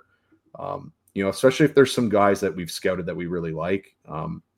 It's just, again, it might be an option for them. I would probably keep the pick, but I could still at least see that being an option for them. So if the Senators do go with a forward in this draft, what is the type of player that you would want? Maybe a little bit bigger with that same speed that Potter would bring? Well, I like, again, Potter is definitely an option for them. But I think the way that they've, at least their draft model has suggested, they would like to go more, maybe a heavier player. Now, I don't think we need to take a shot on some sort of superstar right now, considering we don't have a pick next year, which is a whole other discussion that we can have later. But that is kind of sitting there. So I think we need to kind of take a safer guy. We have our superstars already kind of on the team. We just kind of need to fit guys in around them.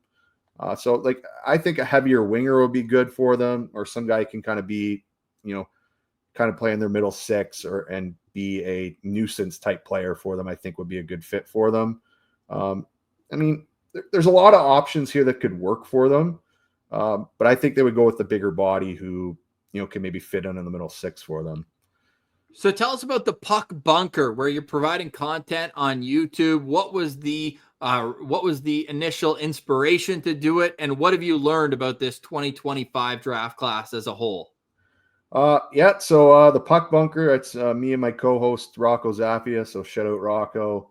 I mean, we're buddies that been friends for about 15 years. Talk hockey after all of our skates, pretty much at the local pubs and establishments in Ottawa. And now I've moved to London, so I mean, we still chat all the time, and we just wanted to get on air and get our opinions out there.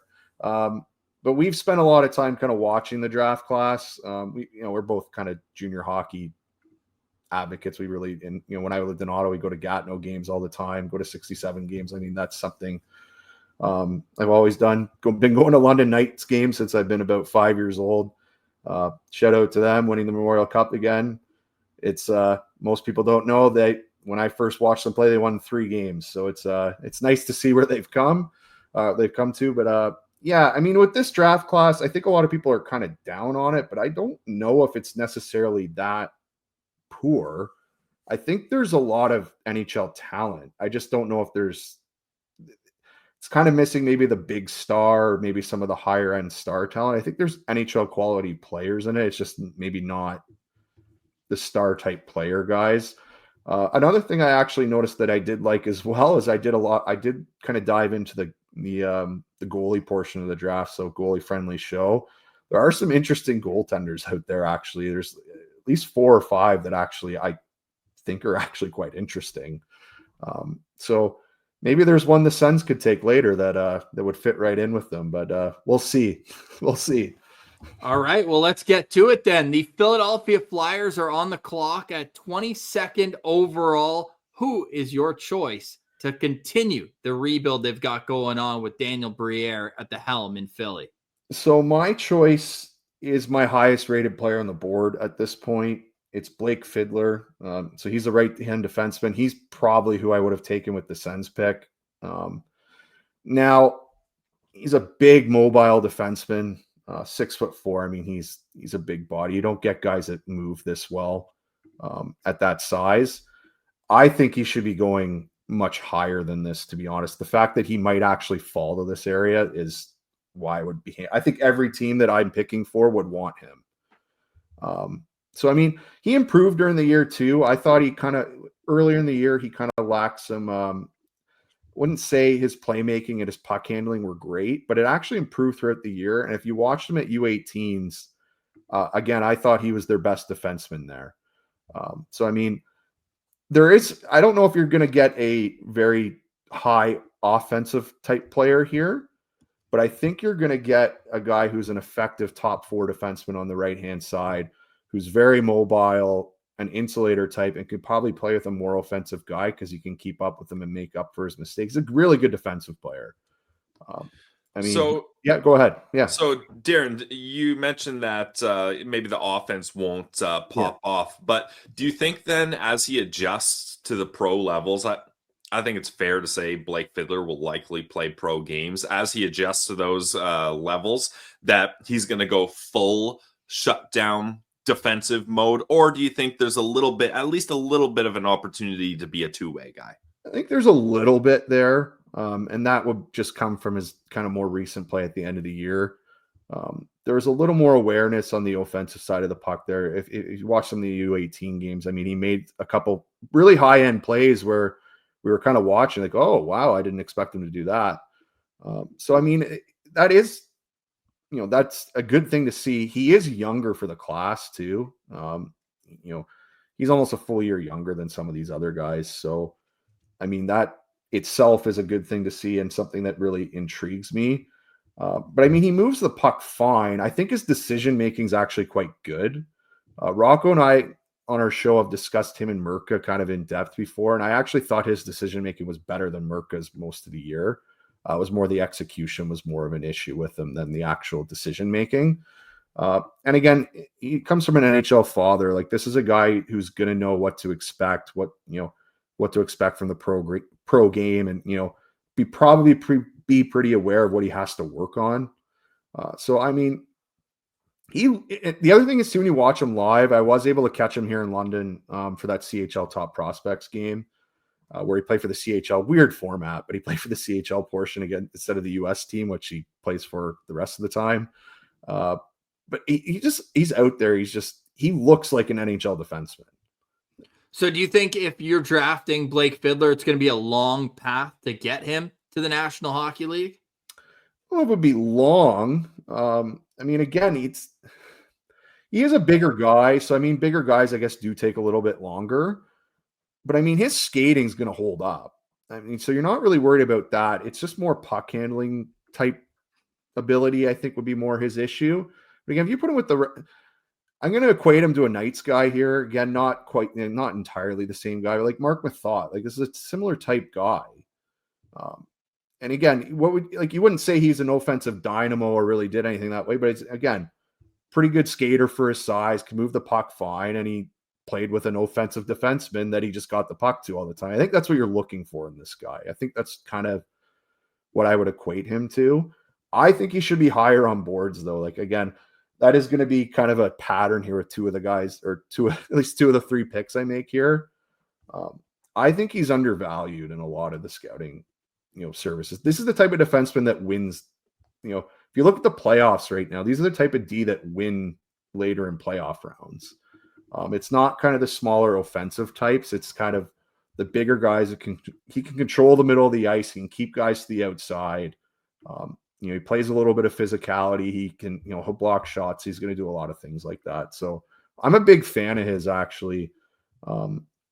I don't think I don't think it would be a long process for him. It would be just a normal, like 3 or 4 years. I think he looks like a guy who could probably step into pro and be pretty effective, I guess, to start. I don't think he would be a superstar, but I mean, he's not going to jump off the page. He's just going to provide a solid effort every time. And that's kind of what you're looking for in your, right hand.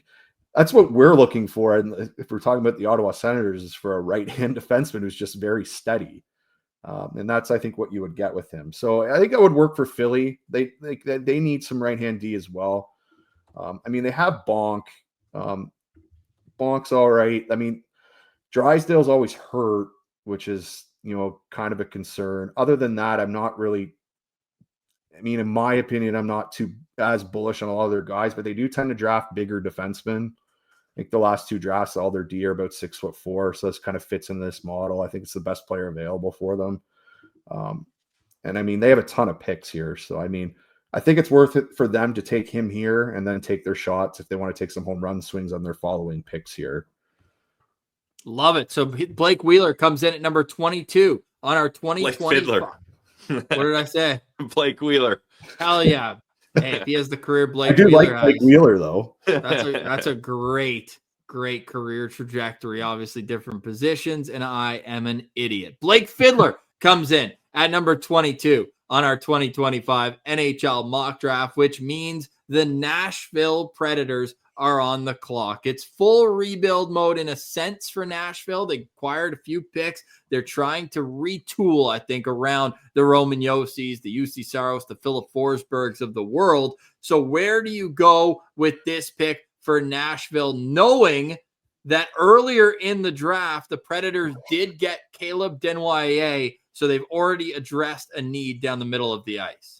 So the people who don't know, I'm a big Caleb Desnoyers guy, so I love that pick for them. And I think if we're having the draft that went like this, I would stay in the queue and take another Q player. So I would take Bill Zonin, who just got traded to the Blainville Armada today. So that's a guy I'd be looking to take for Nashville. Now I'm going to just talk about their pick for a second. They too have another first rounder. I think 3 picks after this. So I do think maybe with one of these, they might take a goaltender. I do think that is actually a possibility for them, just because they traded Yaroslav Askarov last year. So I wouldn't be shocked if they jumped for a goaltender. But in my opinion, I think they should be taking at least a player here and wait for the next pick. Now, again, since they've already made a pick, it's possible to take a home run swing here on a guy too, because they do need some high-level skill. That unfortunately isn't totally available here. I might name drop a guy here that is possible. Alex Zarovsky, someone that I have really liked all year. He's out of Russia, really came on at the end of the year. Might have the highest skill level in the draft. A lot of people talk about Roger McQueen and his handling ability. Zarovsky's is right up there with him. Now he's 6 foot. He's not 6'5". That's the difference between those two players. But again, this is a guy in the Russian Junior League. Really came on, was playing KHL playoff games. Might be a guy to look at later in the first round that some team might take a home run swing on. So that would be an option for them. But again, I would take Bill Zahn in here. I love this player. everything that he does on the ice just is winning. It is a winning player. So I would say he's probably going to be a winger in the NHL, but he was playing center at the end of the year and quite effectively, actually, for Royan Noranda. And I mean, he played really well in the playoffs. The way that he plays will translate because it's all hard hockey. So this is a guy who's relentless on the forecheck. He hits guys. He goes to the net. He digs, wins a ton of puck battles. He's basically in the middle of everything going on the ice and doesn't take a lot of penalties to do it. Now, the downside on him is his skating looks ugly is basically the issue with him. It's not a great skating stride. However, in my opinion, he gets to where he needs to be all the time. I don't actually think he's that poor of a skater. Like, he gets there, it just doesn't look great.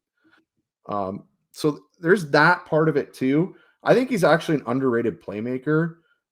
So for instance, again, if you look at the queue, Justin Carbonneau is consistently ranked higher than him. I actually have Zonin ranked higher than Carbonneau simply because I think his game translates a lot safer and easier. This is a guy that scores a lot of his goals around the net. He has a good shot. He's going to, again, at absolute worst, this guy's going to be on your bottom six and just be a relentless, third line forechecker who's going to chip in. I think there's more upside here than that because he can play with good players. He'll go get the puck and get it to his superstar teammate and go right to the net and probably tip in a pass that comes right back to him. So I've compared him to Zach Hyman a lot. Just think of it like an NHL comparable. Maybe, I think Bill Zahn's actually a better athlete than him. But it's that type of guy that could maybe be a passenger on a top six line, do a lot of the dirty work, might not get all the recognition for it. But at the end of the day, it looks like he's going to get 25 goals and, get 60 points. You're like, oh, this guy's really hard to play against. I like Zonin. I think he's a nice player.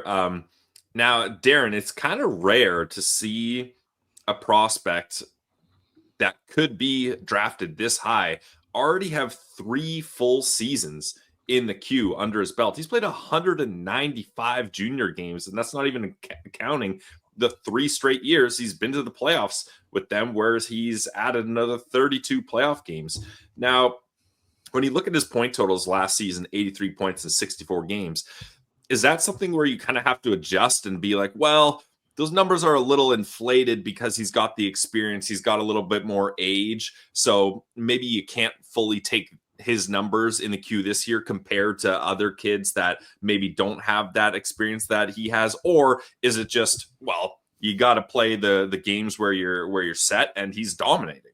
So the age obviously goes into, at least for me, age does go into kind of the the ranking.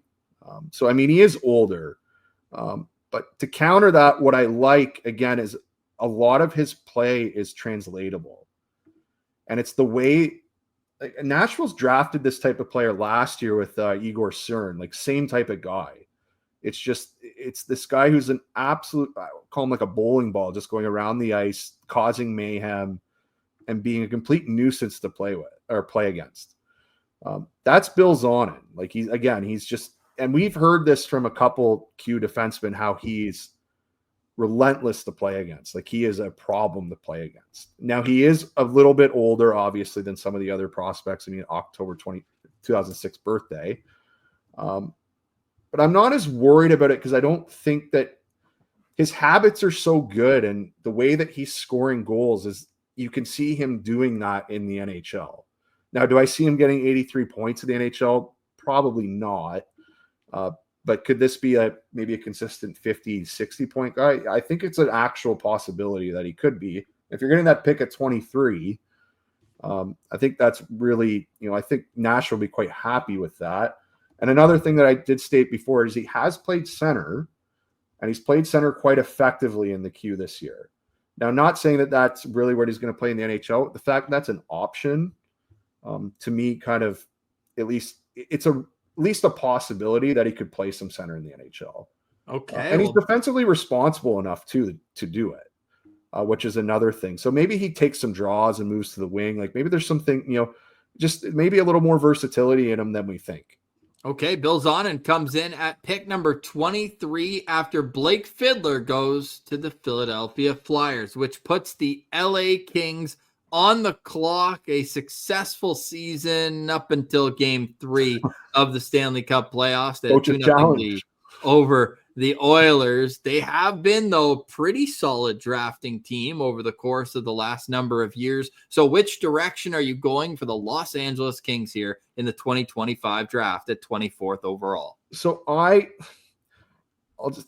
the way I went with the pick here is like they don't have a second. So I think they want to actually make sure they kind of hit on their pick here. So I went with another guy that, again, I would be interested in the Sens pick. I always go back to that, but I would be interested as well as Malcolm Spence. So Malcolm Spence to me is a very safe selection here. I mean, he could go well above this as well. I think there's definitely some upside here. I think it's a pretty safe play, though. I mean, again, another older draft player here. He's right on the cut line. I think he could have been almost drafted last year. I've seen him multiple times. He's played for Erie. I mean, big body, plays really well with good players, can score a bit, has some playmaking ability, kind of plays in all situations quite effectively. PK, power play. And when you see him play for Team Canada and U18s, not this year, but the year before, seen him at this, the CHL Challenge and that, he's usually the guy that ends up playing with their top guys. And he plays quite effectively in a role with top players. That's kind of where my excitement level is with him. I think he's, again, kind of a passenger on a good line, but I think he's a good contributor there. And in terms of the floor, I think you're looking at worst, the middle six, winger here. I don't think there's, really, to me, I don't see how there's really a much of a risk with him. I think he'll play. I think he'll be able to play quite effectively. Again, if he has to be a third liner, I think he'd be quite effective in that role. But he can provide some offense, can play on the, as I said, playing the PK and that. It's just a couple of things I was a little bit concerned about this year. Just kind of the end of the year, there was speaking a little bit of some effort concerns a bit later in the year. But I wonder if it's just because he had kind of a step out the door going to college next year.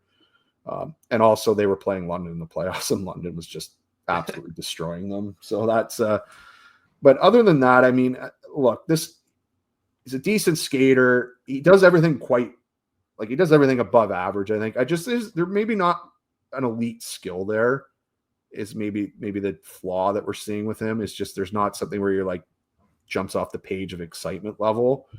He does everything pretty well. He'll be a pretty well, he's already kind of a developed prospect now. Like he could probably play pro, I think, quite easily, after another year of college. I think that would be realistic. He could play in the AHL probably pretty quickly. It's just what type of role you would want him to play in. But for the Kings, I'll just say a couple things here. It is possible they go D here. I'm not sure. The problem is after Fiddler, in my opinion, there is kind of a drop off in the D selection. So I'm not sure that's really, there's a little more risk involved if they take some of the D. But, I think a guy like Cam Reed might be something that they look at. I'm not sure if that's something they would do, but that is a look that you could have. Jack Nesbitt, too, might be a guy they look at, too. I mean, Liam Greentree plays for Windsor. They've obviously watched him a ton. Another big centerman that they might have some interest in. And again, I think that's also another kind of safer pick that they could take there. That also has a bit of an upside play. He's a massive guy, hasn't grown into his body yet. So maybe there's, you could see maybe a bit more offensive upside with him. But again, another guy's probably guaranteed to play lower part of your lineup and make the team. So that was kind of my analysis with those picks. But yeah. Well, it's interesting too. The LA Kings drafted 3 out of their 4 picks last year out of the Ontario Hockey League. You mentioned Liam Greentree. They also took Carter George, goaltender for Owen Sound, and Jared Woolley of the London Knights. So they're not afraid to dip into the Ontario Hockey League pool. My question for you, though, about Malcolm Spence, another guy just like Bill Zahn and 2 older birthdays. So they have 3 full seasons in the Ontario Hockey League. How do you think his move to Michigan, where he'll play next year, will impact his development?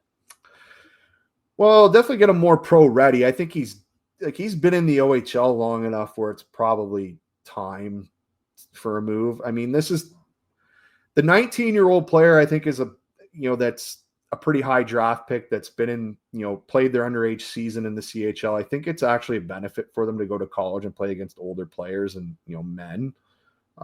I think he would translate to college fairly easily in terms of the details of the game. Like, I don't think he's a solid defensive player. He knows the game pretty well. He's not, I think he can play in a system pretty easily. I don't think that'll be a problem for him. The only thing I would be maybe a bit worried about is what the offensive output is with him, especially if he's not going to be the most talented player on his team.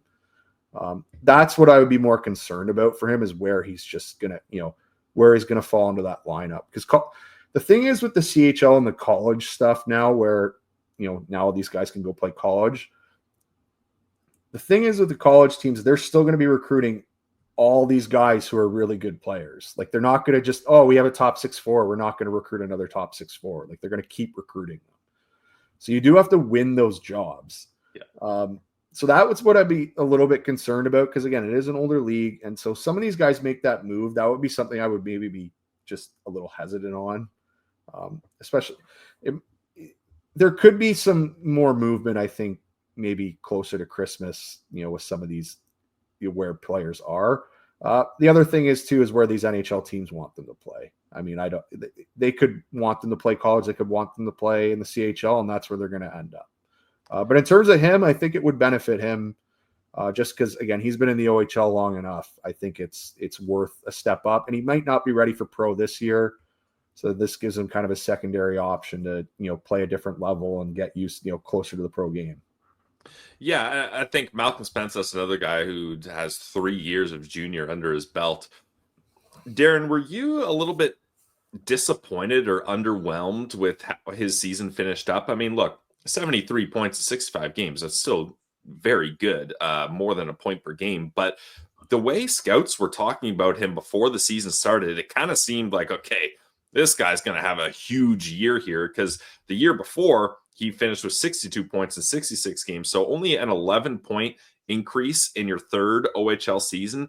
I just feel like maybe there were some higher expectations, and that's why he's kind of fallen to this range in the mid-20s rather than being in the teens. So I think the reason for that is people were maybe expecting him to be more of like a play driver offensively, in which case I'm not sure he is that.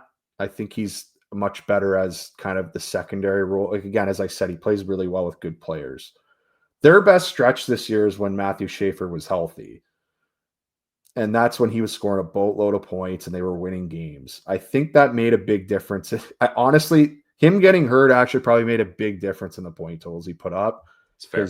Yeah, because if you watched Erie play with Schaefer, they're a completely different team. Like if Schaefer was healthy, they wouldn't have beat London. They could have actually threatened them because he's the best player on the ice. And again, that goes. I think he's the number one pick. But I mean, you could see the difference, and we even saw it with Team Canada, right? When Schaefer was healthy for one game, how much easier it was to move the puck. How the offense seemed to flow a bit better. That's how Erie was. Kerry Terrence was also hurt too, I think, at the end of the year too, which is another one of their big forwards. So, I mean, I would argue that he's the guy, again, if you put him with maybe a superstar centerman, could put up a lot of points. And just because he does a lot of things well, and he's a really good contributor to that player. I just don't think you can put him on the first line and think, hey, go create. Like, I don't think that's kind of what he is. And that might have been what scouts were kind of expecting him to be, which I think, for being real, I mean, maybe I'm real, maybe that's just me. But I mean, being realistic, I think this is more of a complimentary guy, but I think he's a good complimentary player. And that's Malcolm Spence, who we have now going at 24th overall to the Los Angeles Kings. So Darren Boyce, who you can find over at the Puck Bunker on YouTube, has Blake Fiddler, right shot defenseman, going to the Philadelphia Flyers. Bill Zonin going to the Nashville Predators, their second of 3 picks in the first round. And then Malcolm Spence going to the Los Angeles Kings. Darren, who are your best available players now as we hand it over to Brock Otten from McKean's for the next segment of picks? Well, for me, I'm going to be a little off the board because I think I've ranked this guy higher than a lot of people. It's Alex Zurovsky. That's my best player on the board so far, or still. So again, another winger out of Russia. It really came on at the end of the year, as I think I was speaking about it before. Kind of just discovered him midway through the year. His highlight tape is outrageous when you watch this guy. And again, he played in the KHL playoffs late in the year, fit right in, and looked really good. So I think he's a guy that should be jumping up the board here. The other guy would be Braden Coots. I mean, if you're looking for a centerman here, I think that's probably the option for a lot of these teams. I mean, I'll say that Philadelphia could be looking for a center with the pick I just took. Coots is an option there. Same with Nashville. Coots could be an option there as well. I don't think those would be unrealistic selections for them. But those are the two guys I think that would be highest on my board that are left over. All right. Well, the Chicago Blackhawks are now on the clock, a pick they acquired from the Toronto Maple Leafs. And then it will be the Nashville Predators once again, a pick that was traded twice, first from Vegas to San Jose in the Tomas Hertl trade, and then sent from San Jose to Nashville. Washington, Winnipeg, start revving your engines. The first round mock draft continues here on Locked On Senators.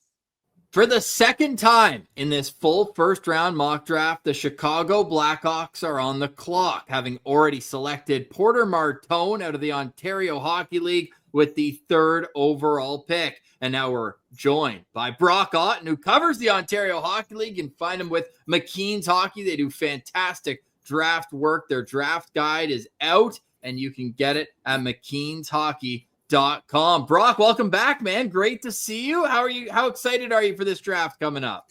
Always excited. It's the best time of the year.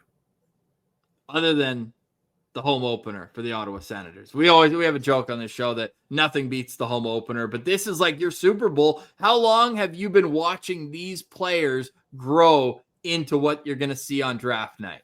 Well, the guys in Ontario, since their U16 year, basically, I don't watch as much U16 as I used to, but I still go to the OHL Cup and kind of pay attention to what's happening in that loop. And then you see them as rookies in the OHL, and then you see them in their draft year or those late birthdays. You've seen them 3 years, and yeah, it's. I mean, that's why it's exciting to cover the draft, right? Especially if you're somebody who is located in a specific region that is great for covering, like the OHL.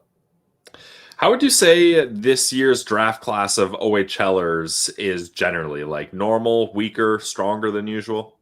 Yeah, stronger. I mean, you've got possibly, likely, the first two picks in the draft. Then you've got another guy that's a likely top 5 pick, maybe even a second, depending on your feelings on Brady Martin and what's coming out right now about Martin. You've probably got 10 guys who have the potential to go in the first. I don't think all 10 do. But you could have 8 or 9 that go in the first. So anytime you've got that kind of high-end talent, you have to consider it a strong crop. Depth-wise, maybe middle to average. But that's not what you typically base the strength of a crop on, right? It's about the high-end talent.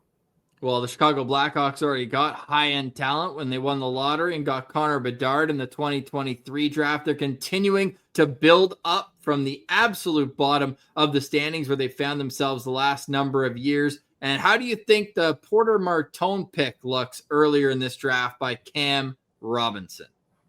Yeah, I mean, it makes sense, right? You're looking for a guy that's going to slide in there and be a complement to some of their higher skill players on the wing, right?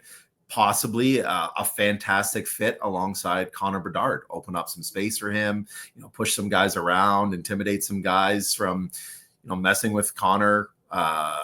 Is plenty skilled and intelligent enough to hang with some of their other guys that they've got in the system. The only thing maybe that you'd question is, can he play with the pace that some of these guys like to play at? I think so. I think to a certain degree, his concerns over his skating have been a little bit overblown. I don't think he's a great skater, but he's certainly not a bad one. So yeah, I think it's a fit. Do I think the Blackhawks take Martone? No. But I think it's a fit, and I think it makes sense. And how did that, if any, impact the decision that you made here at 25th overall? Yeah, it definitely impacted it a little bit. I think one thing that we've sort of seen from Chicago in the last few drafts is that they're really valuing speed, skating, physical intensity, compete level, skill, things that organizations should be looking at, but they haven't really drafted, other than maybe Connor Bedard, who I wouldn't call, an elite skater, but other than Connor, because you had to take Connor, that's something that they're focusing on. And my pick, I don't know if I would call him an elite skater, but he's certainly not a poor skater. But he does check a lot of the other boxes that I mentioned. And I think one thing Chicago is going to look at, possibly with this pick, possibly with some of their other picks, is starting to sort of round out their future roster, trying to look at guys who are going to be able to be great complements to the players that they have in place already. And, not necessarily trying to accelerate their rebuild, but trying to make sure that they've got all their bases covered. And with that, the pick is in. Who are you selecting for the Chicago Blackhawks at 25th overall? Yeah, I've got Chicago taking center from Seattle, Braden Coots. I think this is a type of player that they're going to target, a guy that can probably play anywhere in their lineup, but probably settles in as a middle six type. I think he's going to be a really good two-way player. His compete level is off the charts good. One of the better competitors in this draft class. Excellent on the forecheck, excellent on the back check, skilled as a playmaker. I don't see him not hitting in some capacity. Not really a weakness to his game per se. I think it's a great pick for them. I think he's a guy that can really, really play well alongside some of the other players that they have in their system. And I think he's also somebody that sticks down the middle, which maybe you don't necessarily say about some of the other players in their system. A guy like Frank Nazar, for example, right? Is he going to be a long-time winger? Probably. So yeah, you're trying to build out your center depth. You're trying to find a player that is going to be versatile and usable in any situation. Now, Braden Coots was named captain of the Seattle Thunderbirds this season. Also named captain of Team Canada's U18 team, where he had a lot of success. Brock, how much value do you think scouts and teams put into guys being named captain, not just for their junior teams, but at the international level as well? Yeah, I think they definitely put some stock into it. You want to bring in leaders to your team, right? You want players that are mature, can handle the stress and pressure of playing in the NHL, that have a great head on their shoulders, that can, lead other players. I think it's something that is invaluable and it's something that you look for. So when it comes to Braden Coots as well, is this a guy where this is your pick here at 25, but on draft night, do you think there's a better chance that he goes in the top 25 or that he could be a guy that falls either right here or a little bit later? Yeah, I think that this is probably the range for Coots. I could see him kind of going anywhere from about like 17 all the way to the end of the first. Doesn't really have the elite size that NHL teams are looking for from pivots these days, especially, guys that maybe play through the middle of their lineup. So that might be sort of a strike against him. But I would say he counters that with being one of the better competitors, like I said, in the draft. And I think that's worth something as well. And with a team like Chicago here taking him, are you looking at a patient approach? What would be the best development plan if you were in charge of the team that takes Coots? Yeah, 100%. I think that's a development plan no matter what team I am or what position I'm in. I think that's a big pet peeve of mine is rushing players before they've dominated their own age group and dominated other levels. I think there should be sort of a tiered system there. We see how it hurts the development of so many players year in, year out. So yeah, I think you leave Braden in the WHL, then depending on the new NCAA landscape, maybe, depending how his WHL season goes, maybe you look at a new challenge for him at the NCAA level, depending on how the CBA is potentially reworked with players playing in the AHL earlier. It's hard to say down the line because we don't really know what it's going to look like a year or 2 years from now, just based on how everything is changing so rapidly. But a patient approach here is the right move because you want his offensive skill set to continue to grow. And we're really excited actually about Braden Coots. He's one of the guys, as we've looked through this draft class, that we've kind of highlighted as a guy who could be a Swiss Army knife type player as well, but he's shown that he can pop off in certain situations offensively. We think that's a great pick there, Brock, for the Chicago Blackhawks at 25th overall, which moves us to the Nashville Predators, who will be one of the busiest teams on the first day of the NHL entry draft. They just had a pick that we did a few ago, and now they are right back on the clock after already taking Caleb Desnoyers at 5th overall and then Bill Zonin at 23rd overall. So already a lot of punch up front for the Nashville Predators. How did that impact where you went here? And who is the pick at 26? Yeah, it impacted it a lot. If you're going to take two forwards, I think odds on favorite would be a defender with this pick.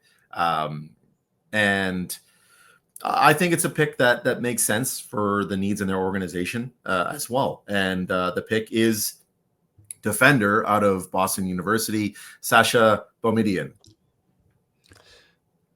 So Boumediene is the youngest player in the NCAA this season. Like, when you look at how he did with Boston University, 13 points in 40 games, do you look at that with a bit of a grain of salt, being like, look, sure, those point totals don't pop out at you, but it's so impressive that at his age, he was playing NCAA. And not only that, but as the season went on, it seems like everybody kind of agrees that he really progressed and BU was comfortable giving him a bigger role. Yeah, I think you hit the nail on the head there. When you're looking at these types of early entries in the NCAA, you're looking for growth over the course of the year. You know that they're probably going to struggle initially, but you're looking for them to make that adjustment, and you're looking for growth over the course of that season. And he grew substantially from the start of the year to the end of the year with BU, essentially helping them and being a key member of that team in their run to finishing as the finalist in the NCAA this year. And then he carried that over to a strong performance at the U18s with Sweden, right? Where he showed way more offensively than we had seen this year. So I think you're looking at a player who should be trending up because all year he was trending up. Great bloodlines, with his father playing in the NHL. And I think that he just checks a lot of boxes. And I think that's a great pick for Nashville to add somebody into their system that I think has some solid upside as perhaps like a solid number 3. I think that's probably, where he sort of would slot in a best case scenario. And I think the other thing that's sort of worth mentioning with Boumediene is the decision making. It needs to improve a lot. I think we saw that at the U18s, especially. Will he have to refine his game to be an offensive player at the next level? Definitely. But I just love the growth. I think that's one of the big things that I look for at the draft every year is players who don't just plateau, who continue to get better over the course of that season. And I think that he was one of the most improved players in this draft class from start to finish. And that was reflected in your rankings over at McKeen's Hockey. Again, a great resource that you can go check out and get all sorts of insight and information ahead of the NHL draft, June 27th in Los Angeles. You guys had Sasha at 42nd on your midterms, and then that jumped all the way up to the late teens here as the final rankings have just been released. Now you guys have him at 18th overall. What was the main factor that allowed him to improve the way he did, if decision-making is still something that needs further improvement? Yeah, I think you look at the skating. That really improved over the course of the season, in my opinion. And I think that you kind of project him as an all situations type. Again, based on what you saw offensively at the U18s, which he maybe didn't get a chance to show the full extent of at BU, just based on the role that he was asked to play and his age in that league.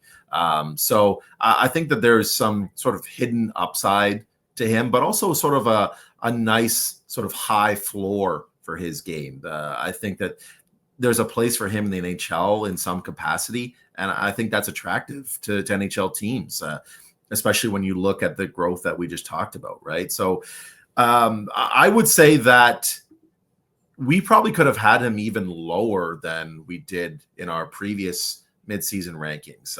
There were people on our team that just weren't incredibly excited by him, kind of thought of him as more of like a safer, high or lower upside player. And I think just that late season burst, his play in the Frozen Four, his play at the U18s kind of proved that, this is a player who's capable of more.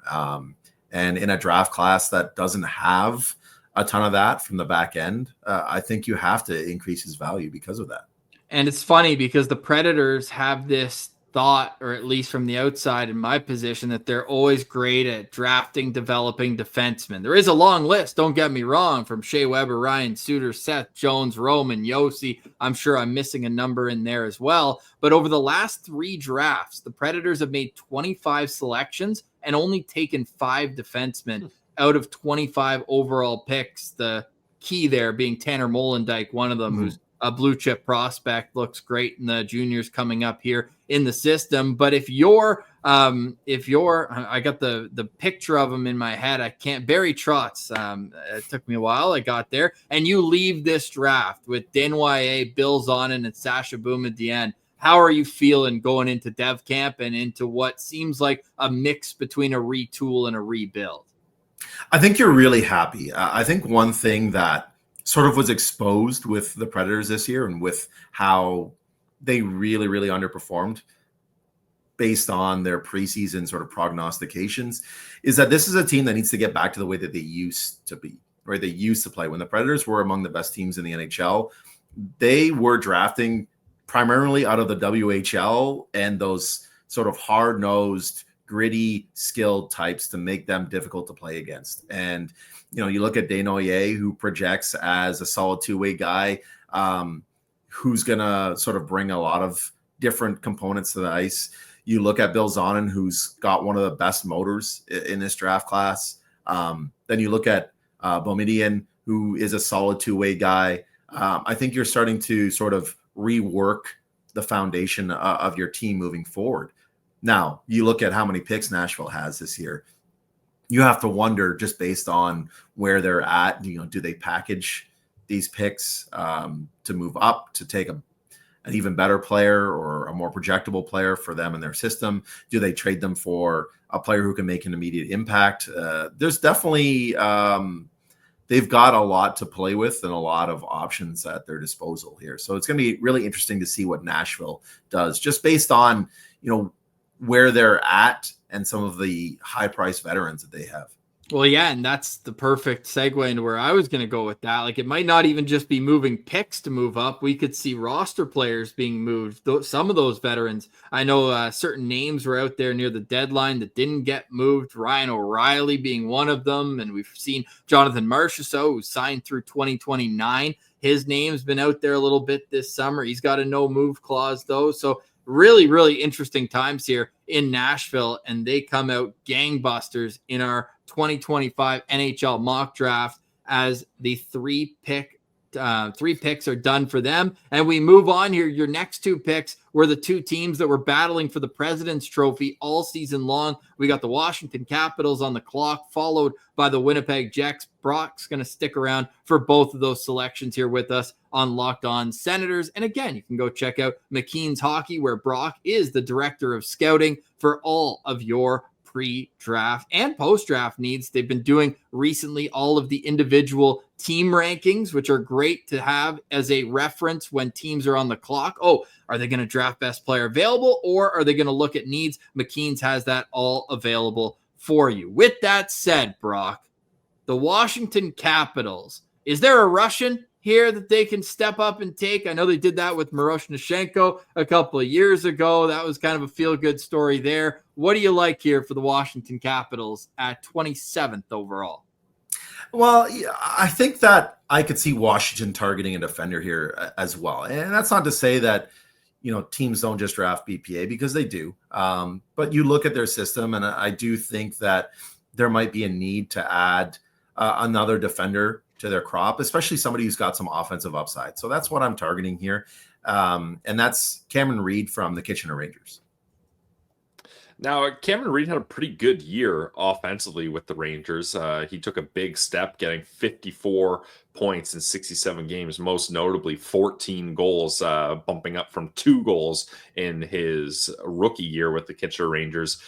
Brock, do you think he has the skill set to keep that up offensively in the pros and maybe even be a part of power plays in the pros? Or do you think as the competition level raises, especially he's not the biggest guy, that he's going to have to find a way to be more of a two-way player? I think the answer to both of those is yes. And I know that's confusing, but he has the skating ability to continue to be an offensive threat moving forward to the pro level. I think that he does have the capability of being a power play quarterback. I think he sees the ice well, really intelligent defender, moves the puck well. I think the shot's going to get better and better.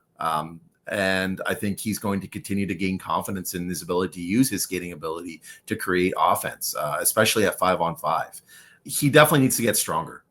This is a guy that relies on his IQ to be a defensive player and not necessarily anything else.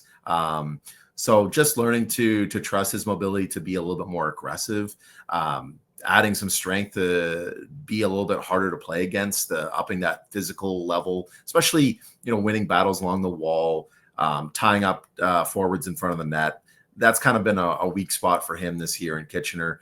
But again, you're betting on a defender that thinks the game at a high level and skates at a high level, right? And those two things often combine to make an NHL defender because other things can be improved. So I look at him as a nice little upside swing. Downside, maybe he's not an NHL defender. Maybe the defense never just gets to that point. And he's more of one of those jacks of all trades that sort of has been a kiss of death for some defensive prospects over the years. But at the same time, if you're Washington, I think this is a great pick. Personally, I'd have Reed higher on my board. Like you said, he had a really great year, and I'm willing to bet on, like I said, that combination of mobility and intelligence allowing or carrying him to the NHL. And it's kind of funny because you think of the Washington Capitals, and size is one of the first things that comes up with the players they have on their NHL roster right now. But they're not afraid to draft more undersized players. Tara Parasak, first rounder last year. They also took Cole Hudson and Leon Mugley. None of them are huge. They made up for it with the EliteProspects pick, which looks like it's been paying huge dividends already. He was one of the most improved players coming into the OHL this year. They've also gone with Andrew Cristal as well last year, Ryan Chesley. Like, they're not afraid to take guys who have that smarts and that skating ability. And it made me think of another player from a couple of years ago from the Kitchener Rangers who fell in the draft. Funny enough, his brother's in this one with Henry Brusevich, but with Hunter Brusevich, he had 3 more points, same amount of games in his draft year with Kitchener. Am I far off comparing, or would you like to contrast those two players? Yeah, Cameron's a better skater than Hunter, especially at the same age. But similar in terms of the high IQ, similar in terms of, their processing ability at both ends, similar in terms of both players need to get a little bit more physically engaged in the defensive end. And we saw that Hunter made those adjustments over his OHL career with Kitchener and has now just had a pretty good first AHL season and looks like a potential NHL defender. So I think if you're comparing Cam Reed to the older Brusevich, I think you'd be very happy if he took the similar sort of development path. And you mentioned Cole Hudson. I think that's another reason why I looked at making this pick for Washington because he has turned out so well for the Capitals in just a year's time, right? And he kind of had a similar kind of base to Cam Reed going into the draft last year, right? Mobility, IQ, questions about defensive ability. And we saw that just in a year's time, he's improved so much in pretty much every facet to be honestly one of the better defensive prospects, or at least offensive defender prospects on the planet, right? In just a year's time. And, I think maybe Washington sees some parallels there and says, we did really well with Cole. This is the type of player that you need running your back end in today's NHL. So why not try to strike gold twice?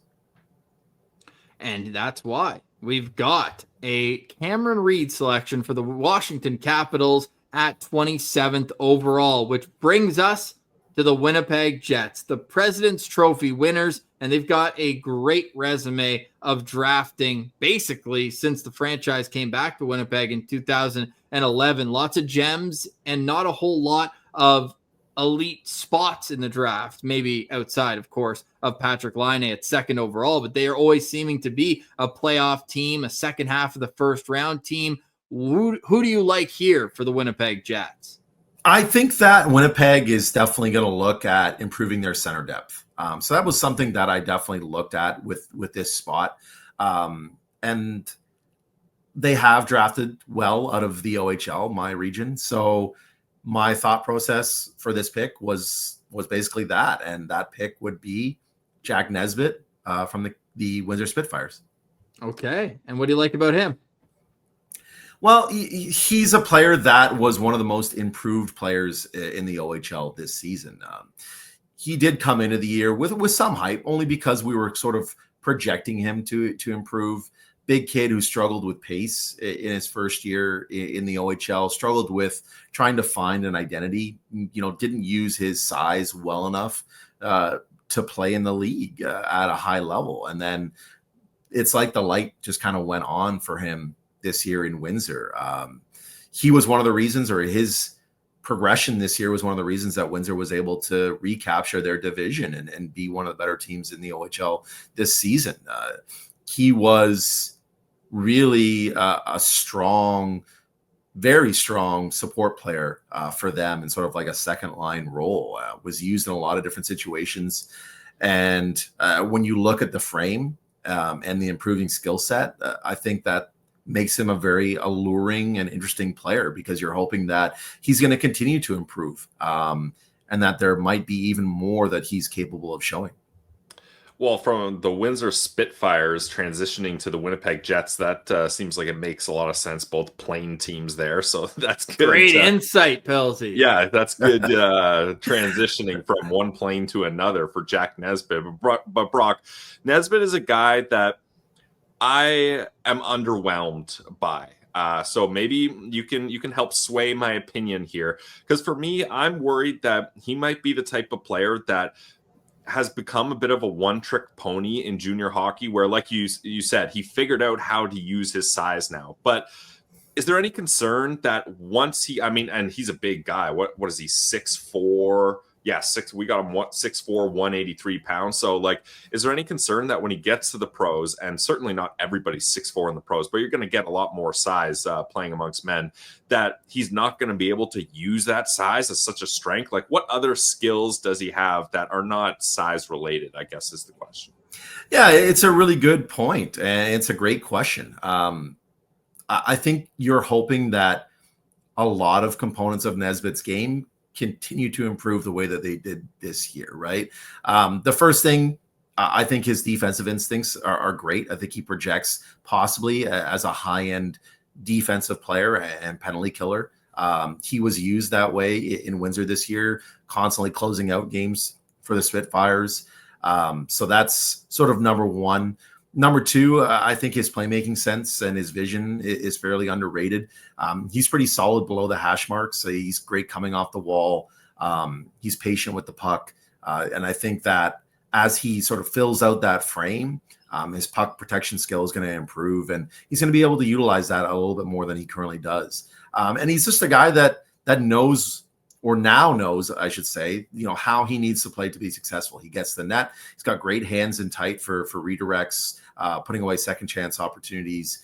It's just a matter of whether you think he's going to be able to continue to improve playing with pace. Transitionally, he's not incredibly strong. He's not going to be that kind of player. But, the counterpoint to that would be guys like him don't need to necessarily be that at the NHL level. He can play dump and chase. He can work the wall. He can play down low. He can get to the net, and he can still find a lot of success doing that. The skating, I think, is almost underrated. He's one of those guys that I think is a lot quicker without the puck than he is with it. At the inaugural, when I say inaugural, they've been doing it in different formats for years, but they've changed the format. So the inaugural OHL top prospects game that occurred this year, they had the guys trying out some new tracking software that we were privy to. And afterwards, one of the things that shocked me was that Nesbitt was actually clocked at having some of the highest speed bursts of anybody in the game.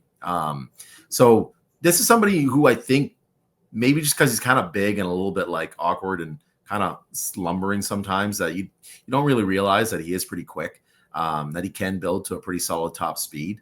But it's without the puck that you see that more than with it. So he kind of has to slow his pace down a little bit because maybe that skill just hasn't caught up yet.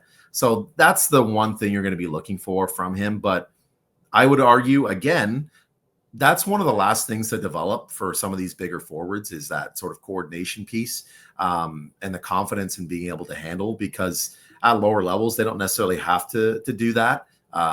So how much that develops is going to indicate or dictate, I should say, what his upside ends up being. At the end of the day, Winnipeg maybe is hoping that he can just be another Adam Lowry type. And that's going to provide a ton of value for them. Okay, Brock Otten calling Jack Nesbitt the next captain of the Winnipeg Jets whenever that day comes. Jokes aside, I appreciate the pitch on Jack Nesbitt. For me, the problem is, and now we're kind of pivoting to 21st overall, and we have seen some mock drafts with the Ottawa Senators taking Jack Nesbitt. How would you, I don't know if I'm just going to say straight up rank, but compare and contrast maybe who you like the most out of the group of, let's say, Cullen Potter with Jack Nesbitt, with Braden Coots, and Ben Kindle, all these kind of centermen who are in that similar range in the draft? Yeah, I would definitely have Potter and Coots in a different range. They would be higher for me. I think the upside is much higher, but I think they have sort of a decent floor as well because of the way that they play. Whereas Kindle, I would put on the same plane as Nesbitt. Obviously not as big as Nesbitt, but maybe can end up being a really intelligent middle six guy too. So I'd put them on the same level, but I'd put Potter and Coots on a different tier, a higher tier than Nesbitt. And I understand why both you and Brandon would be concerned about Nesbitt. I think you guys have a little bit of PTSD with Boucher and what happened there, and maybe just drafting guys because they're big, right? Yeah. Well, he's not a 6'7" defenseman, so at least there's that. Right. Yeah. But I mean, when one of those picks doesn't work out and you use a high pick on a player like that, you do kind of get scared that all of them are going to sort of be that exact same way, right? Yeah. When you look at recent draft history, these types of bigger guys that have athleticism, more of them are hitting than failing, right? And you've got to look at it from that sort of perspective that, this isn't the days of just taking big players because they were big and then they were not finding success in the NHL, regardless of whether they could skate or skill or whatever. Now we're looking at sort of a new age of big men who are athletic, who can skate, who provide other things. And I think that's why so many of them are having success in the NHL. And Ottawa did that last summer at the draft, where the smallest player they took was Luke Ellenis, and he's 6'2". But they did kind of hit that prototype that you mentioned there with Blake Montgomery, where, he's 6'4", but he can skate, he can move, he can do all sorts of things and be a versatile player. So, okay, I'm warming up to the idea of Jack Nesbitt. There are still guys I like better at 21. The last name I'll throw at you, just because he's now committed to North Dakota. We still call him the Nodak Sens. Cole Reshny, would you have him higher as well in that kind of Potter tier? I would have him in between. I would have Coots, and I would have Potter, and then I would have Reshny, and then I would have Kindle and Nesbitt. I think that Reshny is one of those guys who maybe worries me just a little bit because he's so reliant on his IQ, and maybe all the other stuff is kind of good but not amazing. I mean, sometimes the hit rate on those guys isn't fantastic because their hockey sense gets neutralized a little bit at higher levels without sort of the elite physical tools per se. But I also love banking on players who are incredibly smart. So that's why he's sort of in that middle tier over or sandwiched between the five guys that you just mentioned.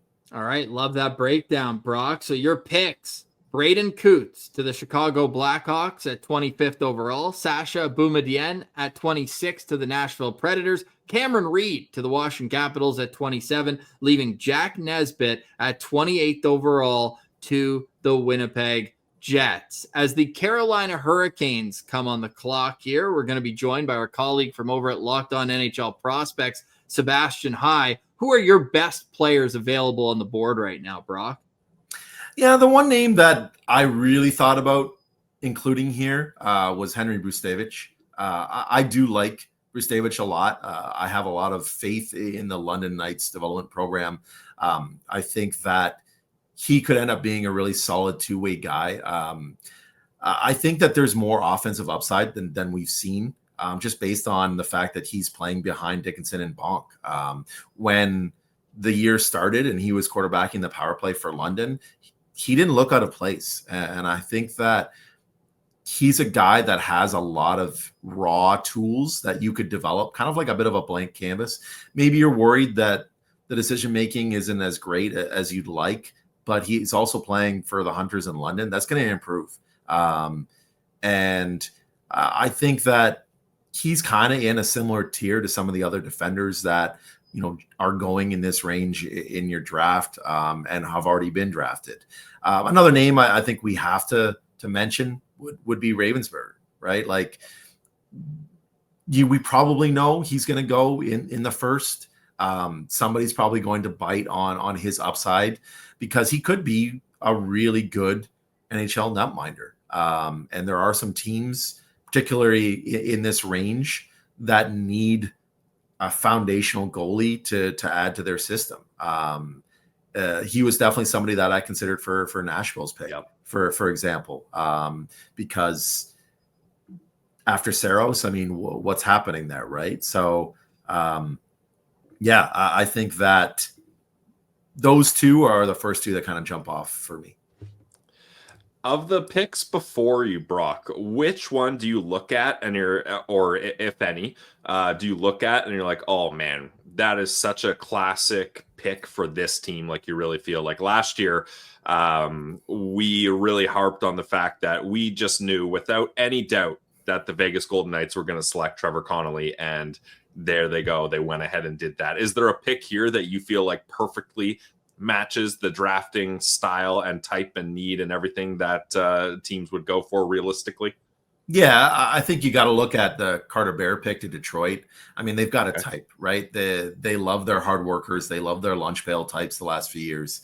I mean, the counterpoint to that would be, do they have enough of those players already in their system and they need to change it up and they need to not draft another Marco Kasper, essentially, right? That was the other pick that we had nailed last year. Right? Like it's getting repetitive, but they have a type, right? So that's one that definitely jumped out at me saying, you know, that makes sense. I think Kashan Aitchison to Calgary, just based on some of the high-end offensive defenders that they've added into their system. Maybe there's a need for a guy that can settle things down, play physically, and support those players. So that one, especially with how well they've drafted out of the OHL the last couple of years, I think that makes sense too. You know, I look at Justin Carbonneau to Montreal. I mean, that's a great story. You know, him playing locally there. having a chance to be a francophone star for the Habs. And he could be a star. The offensive upside is among the highest in this class, right? So those are three that really, really sort of stuck out for me. I mean, other than that, Seattle taking Radim Mrtka. Do they finally take that defenseman that we've kind of, everybody keeps mocking them to take every year, and then they keep laughing at us and saying, psych, we're still not going to take a defenseman early, which is kind of like the opposite of how franchises are typically built out of the expansion era, right? So, Lyndon Lakovic to St. Louis, that's another one that sort of fits sort of their MO, big athletic guy that can sort of fit well in their system. I love Lyndon Lakovic. I hope he's the pick at 21. I've been on record saying that. Last thought of what we have so far, Cullen Potter, if that's the pick for Ottawa, how would you look at that? I'd be really happy. I really would. I think that he's maybe the second or third best skater in this draft behind Matthew Schaefer. I think it's probably a tie between him and Jackson Smith. Fastest skater in the draft, Potter for sure. He's just lightning quick, and he plays at a pace that is blistering. But I think his decision-making really improved over the course of the season, which impressed me. I think he had a really good U18s. I think he showed that there's a bit of a B side to his game, that he can maybe, even despite his lack of size, be sort of a guy that can grind it out a little bit as he adds to his frame. So we really like him at McKeen's. The only thing I would say is I kind of expect him to go later in the draft. Yeah. I think he's just one of those guys that NHL teams have been a little bit weary of in recent years, despite the fact that he skates incredibly well. Because teams are looking at the NHL playoffs currently, and they're seeing guys like Sam Bennett dominate, right? And guys like Mitch Marner disappear, right? So there's that fear there that his lack of size, maybe his game is a little bit too perimeter oriented currently. At least that's a concern that I've heard brought up many times as well. And it maybe is warranted to an extent. So I do expect him to maybe not go that high. And then a lot of teams a lot of fans and guys like you and I who are kind of angry about it, being like, well, Cullen Potter, like he's great. Like, why are we not drafting him? Right. I think back to, I can give you an example of a player that I think is very similar and I think had similar concerns, and that would be Jordan Kyrou. He ended up falling at the draft to St. Louis in the second round. And it had for similar reasons, right? Like there was concern that he was too perimeter oriented, even though he was a great skater. There were concerns that, his game wasn't going to translate incredibly well. And we're seeing that as basically turned out to be a bunch of baloney, right? Like he's turned into a fantastic young NHL player. And I think you have to sort of trust that high-end skaters are going to find a way into the league when they're as skilled as Potter is. Okay, well, we'll be watching for that on draft night. Where can we watch you on and around the draft? Where can people find your work over at McKeen's? Yeah, I mean, you can find me at X, Brock Otten. I'll have lots of content obviously posted there. I've got my own site, OHL Prospects, been running for a couple decades. My own rankings for just the OHL will be released pretty soon there. I always do a media scout poll with some of the best minds, people that you've got in this mock draft, for example. My work at McKeen's will be pushing out content like crazy leading up to the draft, after the draft. We've got a YouTube channel, so you can check that out. There's going to be lots. It's an exciting time. It's a busy time. Bittersweet when it's over because you get a rest, but it's the rush and the excitement of covering the draft why you do it, right? There's nothing like it. Brock, always appreciate your insight, man. We'll have you back on maybe after a couple hours of sleep. Let you rest after the draft, then get your take on the Sens prospect pool this summer here on Locked On Senators. That is Brock Otten, the director of scouting over at McKeen's Hockey. As we head into the 29th overall selection, the Carolina Hurricanes are on the clock. Let's take a look back to how we got here. And there have been a ton of surprises so far through our fourth annual full first round Locked On Senators mock draft. Brock Otten just made 4 selections, ending off with Jack Nesbitt heading to the Winnipeg Jets. So who's left? It's the conference finalists, the Carolina Hurricanes. The San Jose Sharks own the pick that was the Dallas Stars, and the Stanley Cup final ongoing at the time of this recording.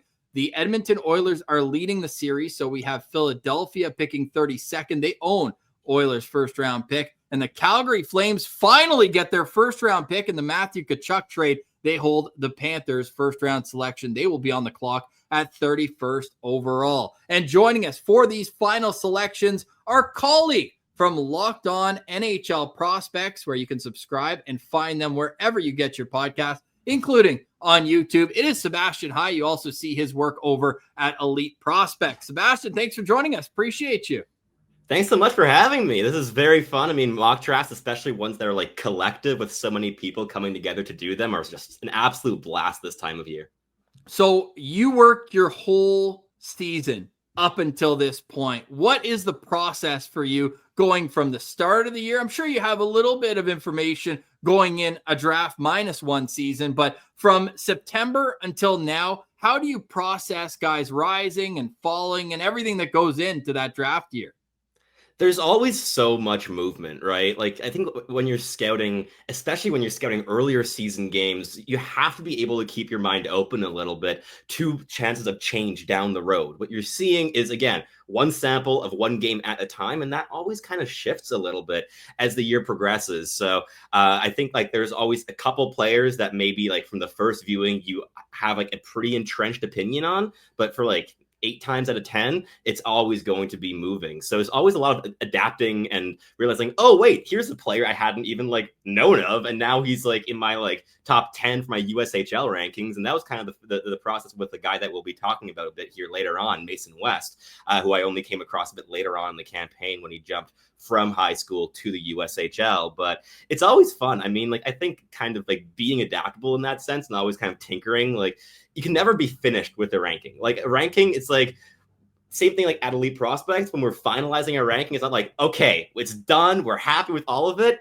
We have like a 3-hour meeting, and in the next 3 days or 4 days in the group chat, it's all arguments and debating and like still shifting things around. Like that rankings are so dynamic, but it makes things very fun because I think it offers a bit of insight as well to how like NHL teams have to operate and adjust on the fly. For instance, like if the guy they've been targeting with like the 22nd pick goes 21st, you have about 5 or 10 minutes to decide what you're going to do now. So that kind of like adapting on the fly is a pretty fun part of the job here.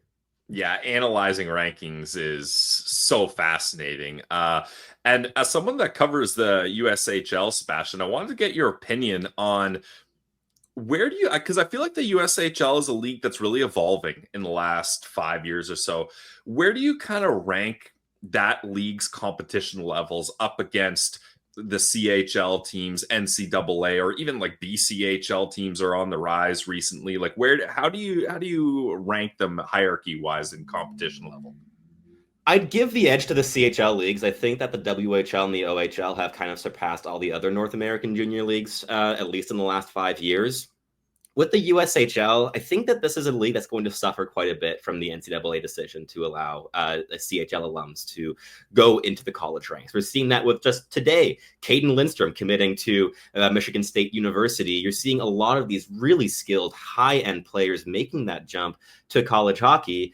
And that means that a lot of players that would typically take the USHL route are now also considering going to Canada. So we saw quite a few players actually make that jump just like this season, including Ottawa Senators prospects, right? Like Blake Montgomery made that switch from the USHL to the London Knights, and that turned out wonderfully for his development. So I'd say it's probably like a tinge below the QMJHL, but you can make arguments either way between those two. But I will say, I think the QMJHL is on the rise, and I think the USHL is kind of on a downslope because of just all of these things going around outside of the league itself, that you might see it suffer a bit. But a program or like a situation like the NTDP, I think, is going to still hold on to a decent amount of talent there in the USHL. But definitely a lot of changes happening there with the USHL, especially here in the last year.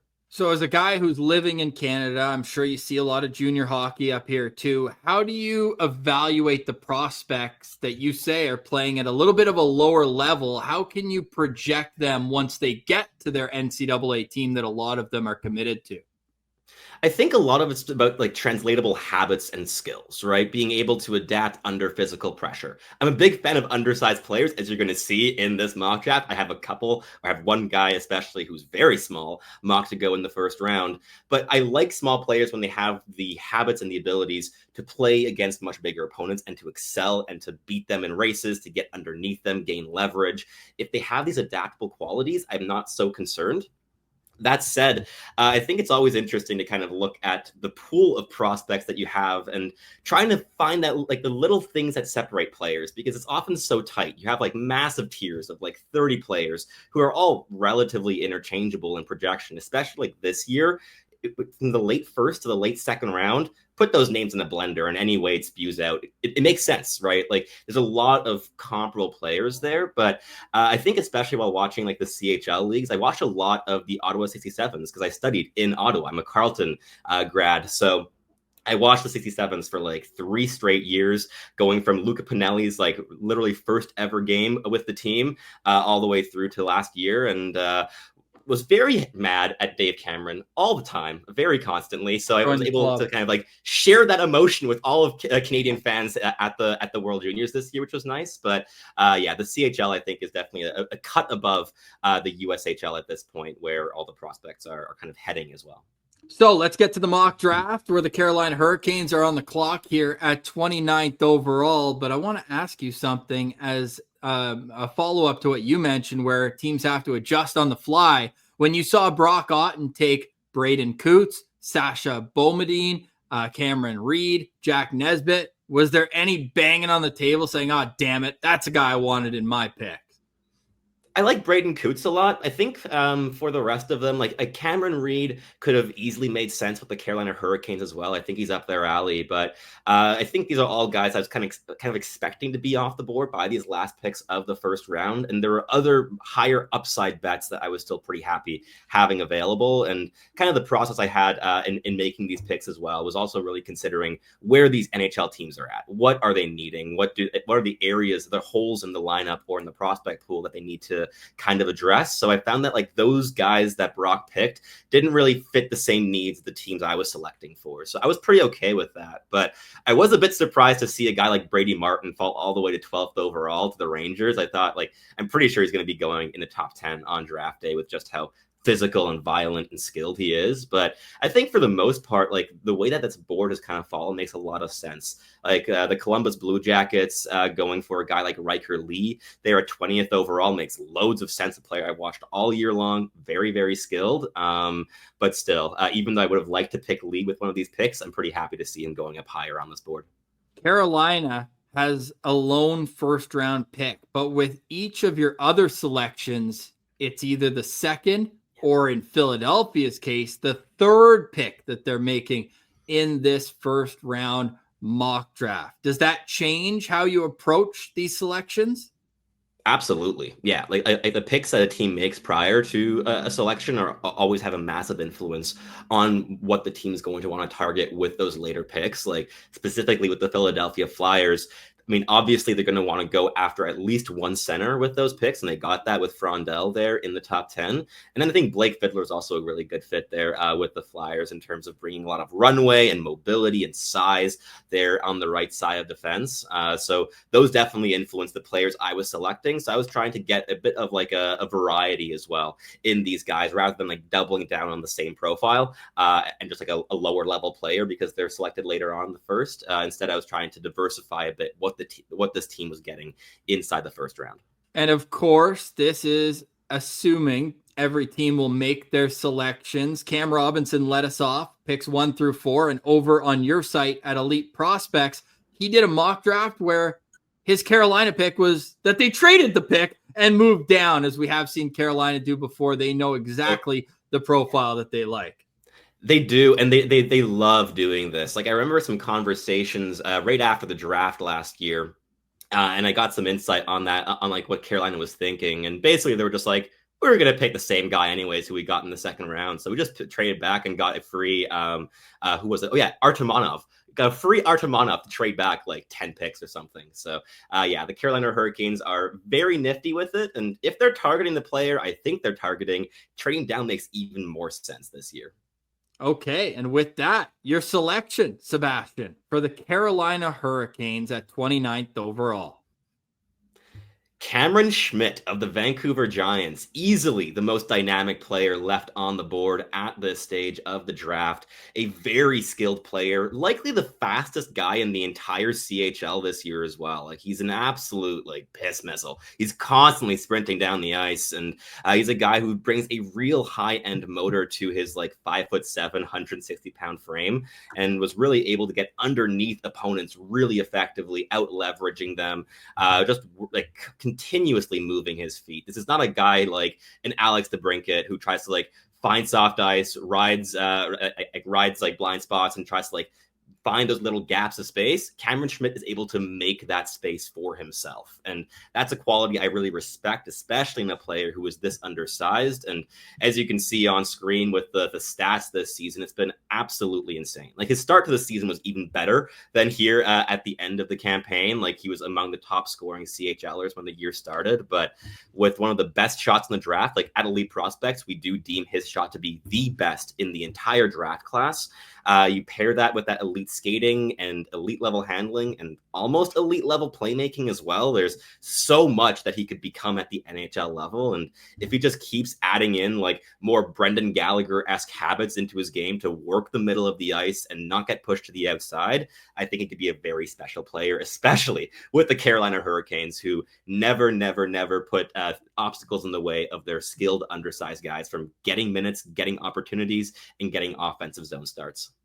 Sebastian, I love that you selected Cameron Schmidt for the Carolina Hurricanes, because we joked on our show that the Hurricanes are going to draft another 5'7" guy and play him with Logan Stankoven on a line, just to show everyone that they don't care and the analytics will work with these guys.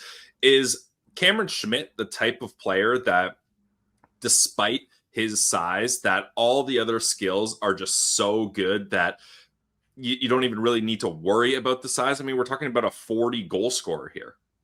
We are, and the vibe reminds me a little bit of the 2022 draft class. This was before I was affiliated with any actual scouting site, before I joined EliteProspects, and long before I joined Elite Prospects. And the player in that draft that was giving me some similar feelings to Cameron Schmidt this year, who I'd watch and just be like, I get that he's small, but there's so much elite talent. There's so much upside. There's so much intelligence of the game and an ability, an intuitive ability to exploit anything that he finds in front of him.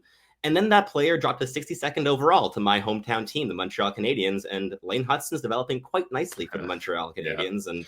And he was a guy that I ranked 11th overall in his draft year. So if I'm getting the same kind of tingling that I got with Lane Hutson, I trust that intuition at this stage. I'm so mad about Lane Hutson going to Montreal. I'm so mad about it. You had to bring that up. I said the only problem with drafting Lane Hutson was finding a jersey on draft day that would fit him. Everything else about him, just about perfect. And then they double down. They take Jacob Fowler, my favorite goalie from that draft class.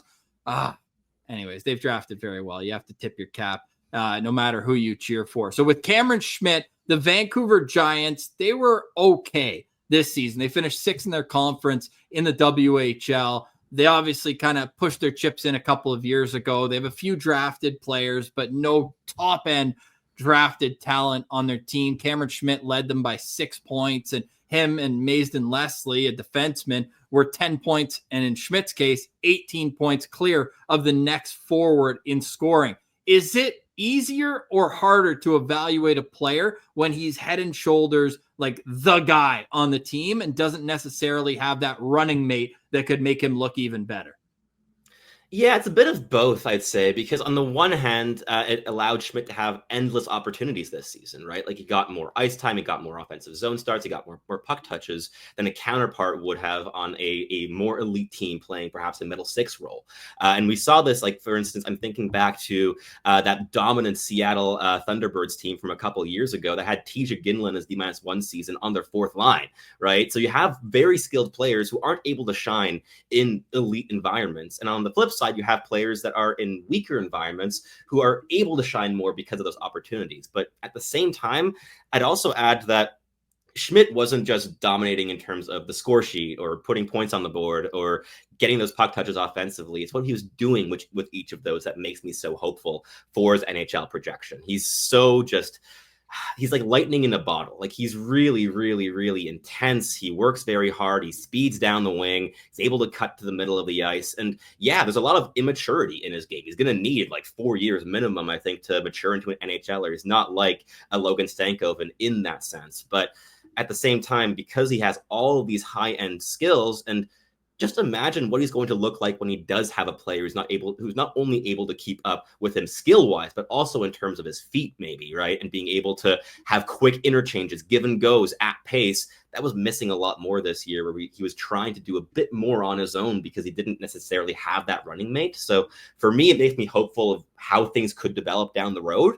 But there is also always an element of risk in junior hockey of going for the guy who's outscoring his whole team, because there are chances of it just being like the most skilled player on the team getting way more opportunities than he otherwise would. Yeah, I think those are all fair points. And so when we're talking about Schmidt, I'm here in the goal scoring, I'm here in the speed, I'm here in the hockey IQ.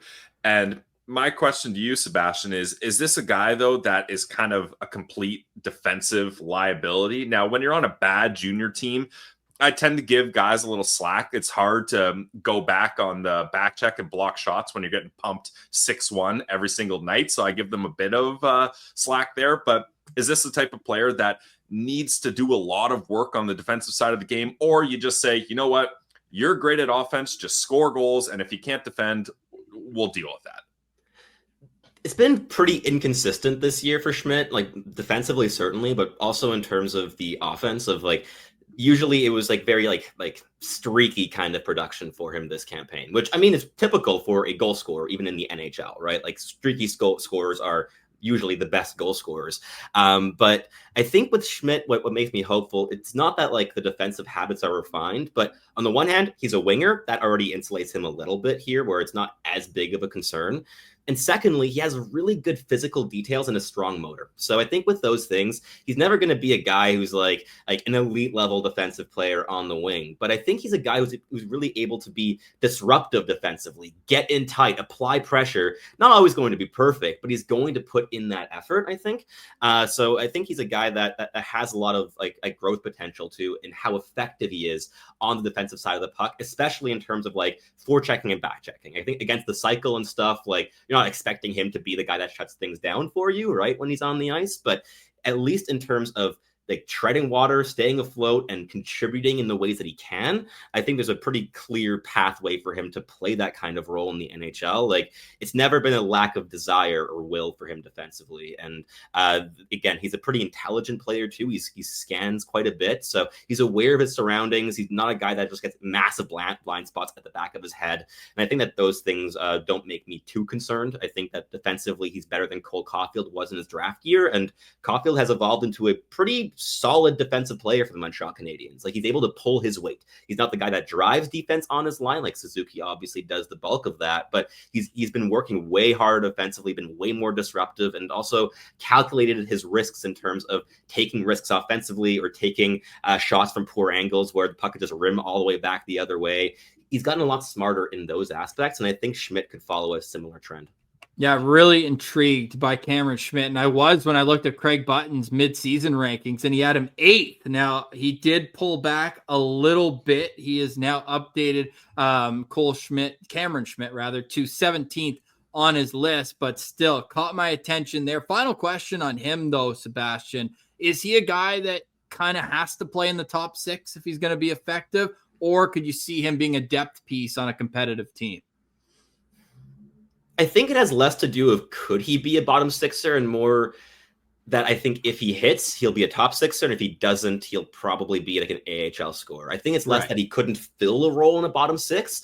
I just think that if the skill is able to click at the NHL pace, he's going to be a top 6 contributor. Right. But I mean, we have a long history of players who bring a lot of intensity and pace and goal scoring ability or playmaking, who are undersized and like super like undervalued according to many people. I'm thinking of names like Trey Fix-Wolanski or a guy like Matthew Phillips, who has been a pretty big name going around in the last like 5 years as a guy like who previously like needed to get NHL minutes. And I was on that train. I thought he deserved an NHL shot, and then he got it and looked okay at best, right? So I think there's a chance that happens, and there always is a chance if you're picking in the late first. There's risk with whoever you're taking. If you're taking a big defenseman, there's a risk that he ends up as a physical first pairing AHL guy. You don't really get slam dunks in this range, but I think with Schmidt, you don't only get top 6 potential, you get some level of first line potential. And I don't know if there's a single other player from this point onwards in the draft that I can say that about relatively confidently.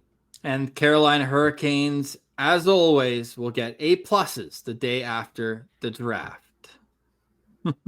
It's like literally you could set your clock to it that they draft, I would say, the most in line with the public sphere of looking for high-end skill and high-end upside. And this pick here makes perfect sense for the Hurricanes. Cameron Schmidt goes 29th overall. And now the San Jose Sharks are on the clock. Already with the 2nd overall pick in their back pocket, Michael Misa was the selection there. You've already told us that did impact the way you look to draft with this selection. Who is it at number 30 for the Sharks rebuild to continue?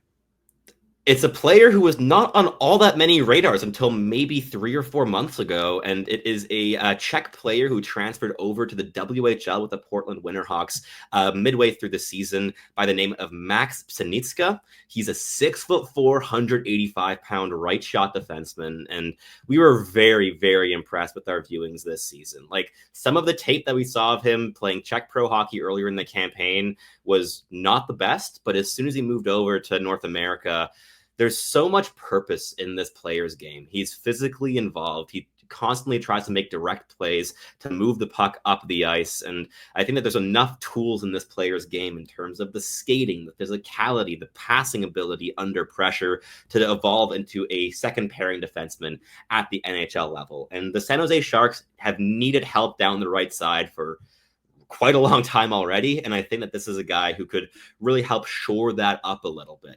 I was considering some other names in this range as well. A player like Jacob Rombach, for instance, a left shot defenseman who brings a bit more size and is a real retrieval artist there with the Lincoln Stars in the USHL. And when I went over on Locked On Sharks with JD Young, he was a player that I had as a proposition, as a really good fit for San Jose, but because of that shot, I think that was for me kind of like the tiebreaker between those two players. I think Rombach brings perhaps a slightly more special element in what he brings in the breakout, but with Pseniczka, you have that right shot. You have also perhaps a bit more developmental runway. He's still catching his feet at the WHL level, and he might get massive minutes next season. So look for his offense to take some really big steps as well in the coming years. And overall, he's a guy that, with his activations, with his play killing and puck moving potential, I think is a great fit for the Sharks, especially if you want to get a potential future guy to play alongside Luca Cagnoni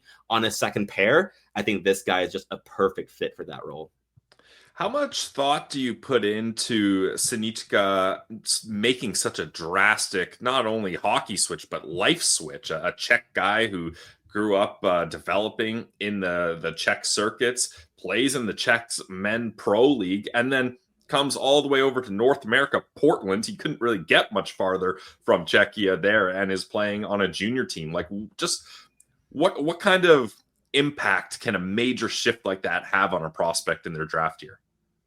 I think on the one hand, it gave him a much bigger role. Portland was not the strongest team this season, so he was catapulted into a really big minutes there in the WHL. So you already have that, right? He's just getting more game time. That's already a pretty good bonus if you're a prospect looking to boost your draft stock a little bit. Going to North America, that gets you more spotlight, and playing bigger minutes does the same thing. And I think that his countryman doing the same switch, Radim Mrtka, right? He started off playing pro hockey in Czechia this season and then transferred over to the Seattle Thunderbirds, also staying there in the Northwest, the Pacific Northwest of the U.S. And he also went great, right? He went pretty early in this mock draft for a reason. And I think that Pseniczka brings some similar qualities. He has good size, not quite as much. He's a good player, not quite as good. So I think in many aspects, there are some similarities between these two players. And for a team like San Jose, who may have really liked a guy like Mrtka, but just not really had a selection in the range that's like applicable for that player, getting a guy like Sinitzka lower down on the board, but also a guy who might take some more strides in his D-1 campaign to squeeze that gap between him and Mrtka a bit more. I think that's a really like strong upside swing to take if you're the San Jose Sharks. And for a team that's drafted a lot of left shot defensemen recently, I mean, I remember being a bit like baffled when they went out and selected Leo Salin Valenius last year in like the second or third round of like another like left shot puck moving defenseman. Like you don't have that many roles for this kind of player. But I think Sinitzka would really add a diversity to the defensive core, and he plays a style of hockey I think would also not only help San Jose reach the playoffs for the first time in many years, but also help them when they are there. I love that. And at Elite Prospects, they call him the draft's biggest second half riser. They do say perhaps, but he clearly was able to elevate his game once coming over to Portland. Now, as somebody who just kind of this popped out at me on the box score as I'm looking through his numbers, a -14 in 18 playoff games. I know plus minus ain't everything, but when you're that deep in the minuses, it does kind of raise an eyebrow for me. Was that more about the competition, who they played in the playoffs? I know that they allowed a ton of goals in the round that they got eliminated in, but is that at all a concern that maybe that could be something that pushes them down a couple draft boards? A bit less. I mean, like the vast majority of those goals came against Berkeley Catton and Andrew Crystal, who are like the biggest dynamic duo in the entire CHL this year. And the fact that Sinitzka was basically playing like number one defenseman minutes in that series, having half a season of North American hockey under his belt, I'd give him a bit of leeway on it. That said, I think that like, there are reasons to have some questions, but when you're in this range of the draft, every player has questions associated to them, right? Like you're not going to get a single player in this range. Like it's either going to be questions of, does the upside extend beyond like a bottom six capacity? Or with a guy like Sinitzka, is it going to be like, is he going to be able to keep this trajectory going next season, right? Like right now, with where we're ranking him, we're kind of painting a line of like how he progressed this season and seeing that in the next couple seasons continuing on a similar kind of trajectory. And we think that with that kind of progression, that this guy's going to be a potential like number 3, number 4 play killing right shot defenseman who's rangy, moves really well, helps you out in the breakout and in passing, right? But he's not the most like polished player as of yet. There's other guys in this range that are more quote unquote solid, but you're not picking this guy to just be solid. You want him to be a like dog on the puck when he's in the NHL, and there's going to be some growing pains between now and then, but definitely a player I think that in like the 28 to 35 range, you're going to have a lot of teams looking long and hard at this guy because he took really big steps this season. And even though he got blown out of the water in that playoff series against Spokane, every single player on Portland did. Exactly. Yeah, right. I just pulled up the series here. He was a -7 in 4 games. Pilsy, let's play trivia. I always put Pilsy on the spot with this. In 4 games, how many goals do you think Portland allowed to Spokane? 4 games. Well, hand up. I just looked at the same thing because I was trying to see. So I don't want to give. But you're not a math guy. I'm not a math guy. I saw one of the games was 10. I think I saw a 10, a 6, a 6, and a 5. So what's that? 27? No, it's 8. So you just can't read, but your math was good. Well, I'm not looking at it now. I looked at it and then I've been listening along and then you reference it. So I just wanted to let everybody know, Scouts Honor, I have some info on this. Yes. So they allowed 30 goals in 4 games. Math guy / calculator guy. Their goals against average was 7.5 in that series. So shout out to Berkeley Catton and Andrew Crystal for doing the work. And I love you're kind of going to bat for Max Sinitzka because on our consolidated draft rankings, he was a little bit lower, but as you alluded to, a late season riser. So if the San Jose Sharks can get Max Sinitzka and you already have as deep of a prospect pool as they do, seems like you could be going for a home run swing in a few years. Yeah, I got one more question. How much value do you give a defenseman? Because from everything that I saw when he moved to Portland, he's a right shot guy, but he was playing the left side. How much value does that give a defenseman being able to play both sides? Or are teams more just like, look, that's nice, you can play both sides, but we're going to put you on your strong side? I think most teams have a preference of playing players on their strong sides. Like I'm going back again with the Montreal Canadiens reference here, just like torturing you guys. But like the Habs have played Caden Gooley a lot on the right side, a lot less this season, and he took really big strides in his development this campaign, playing his natural left. Even though he's very solid on the right and like more than a good soldier in that position, he was able to really expand his game and explore a lot more while playing his natural side. And I think that with players like Max Siniczka, it's going to be a bit similar down the road, where it's like, okay, useful versatility. If we have injuries, we can do that to plug a hole if need be. But I mean, especially for a team like San Jose, where you don't really have all that much down your right side long term, you're going to be wanting to play this guy on the right. So Max Siniczka is the pick at number 30 for the San Jose Sharks, which pushes us to number 31. And we are going with the Calgary Flames by way of the Florida Panthers. These two next picks are interchangeable based on the conclusion of the Stanley Cup final. As we're recording 9 different parts for this mock draft, you can give us a little slack like Pilsy does in certain situations when evaluating prospects. But I think that the picks would probably be the same at this range. There's such a variety of different players. It's more unlikely than earlier in the draft, where if a guy goes one pick later, it's in all likelihood going to get scooped up. So we've got Cameron Schmidt to the Carolina Hurricanes. We've got Max Siniczka to the San Jose Sharks.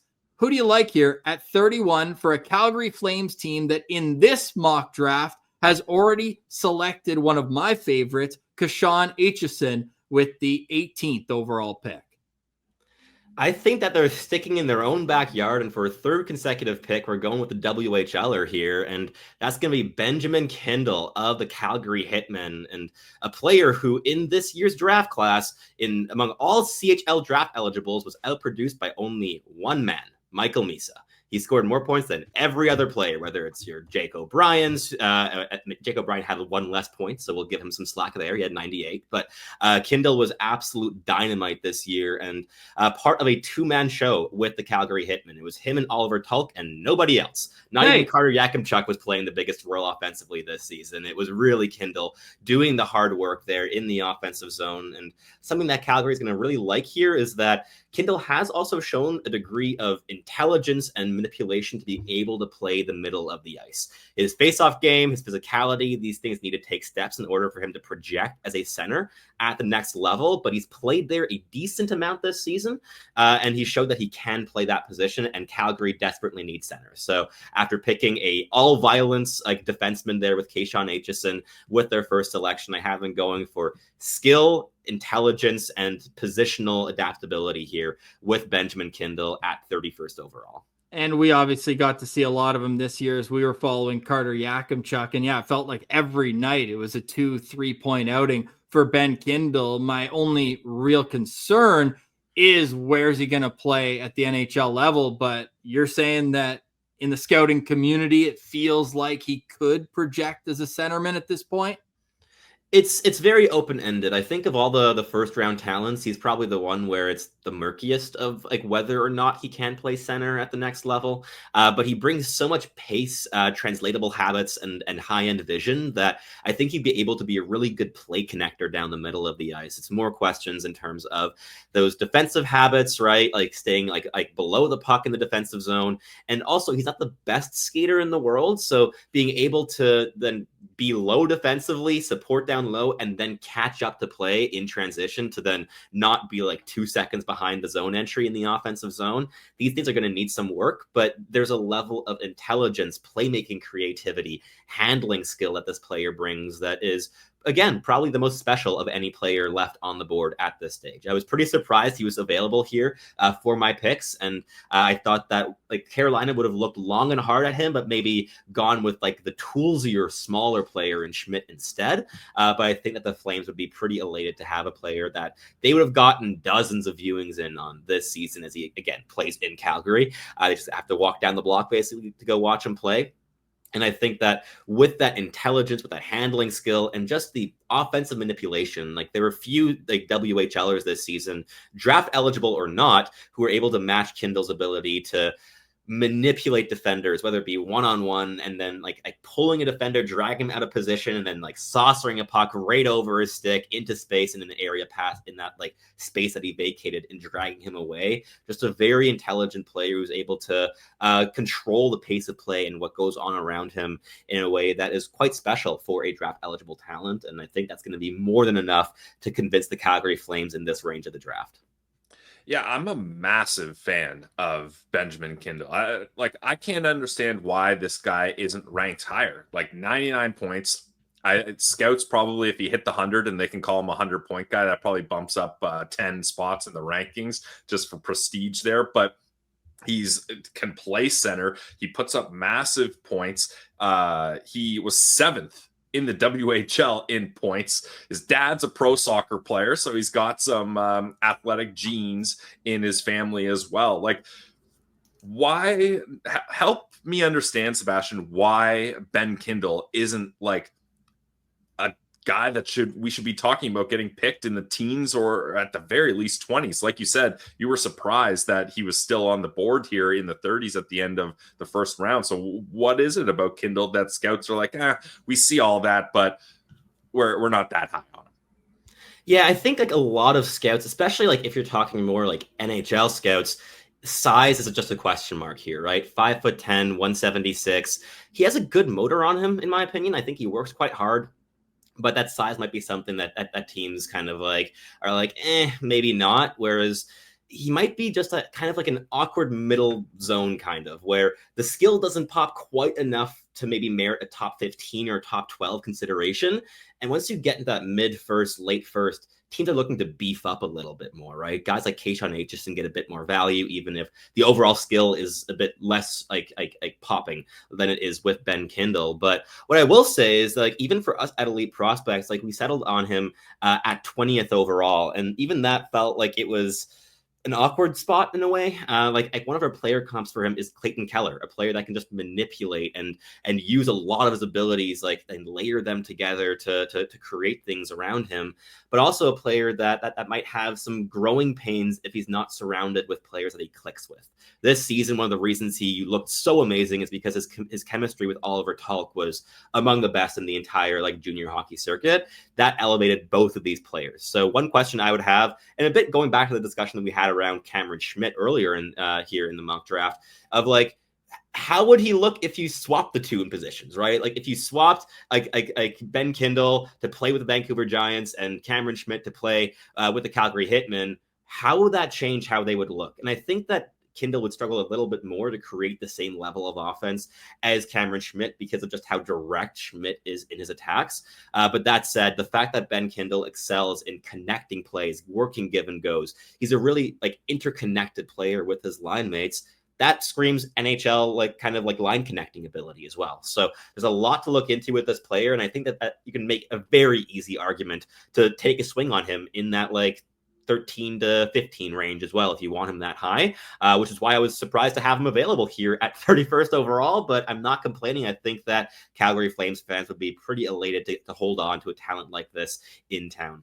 Yeah, only Craig Button out of our 7 scouts has him ranked lower than 25th, and even he is at 27 on his most recent rankings as of June 5th. You said something really interesting there, that he's maybe not the fastest guy, but can control the pace. Usually when you hear like, oh, he's all about pace, it's how fast they can get around the ice. So is that a unique talent that you don't often see, where a guy maybe isn't the fastest guy, but still pace is one of his biggest strengths?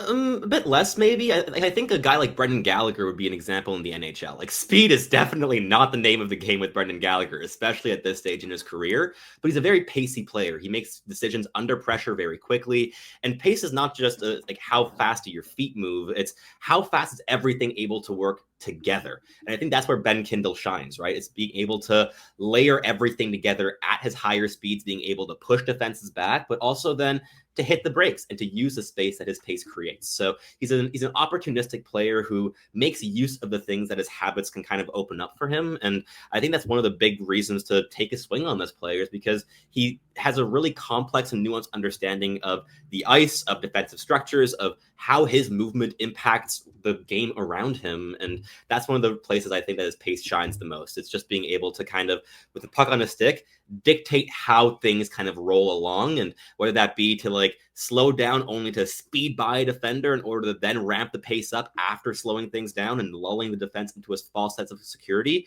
or doing the opposite and trying to push them back in order to use that space in the high slot to create something. He's a very adaptable player in quite a few ways. So I think that like that pace of thought and being able to adapt very quickly, and when like a pass goes wayward, he immediately jumps back to try to go into a more defensive position or to apply pressure immediately off the bat. He doesn't have this hesitation in his game where he has to stop, think, calculate, and then make a decision. He's intuitive on the ice and just makes very good decisions very rapidly. And I think that'll make him an NHL player, like, bar none. The more I'm hearing about Ben Kindle, I know that we're doing a lot of Montreal examples, but does he potentially have a little Claude Giroux in his game? I could see that. Yeah, I think like in terms of how he's able to dictate pace and speed off the rush while not being the best skater, especially with what you guys have seen of Claude Giroux in his later years in the NHL, where he doesn't have the same speed he may have had earlier on in his career with the Flyers, but just having that intelligence to just like support his game, I totally see that. Like at Elite Prospects, by far the best tool or ability in his game for us has been his hockey sense. Like it's been that and the playmaking. Like those two have been like kind of the star components of what he brings to the ice, but he just thinks the game at a very high level. And the question I think we have a bit more is, okay, the production was insane this year. And yeah, he thinks the game at an NHL pace and all these attributes are really impressive. But when you take him into an environment where his pace doesn't stand out anymore, where it's no longer a separating tool, is he still going to be able to produce offense in the same way he does now, right? Like he's going to have to adapt, but he's an adaptable player, so that's going to help him on that road. But definitely a guy I think who's going to have to change the way he plays a little bit as he progresses up the ranks. And that's another reason he might be a bit lower on certain draft boards, is because you have to think a little bit more of which hoops do you want this prospect to jump through? How do you want to kind of like channel his development? And I think he's going to need a bit more hands-on work perhaps to hit that kind of ceiling than other guys in this draft class. Like you take a guy like Carter Bear, whose production was similar this season in the WHL, size is similar, but what he brings is an like absolute difference-making motor, right? Like he's the hardest working player in the draft class. Like our little nickname for him this season at Elite Prospects was that he has that bear in him. He doesn't have that dog. He's got that bear in him. He just hounds pucks. And on top of that brings a level of playmaking skill that exceeds Ben Kindle. So there's, I guess, these small margins between prospects where even though Kindle scored more points this season, we do have Carter Bear as a like player like one or two tiers higher up in the draft class compared to Benjamin Kindle, because he has these elements that are still going to be difference-making facets in the NHL. But again, with Kindle, I think you can make really reasonable arguments anywhere in that 15 to 25 range. But at 31st overall, you take that pick and run. Last one for me on Ben Kindle, and just because you have sold me on him, we have Cullen Potter going to the Ottawa Senators at 21st overall. Similar size. Obviously, Potter's speed is such a big asset of what he has in his game. If you were to compare or contrast Cullen Potter with Ben Kindle, who do you like more, and how close is it? It's pretty close, honestly. I think in that range of the draft, especially players who have similar statures, I think with Cullen Potter, you get a player who came into the season as an all-skill guy and hit the college ranks and was able to adapt into a really good two-way piece. That's a very different situation to what Ben Kindle found himself in this year. This year, Kindle, right, he was given the reins to lead the offense, and he did that and then some. I think the defensive side of the game is a bit more refined at this point with Cullen Potter. He's had a full season playing center against college opposition. He's had more opportunities to work like leverage as well and to be able to resist contact in tight. So he's a bit more progressed in these certain areas, but I think that the skating is a really big piece of it. I think in terms of playmaking potential and these different elements, you have more details with Ben Kindle and you have more dynamism with Cullen Potter. So it's a bit of a question of what do you need with your team? Do you want a dynamic middle six guy who can play center or wing? Or do you want a bit of like a puppet master on the ice who can dictate pace, but where he falls, whether it's a wing or center, is a bit more up in the air. It's very much a judgment call. I think for like personally with where the Sens are at, I think Cullen Potter brings an element that you're missing more than Ben Kindle. I think you have guys like Drake Batherson who can do similar things to what like Kindle can do if he were to hit his ceiling.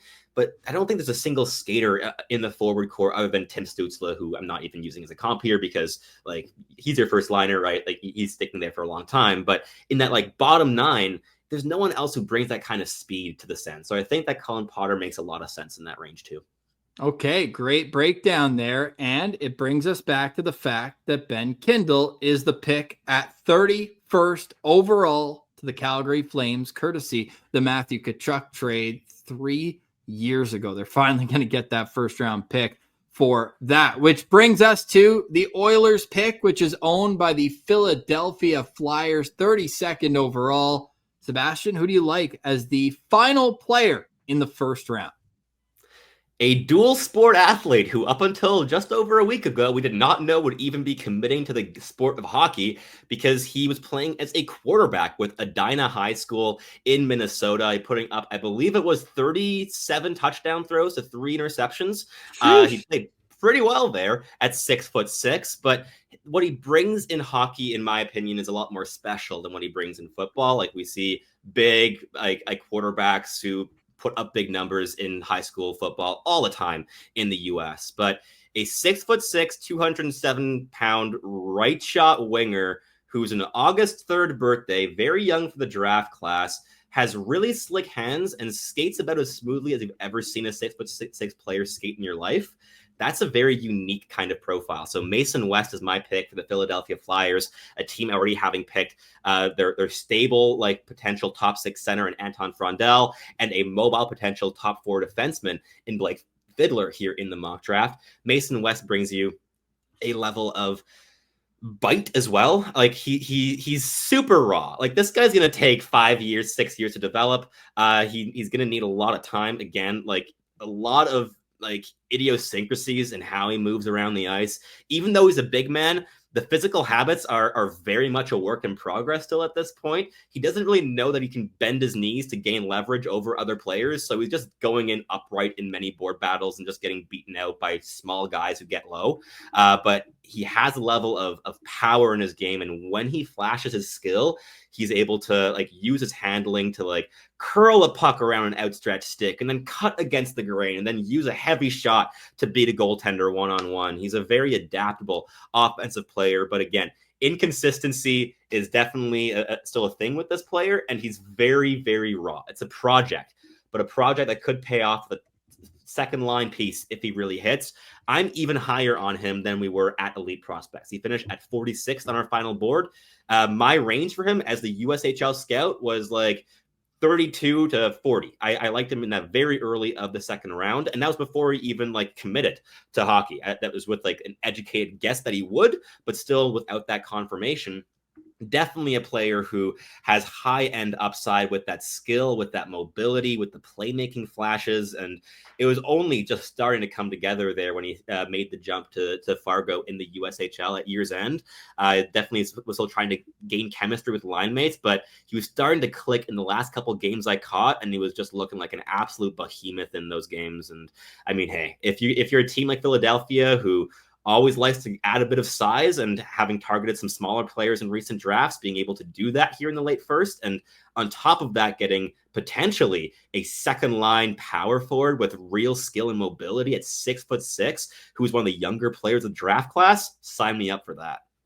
Let's get into the dual athlete thing, because I think it plays a major factor in Mason West's development. Because look, there's other hockey players that play other sports, like maybe they play baseball or lacrosse in the summer or whatever. But then once you really decide, okay, no, like I might have a future here, then I feel like almost every hockey player by the time they're like 12 years old is hockey all year round, 4 or 5 times a week, and you're obsessed with it. Where he wasn't just a dual athlete, like he had legitimate offers from schools to play quarterback there. And I think it has an effect on his game in a negative way. Maybe being a quarterback, that's sure he's playing football, but a quarterback is not making hits and is doing everything in their power to not get hit. So that could affect the physicality part of his game, like you mentioned, even at a guy at 6'6", 215. But where it's an advantage is and you can tell me if I'm right or wrong on this, I think he has a good ability to scan the ice, read plays, and really kind of digest all the information that he's getting, watching what the other team's defense is doing and things like that. So where do you kind of put his quarterback abilities as positives and negatives as a prospect? I think you hit the nail on the head on that one. Like, as somebody who used to play football growing up, and I've always like loved football alongside hockey, I see so many quarterback habits in his play on the ice. And as you mentioned, head on a swivel, so constantly scanning. That activity rate is great.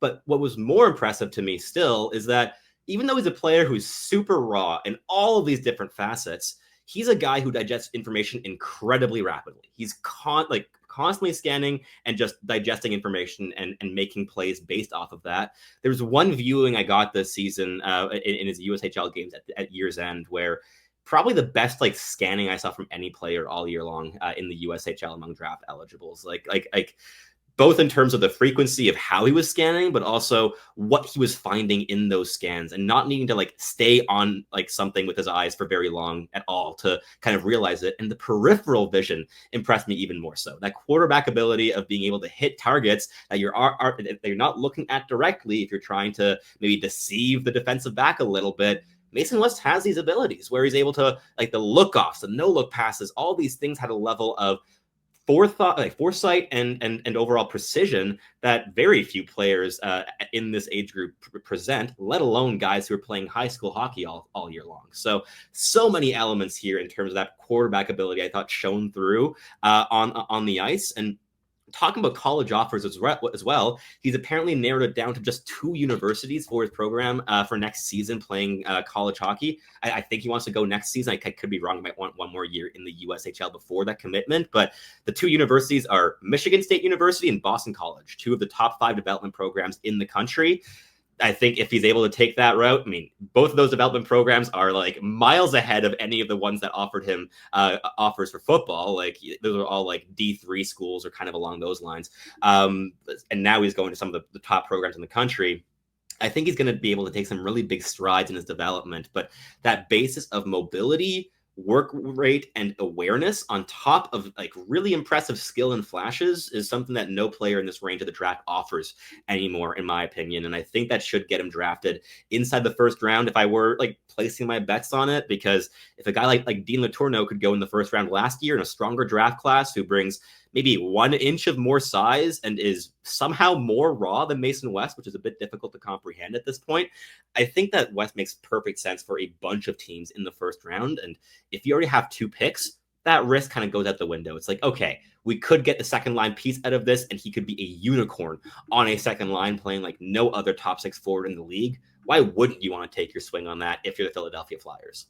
Yeah, with the 3rd pick for them in this spot. I was going to ask you what you thought the odds were that he goes in the first round, since everything that you said is music to NHL scouts' ears. And then you add the late birthday on top of it, and you just have so much to work with here if you're a development team and whatnot. So do you think that if you were going to place a bet as well, would it be a team with multiple first-round picks that takes a swing here on Mason West? I think it could be, but I also think a team could just fall in love with him. I think the Carolina Hurricanes could also like really conceivably make a pick like this. I think a team that just sees the upside, and it's kind of like you're betting on 2 things if you're drafting Mason West. You're betting that he'll be able to like grow a power grid game, grow into more consistency as he refines the details and just actually focuses on hockey year round, like you guys were mentioning, rather than having that split focus where he's just doubling down on that for the next seasons. You should see some pretty big steps being taken. So you're betting on that, but you're also betting on your own development team. So if you're picking this player, you're banking on your own organization to be able to lead this player into a role that, again, he's a bit of a unicorn player that adds a bit more risk, that adds a bit more hands-on work being necessary in his development, and a decent amount of patience, right? Like we're seeing this with Dean Letourneau as well, where 1 year after being drafted, because he didn't score like more than 2 or 3 points in the NCAA all year long after being a first-round pick. And now everyone's like, oh, he shouldn't have gone in the first round, but he wasn't a player that should have been playing college hockey to begin with this season. He was like really like accelerated down that path because his team needed more size in their bottom six, and they were like, you know who's got size? Dean Letourneau does. So they put him in that position anyways. I think with West, you're going to have to take a bit more of a patient approach. I'm hoping he'll be in the USHL next year. I think he still has a lot to learn at that level of competition, and he could be absolutely dominant there next season. But in terms of the details, would really benefit, I think, from not having to play against 23, 24-year-olds right away. Like, again, he's young for the draft class too. There's multiple reasons to be a bit more patient with that development, but Philadelphia has the ability to be patient. They have the ability to let him develop at his own pace, and just like as soon as they're kind of entering their contention window, you'll be able to add a player that brings very unique elements to the ice here in Mason West. So I think he makes a lot of sense for this organization. And also, of all the teams in the NHL, like I could maybe name you 2 or 3 that would put more emphasis on, after drafting Mason West, on developing the physical side of the game, right? Like the Broad Street Bullies are going to make sure that this big man plays physically and getting lower, and the habits and all that. I think that's going to take steps, but the underlying thing that makes me hopeful that he can do that is that the desire and the will to do so are there. It's just the habits and the overall understanding of what he has to do that still has to grow. But again, this guy was playing quarterback, starting every single game, 37 touchdown passes this year on top of, I want to check again his stats this year in high school. 27 goals in 31 games. Like, this guy was doing everything for his high school sports teams this season. I think he's going to be able to learn a little bit how to adapt, how he makes his impact at the next level. And interesting that we're talking Mason West, an article coming out today from the NHL Scouting Combine that Mason West will play at Fargo next year. Good. However, he is going to finish his high school football career. So he's got one more season That's of high funny. school football. Good for him. I like that. That's funny. The quote, I'll play football in the fall and then head to Fargo. It was really important for me to play football as a senior with my friends. I always set goals for the year, and that was to win state high school hockey championship and also a football championship. He hasn't done it in football, so he wants to achieve that and stay loyal to his team because he thinks that they need him. I mean, after putting up 37 touchdown throws with 3 interceptions, I think he might be right. Yes. I would say so. Definitely the coolest story so far in the draft, and I'm really glad we got to get him in to our full first round mock draft that is officially wrapped up now that Sebastian High from Elite Prospect and our colleague over at Locked On NHL Prospects has made his 4 selections. Cameron Schmidt to the Carolina Hurricanes, Max Sinichka to the San Jose Sharks, Ben Kindle going 31st to the Calgary Flames, and Mason West to the Philadelphia Flyers. As we look at our big board here, Sebastian, who are the best players remaining on your board as the draft hypothetically turns to day 2? There were definitely a lot of cuts I had to make here. It almost pained me to be the last picks of the mock draft because whoever I didn't pick would just get excluded. I think like a guy like Josh Ravensbergen, right, as a goaltender, he's likely going in the first round. I just didn't see a fit with any of these teams needing a goaltender over other profiles in these 4 picks. And on top of that, there's a couple other USHL guys I liked a lot this season that I would have loved to get into this range, like Jack Mrtka being one that I would be quite surprised if he fell to the second round in reality. And on top of that, guys like William Moore and Benjamin Kevon are also quite skilled and have real upside. And I think there's weight to them going inside the first round. But in the end, I think I'm pretty happy with these 4 guys to wrap things up. But Jacob Rombach probably hurt me a little bit. I really wanted to get him in over Max Psanitska, but hey, San Jose needs the right shot, so I went with him instead. Yeah, it's hilarious when you're doing these types of exercises because in your mind, you're like, well, I actually have like 38 first rounders. Like all these guys should go in the first round, but yeah, there's only so many spots. Final question for me, Sebastian, is which team do you think might pull off the biggest surprise move? Whether that's picking like I'm talking like what Anaheim Ducks did at 3rd overall last year. Like, is there a team that you're like, hey, these guys really like this guy and they might reach on him, or maybe a trade or like just something like that? Do you have some sort of hunch on a team that could shock us? I think that like the 4th overall pick for Utah is going to have a really big impact on how the rest of the top 10 kind of unfolds. A bit like with Beckett Seneca at 3 last year, that determined kind of how the rest of the top 10 unfolded. Of the defensemen falling a lot further than people were expecting, Ivan Demidov going to number 5. All these ripple effects were because of that one selection from Anaheim. And I think that Utah has a bit of a similar kind of power this season at 4th overall. You could say to a lesser extent Chicago as well, but after 1 and 2, it's going to be decided how the draft kind of unfolds in the first round with those early selections. But in terms of trades, I'd be banking on my hometown team, the Montreal Canadiens, doing something wild on draft day, whether it's trading a pick or both of those first round picks for an NHL talent who's young and fits the timeline, or even moving up if they want to target a guy like Brady Martin. I think he'd be a great fit with the Montreal Canadiens, who want to get more physical and still add like pace and skill down the middle. A lot of possibilities there, but when I'm looking at the mock draft board and seeing the Montreal Canadiens landing Justin Carbonneau and my favorite player in the USHL this year, Václav Nestošil, I would not want them to move either of those. I would love the Habs to end up with those two guys down the right-hand side. Who wins the draft based on how it's unfolded here?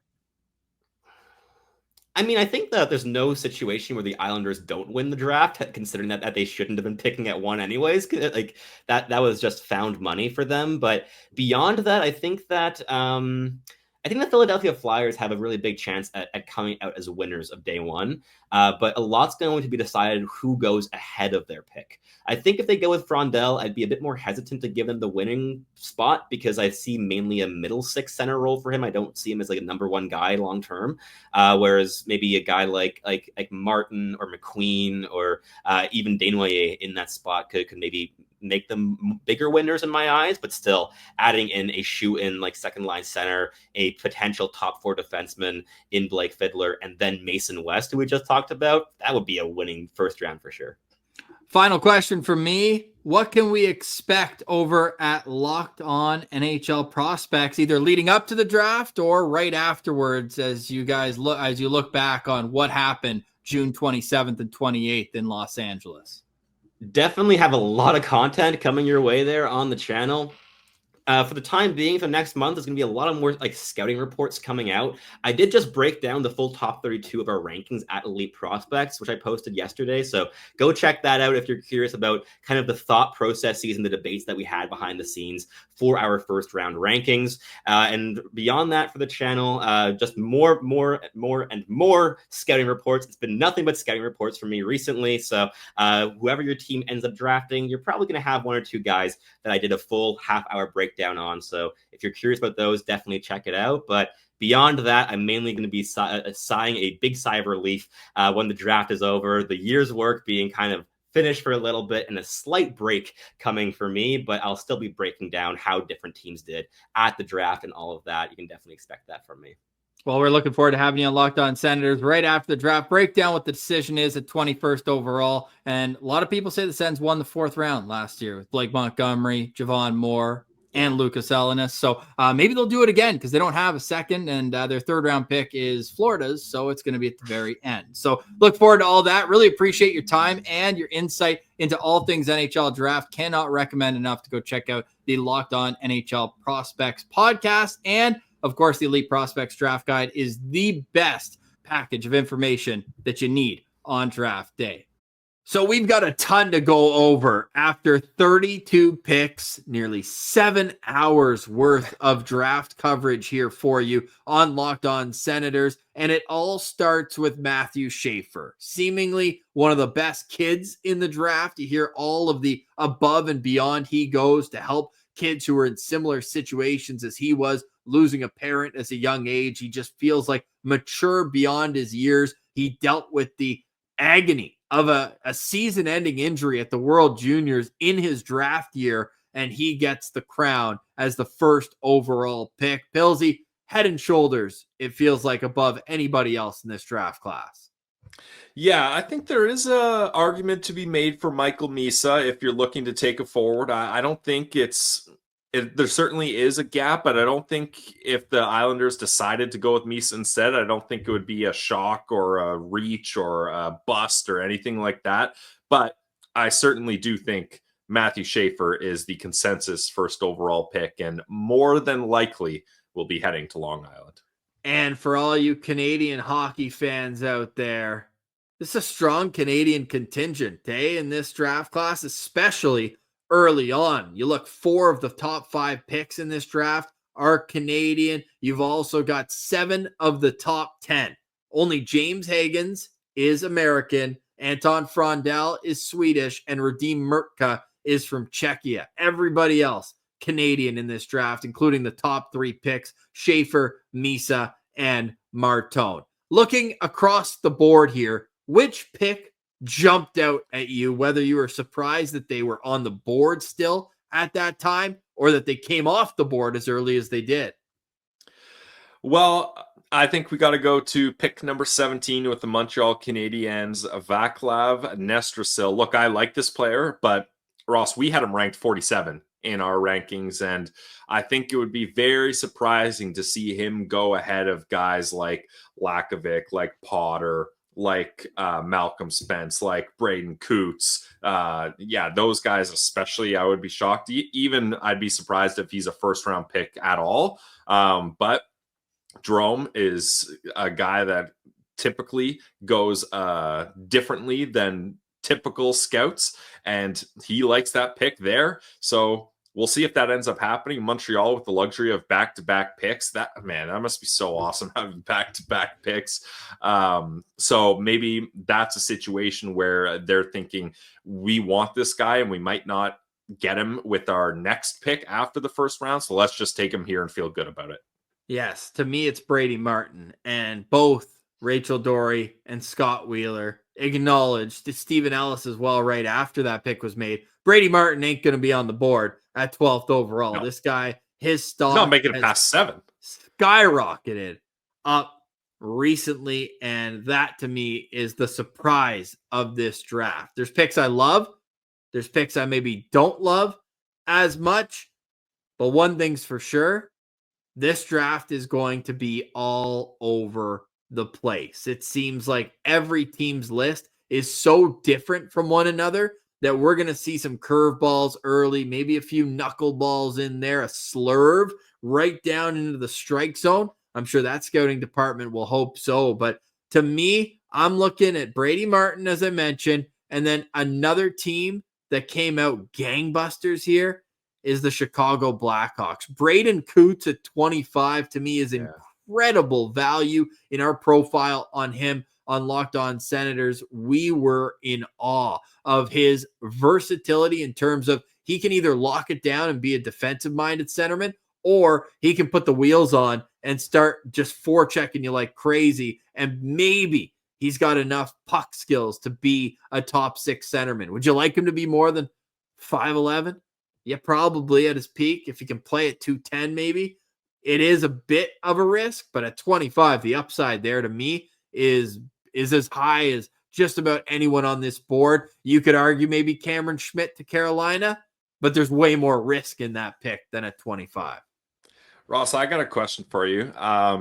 If you were a betting man and you had to bet that one of these picks will be picked by this team in that spot, and you can't pick Schaefer or Misa, who would you go with and which pick? I really like that question, and there's a few options. So why don't I've got a couple as well. Okay, so do you want to go back and forth then, 3 each? Let's do it. Carter Bear to the Detroit Red Wings. Yeah, if that doesn't happen, that'll be crazy. Now, it might not happen because he gets picked before, but if he's available there, I mean, Marco Kasper, Branson Nygaard, like Carter Bear in that prospect pool with those guys just makes too much sense. Okay, your turn. Maybe this isn't the top one that I think aligns perfectly, but I've just decided in my head it's going to happen. Cole Reshny to Vancouver, I think it is really going to happen. That's one I see making a lot of sense, and I think he's the type of player that they're trying to fill in their prospect pool and their future team with. So I like that one for Vancouver. Yes, I do too. I'm going to follow that up And can I no, because it has to be in this spot, right? Because I was going to say, I feel like Carolina is going to trade down with that pick, but still select Cameron Schmidt. Okay, I'll allow that. okay. I'll allow that. Cameron Schmidt will be a Carolina Hurricane is my call then on that. Okay, next for me is Radim Mrtka with the Seattle Kraken. How many times are the Seattle Kraken in their franchise history going to use a top pick on a forward before they're like, hey, maybe we should try to get an elite defenseman in the draft? Radim Mrtka, arguably the best right-hand shot defenseman. I don't think too many people would argue that in this draft.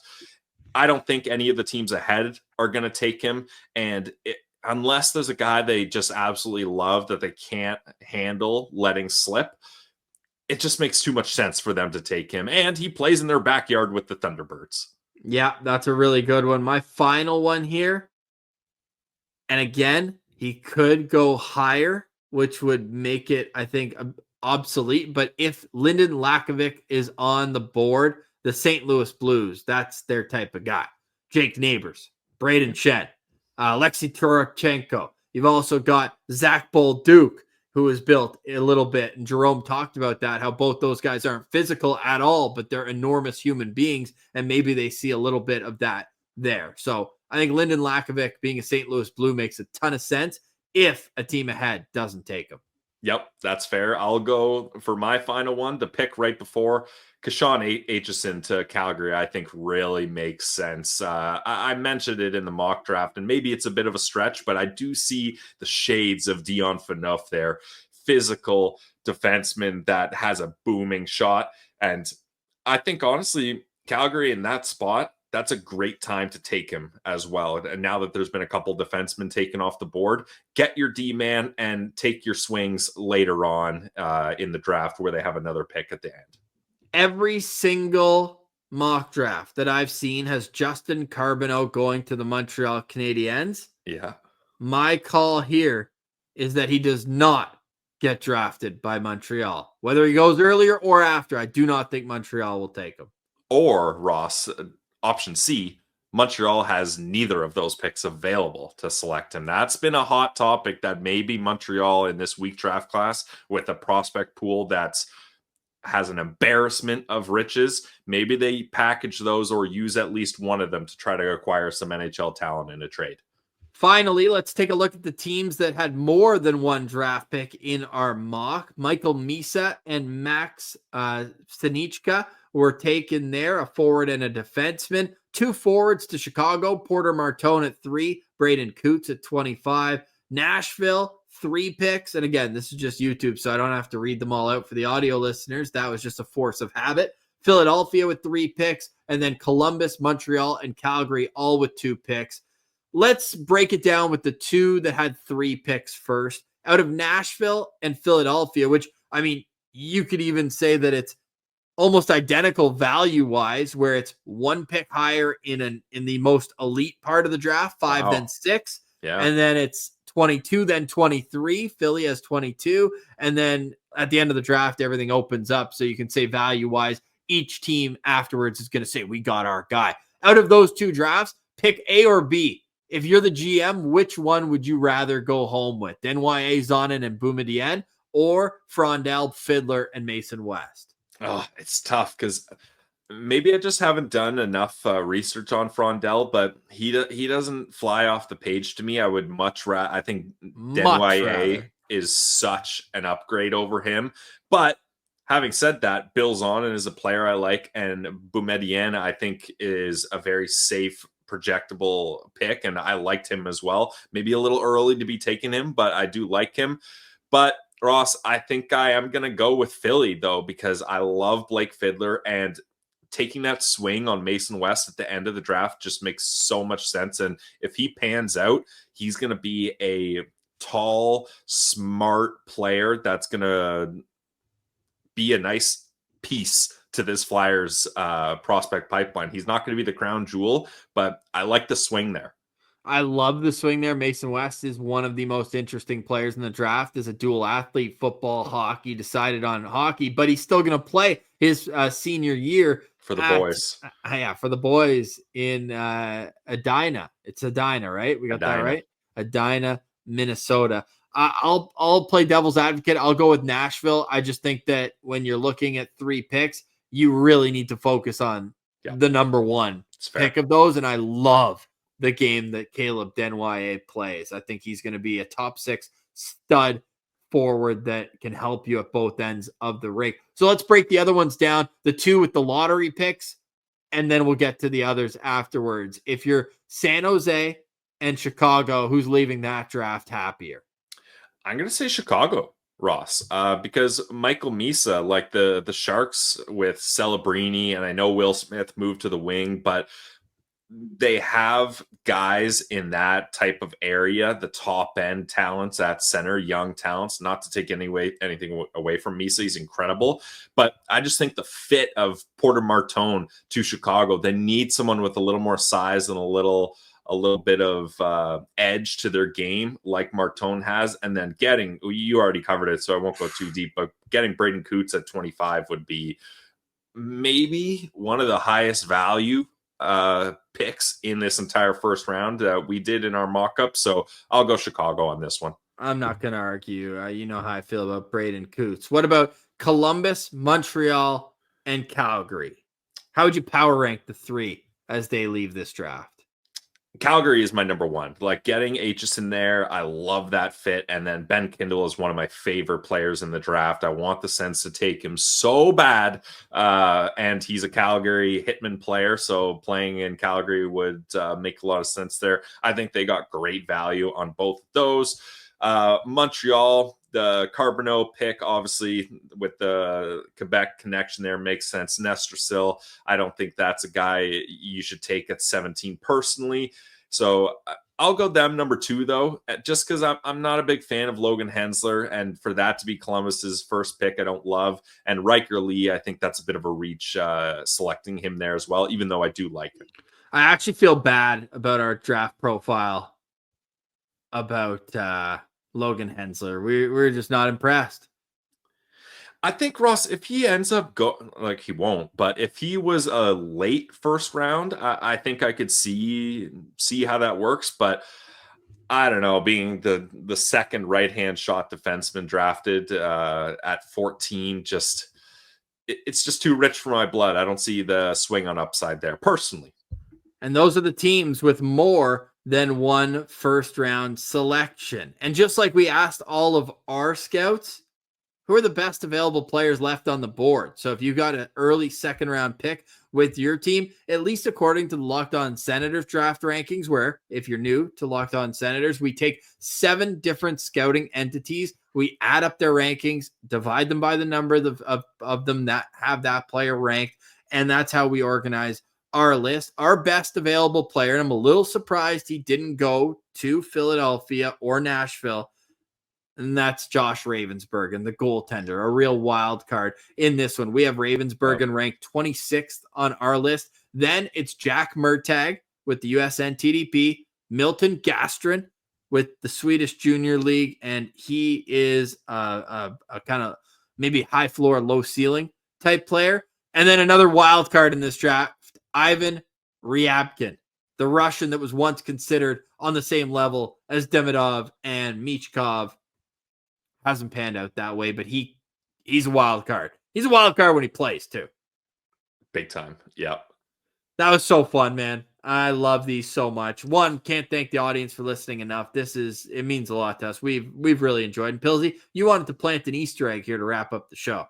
Yes, I did. I meant to say this at the start of the show, so it doesn't really work doing it at the end. But if people want to watch again, I have an idea of how many Gatorade squirts I've done throughout the whole show. If you count them, let me know what your guess is. I'll let you know if you're close or not. But to prove that you are a loyal Locked On Senators podcast listener, or you're just a draft junkie, if you watch this draft in its entirety, I'm not talking skipping through the timestamps. I'm talking you hit play. Sure, you can take some breaks. I'll allow some breaks. Fine. But yeah, you can take a couple breaks. But you watched it all the way through. Comment with the director. What do you call that thing? The snap where they go cut and then they hit it. Yeah, the director's cutter. Yeah, the director's cut tool. I don't know, but if you type in director in the emojis, it comes up. Everybody knows what I'm talking about. It has the numbers on it. The clapboard. I like that. Comment. No, that's what it is. You can buy them on Amazon. We should have honestly bought them. You wouldn't get to do your famous clap though then, and I don't think fifth annual coming up next year. 2026 draft looks like it's going to be awesome. Yep, I'm stoked for that. So if you watch the really whole thing in really entire, cool comment that emoji. Be really cool to have a first round pick in that draft. Well, we're going to do it regardless of whether Michael Andlauer convinces Gary to let him keep the pick or not. Let him keep the pick. He wasn't even there. Come on, please. Yeah, it's not fair. He inherited that. Well, let us know in the comments as well who won the draft. Who won the draft? Who lost the draft? And put that clapboard in the comments as well. Be a friend, tell a friend. It is the 4th annual Locked On Senators NHL Mock Draft. That's Brandon Piller. I'm Ross Levitan. We've got 50 draft profiles on our channel, and we will have an immediate reaction episode after the first round of the draft, plus your team every day. We will be here. We're a part of Locked On Podcast Network, your team every day.